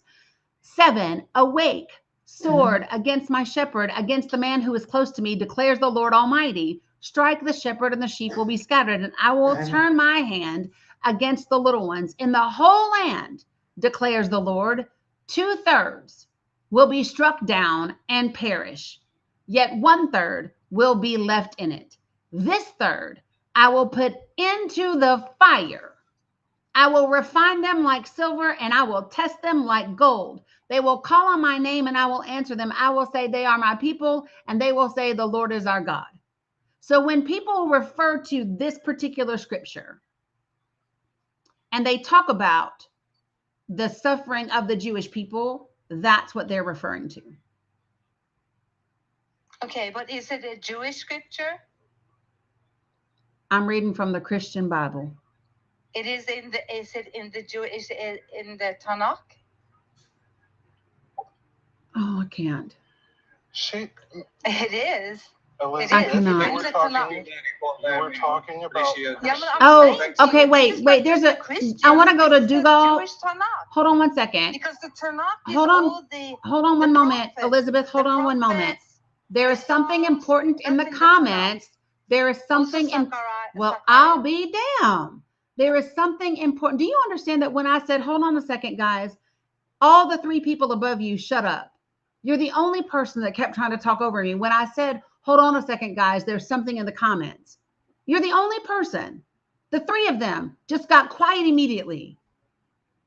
That's just the immense lack of respect you have. Crystal Leggett, you said, how can she be a Zionist and a Christian at the same time? There are many Christian Zionists. There are more Christian Zionists than there are Jewish Zionists. So when people think Zionist doesn't refer to just Jewish people. That's not what Zionist means. And it's important for people to be able to make that distinction. So before we go any further, I want to give Dougal a chance to speak because he requested up to say something. Thank you. You're welcome. So, Elizabeth, there are a lot of problems with a lot of the things you've said up here. Number one, I want to clarify, first and foremost, Jewish people around the world, and including a lot of them in Israel, do not agree with what is happening. They're not okay with it. They're not. I have more than enough rabbi friends I can introduce you to and let them you could talk to them, world-renowned scholars and lesser than, as far as renown. Like, these are people who are telling you their friends, their families, their faith does not feel this is okay.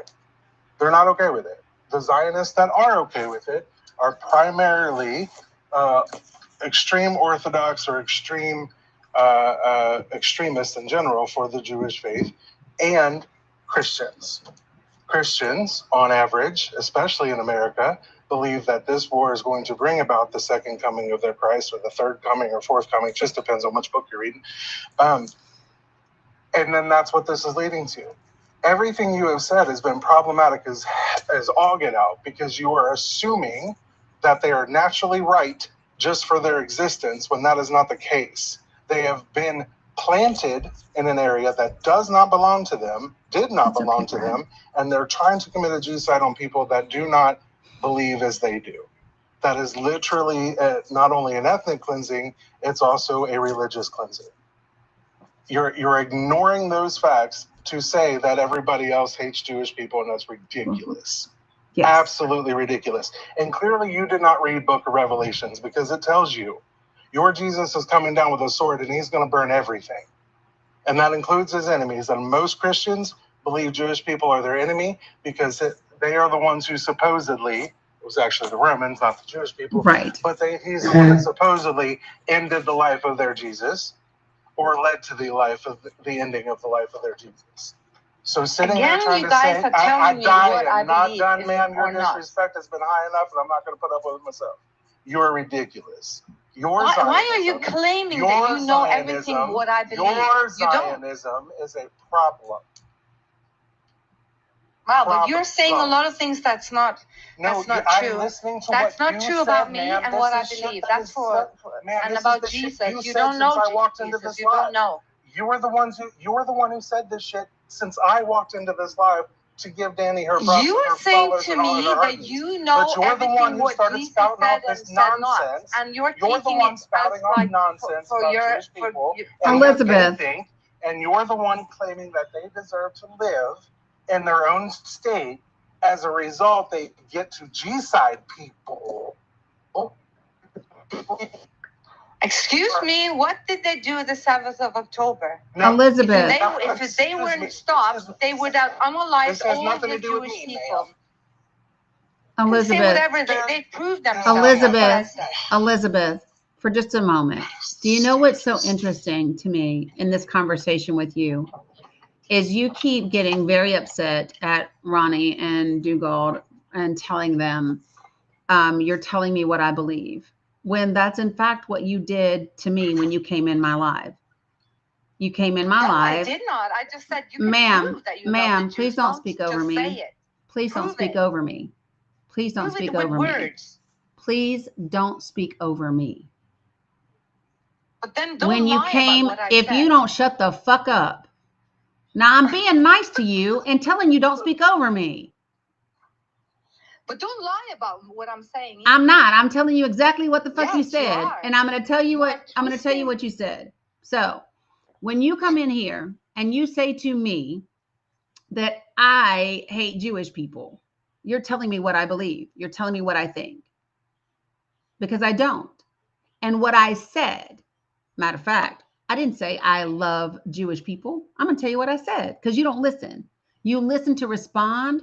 You don't listen to comprehend. What I said is I don't have a problem with Jewish people, Christian people, agnostic people, atheist people, Wiccan people, Buddhist people, Hindu people, Sikh people, any people. I said, I don't care what faith people believe in. What I have a problem with is people occupying somebody else's land, starving their children, and unaliving them. That's what I said. Yeah, and but I don't have didn't to say prove that to you, hated them. I I'm didn't not say finished that. speaking. I didn't say that you hated the Jews. Yes, you did. I just said that. No, ma'am. No, ma'am. actions That's speak exactly what you louder than said. words. That is Show it in exactly action. That's what you said. That's exactly what you said about me, Elizabeth. No, And you I said it more said than I once. know what No, I ma'am. said. I am, nope, nope, nope, nope, nope, nope, no. That's exactly what you said. And you said it more than once. It is what you said, because that was the whole reason I requested it. Why are you muting me in the comments? I am That's my muting. problem. I I'm not cannot muting say you in the anything because comments. I somebody muted you me up in the here. I didn't mute you in the comments. I muted you right here because you keep talking over me. Why? I'm muted. That's what it says. Well, I didn't mute you in the comments. I muted you right Do you have here. anybody that does that? I muted your voice. And let me be clear about No. something. Somebody muted me in the comments. Girl. I think you should just continue muting her on the panel. Can I, Dani, when you're done, can I just read 2 Bible verses out? For, Sure. Applicable. When you're done. Sure. The reality is very simple, Elizabeth. You did make those claims about me. You said all kinds of things about me because when you first came in here, I would bet money you thought I was Palestinian because I'm wearing a keffiyeh, because you kept saying you guys and you all, and do you believe in what, and that you guys have a problem with, right? So that was the assumption that you made because of the color of my skin and the fact that I had a keffiyeh on, right? And so the first thing that I would say about that is don't assume, because it makes you look like an ass. The second thing that you did was make a bunch of claims about me and what I think or what I believe, and you don't know me. The reason I don't have to prove to you, Elizabeth, what I am or what I'm not okay with is because this ain't my first rodeo. I'm here every day, all the time, and I've been at this work for a really long time, advocating for all types of people. People I do like, people I don't like, because it's not about whether I like people or not. It's literally about whether it's the right thing to do. That's just who I choose to be. Now, when somebody joins my panel and says a bunch of things about me that aren't true, then you might get cussed at and whatever, because it's just rude. And that's the way that you behaved. And I have said to you, if you want to have a respectful conversation, we can do that. The only thing that I've asked you to do is to provide any evidence to back up the things that you're claiming. And you haven't. And that's the problem with it. That's the problem with everything that you're saying up here, because you're dealing not in facts, but just with how you feel about things. That's the problem. But if you say that Israel is not a state, it's I not didn't a say legal Israel state. wasn't a state. As a matter of fact, I replied to you that Israel is a state. What I said to you is very simple. Say it's illegal. That's what you're saying. No, what I said is that Israel is illegally occupying Palestine, because they are, because they have exceeded the original boundaries that, number one, the UN and the British Mandate didn't even have the right to give. But let's just go back to that, right? Just right there.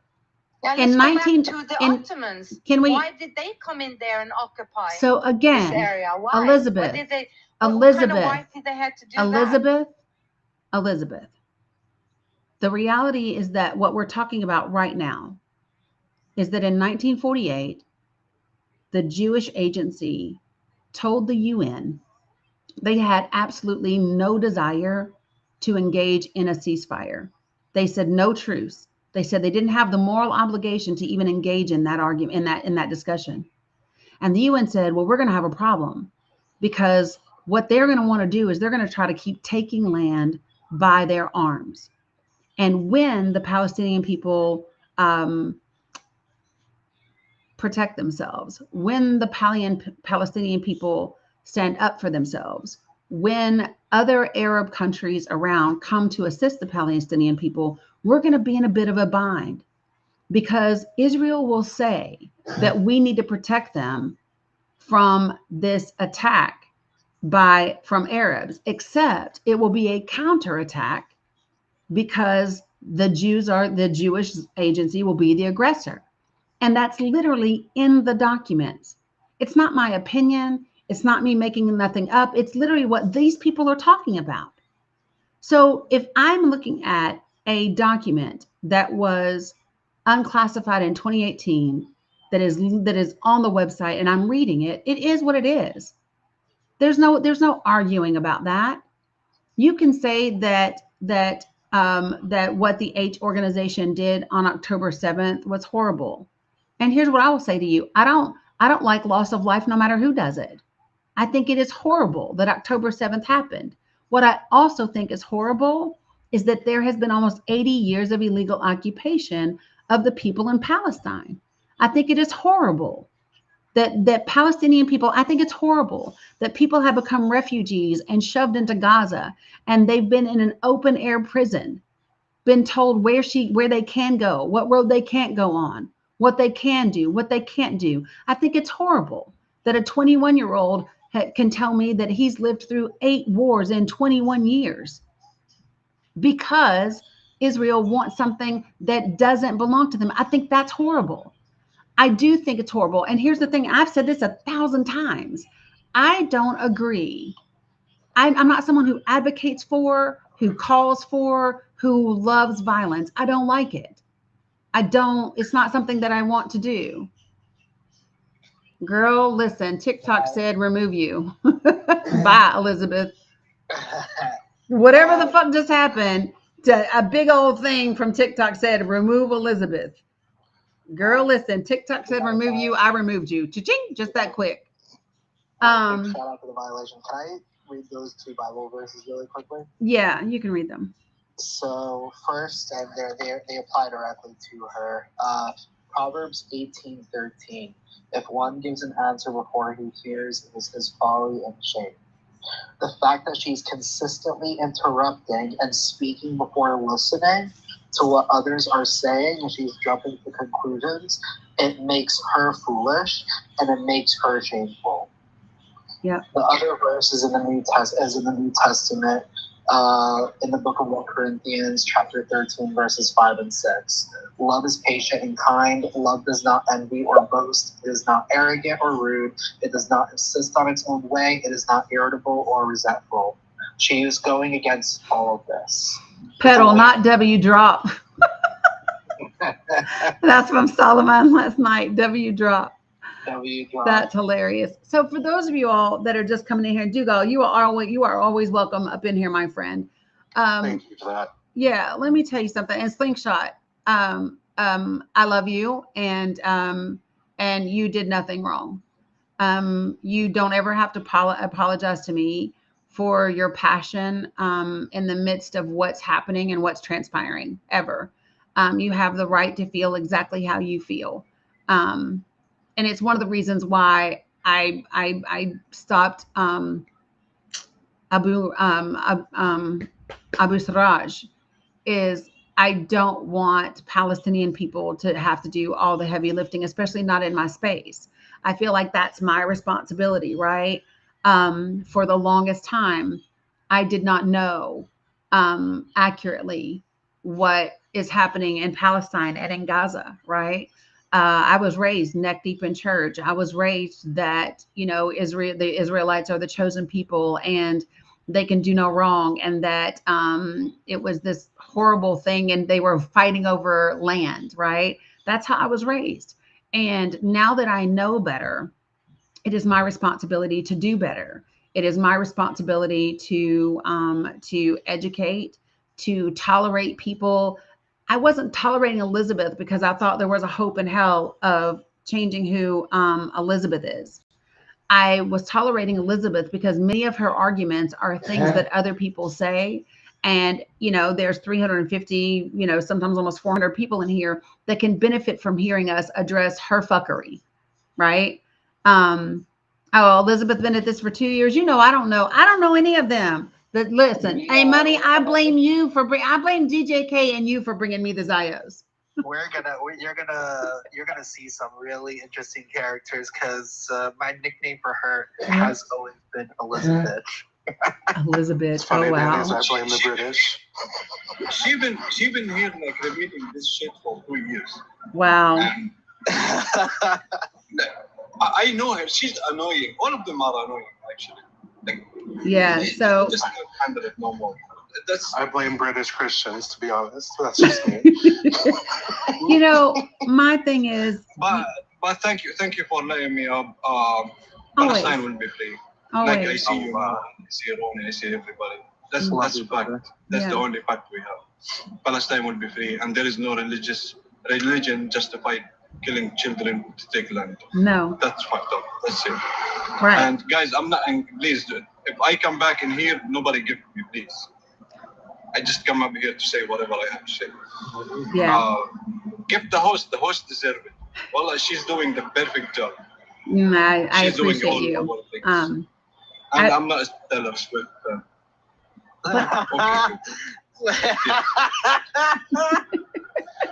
I ain't even gonna touch that. Just okay, that. Thank you. I'm gonna drop. Bye. Okay, bye, Slingshot. Bye. I will say after Elizabeth before I drop down. Yeah. It's crazy to see how whiteness expands beyond the U.S. sometimes. You Well, know? she was born in New York and she's living in Norway. Oh, so she just took it with her. Yeah, she got both. Yeah, she just took it with her. Yeah, 100%. She just took it with her. All right. Yeah. I'm gonna drop down. I appreciate you, Dani. Thank you for letting me I up. appreciate you. I'll be Anytime, back, friend. sure. Anytime. Y'all, let me I want to say this to you all. If you haven't seen the video that I posted before I went live today, please go watch it and share it. And the reason why I'm going to ask you to do that is it is a clip from when Mohammed joined us yesterday. And I want people to hear and see what the beautiful people of Gaza are experiencing right now. It is crazy to feel the way I do about people that I've never met. Right? I have never met Mohammed OS. I've never met Abu Siraj. I've never met Bilal or Aziz or, Raja or any of those people. And I love them fiercely, like fiercely. Right?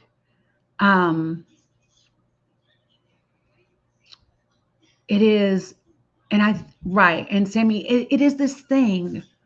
Let me see if I can. It is not just about what's happening to them. It is who they are in the midst of what's happening to them. Do you hear that? It's not just what's happening to them. It's who they are in the midst of it. The grace that they show, the kindness that they show, the compassion that they show. To be quite frank, the forgiveness that they show. It's amazing to me that they can be so forgiving that so much of the world is just now waking up. I don't know if the world had sat around and watched me for 80 years experience what they have experienced, if I could be that gracious. And they are. It's so incredible. Right? Inshallah, Lupita, inshallah. I told Abu Siraj this the other day, and I believe, and I meant it 100%.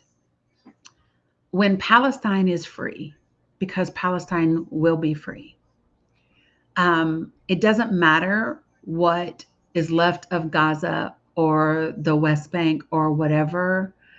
I will be on a plane and we will be rebuilding, and we will come and build together and break bread together and all of those things. 100%. You know, I think that everyone needs to, I don't want to tell people what to do, right? But what I would offer you is this. I would offer to you to think about how you can be helpful with where we are. What can you do? What do you have the ability to do? How can you use your voice, your platforms, your circles, your can you write letters to the editor? Can you call your elected officials? I have said before, go to Track APAC and put up how much money they've received.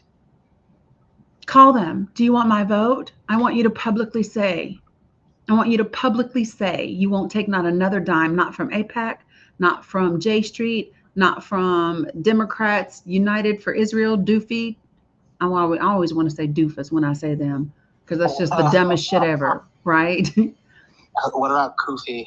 Kufi is a big but one. Kufi, that's John Hagee's organization. Kufi is behind the scenes, so they don't do like the lobbying. Like if you go, because I've gone to the FEC to look up their dollars. They've stopped that way because that way it's trackable, right? They do theirs in a whole backdoor kind of way.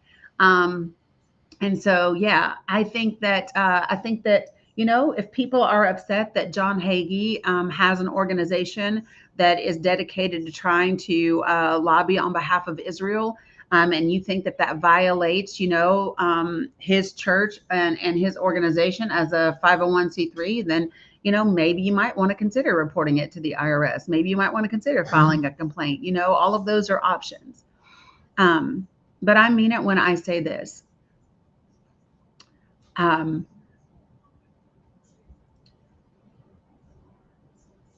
If you come to my space, you will not come here trying to make people that care about Palestinians out to be anti-Semitic. You won't. Number one, they can't be. Do you want to know why Palestinians can't be anti-Semitic? They speak Arabic. A Semite is someone who speaks Arabic. Did you know that, y'all? Anti-Semitic doesn't mean you don't like Jewish people. That ain't what it means. Right? They want you to think that's it, but that ain't it. They are literally Semites. Correct, Crystal. So when people want to argue with you about Palestine and Israel, it's very simple. A Semite, have you all looked up that word? Semite. Hold on a second. Oh, if I could type, I cannot. I still can't. Semite, it's a group or a family of languages. So Hebrew, Arabic, Aramaic, which is the language that Jesus spoke, and a couple of other presumably now dead languages are a Semitic language. It was weaponized by, I believe, a German person in the late 1800s, early 1900s to define hatred towards Jewish people. Correct. Even though the root for the word Semite or Semitic has nothing to do with Jewish people, but rather just the group of languages that certain communities or certain people speak. Yep. And just so that people understand that, right? So that's what I was saying is it's a member of any peoples, right? And it's not just like an individual, right? But it's the peoples. So and it's the peoples who speak or spoke a Semitic language like Hebrew, Arabic, or Amharic. Amharic. Am I saying that right, Ronnie? Amharic. Yeah. And there's some others, right? But all of those are included. And so because that's what they speak, they can't be anti-Semitic. It was literally something that was weaponized by a German person to describe being against the Jews, but it's not accurate, and that's not what it is. And they want it to be that, but it's not, right? So I will continue to talk about that's what you was going to say. Yeah. If you come in my space, don't come in here half-ass twisted when it comes to Palestine. And I would say that even if I had just like known, if I had found out the facts and that was all, I would feel that way. But because not only have I found out the facts, but I have met, virtually met incredible people that I truly love, right? I'm going to be fiercely protective of them. I feel like the world owes Palestine its protection because the world has failed Palestine for a very long time. So that's the way that I feel about those things, people. Okay. How do we think, hold on, how do you think that how do we link that to Jewish Christ? Yeah, Ronnie Love, I don't know. I don't know. Yeah, so listen, folks. What was the question? How to link? Oh, no. She was talking about how the German person linked it to Jewish people and how crazy it was. That's what she was saying. She was like, people are just crazy. No, it was just to weaponize it. Right. I don't know. It was something so stupid. Right. Yeah, 100%. 100%. So, thanks, Lynn Cotton. I appreciate that. Folks, listen, it will be, can I give you a little bit of a trigger warning? If you do go listen to the video, and I want you to do that, okay? The one that I just posted today with Mohammed OS on my panel, I'm going to tell you that it will be a difficult listen. And I'm going to ask you to listen anyway, because I promise you, no matter how difficult it is for you to listen to what he is experiencing, it is much more difficult for him to experience it. And like I said, we owe that to them. I can't ever unhear it, if I'm being honest. I will never be able to unhear it ever in my life. Ever in my life. Ever. DJ, he was on earlier. Kelsey popped in as soon as I went live today to let me to know that they had seen him and that he was okay. Yeah, him calling my name. That's the part. My daughter called me, my oldest daughter. It's on my TikTok, guys, and it's also on my Facebook. My oldest daughter called me yesterday. That's the one that be in the background. Yeah, Brandy, she's looking to evacuate. That's the one that be in the background, and her friend is the one that was the ICU, the critical care ICU nurse. Yeah, she's looking to evacuate. And she called me yesterday and she said, "Hey, how are you?" And I said, I'm trying to be good. Today's been rough. And she said, "What happened?" And you know that moment where it's like that one person, like, don't hug me, because if you hug me, it might just all come out. Y'all know what I'm talking about when you're right at the brim. And all she had to say was, "What happened?"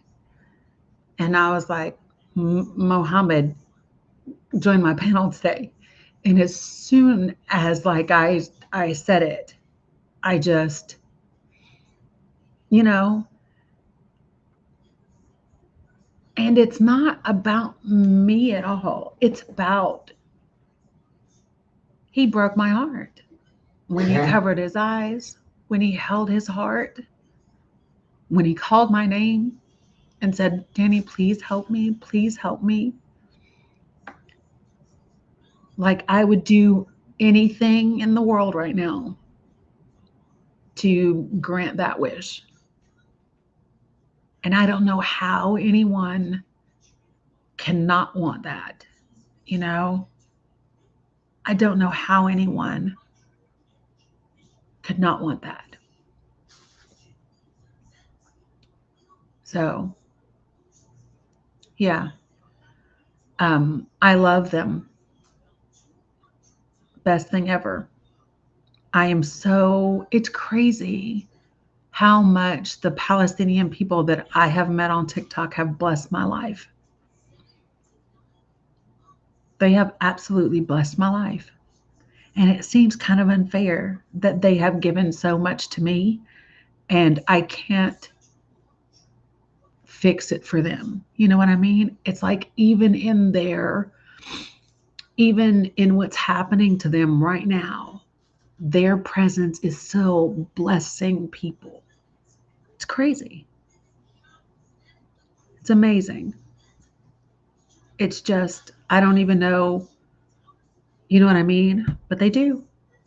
They do. If you could have seen Solomon last night, that kid has the most beautiful smile ever. 21 years old and smile from ear to ear and still managing to grow green oranges and something else and stay up all night just so he can go to the water truck. You know,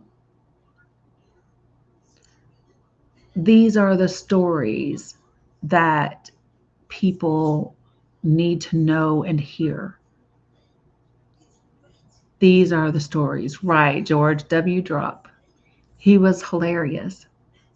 And talking about, I'm going to speak in English because my daddy can't hear me.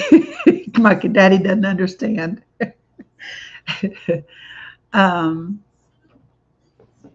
Yeah. Right, DJ K, I'm just saying. It was about he's looking for a wife. He's looking for a wife, and he doesn't want his dad to hear because then his dad is gonna say he's gonna start praying for him. He's gonna start saying in Arabic that your turn is next. It was so funny. Yeah. But I'm just saying, folks, if you don't know the facts around history, reach out. There are people that will share it with you. I have links in my link tree. You can become informed. If you are resistant to the notion because of how you were raised or because of the religion you were taught, that's okay. It's okay. Just approach it anyway. Consider the information. Nobody is asking you to forego your faith or anything. They don't have to. For one thing to be true doesn't mean that the other can't. More than one thing can be true. Okay? So I would offer that to you guys. What I am going to do is get off here. I've been on for quite a while, almost 5 hours. Miss Mila is about to hit this door. And oh shit. And the kids have physical therapy. I almost forgot. I have to take the youngins to physical therapy. So that's what I'm going to do. I don't know what I thought I was going to do, but that's what I'm going to do.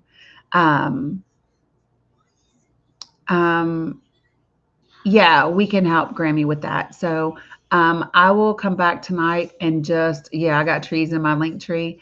I'll come back tonight and probably join A Money's live.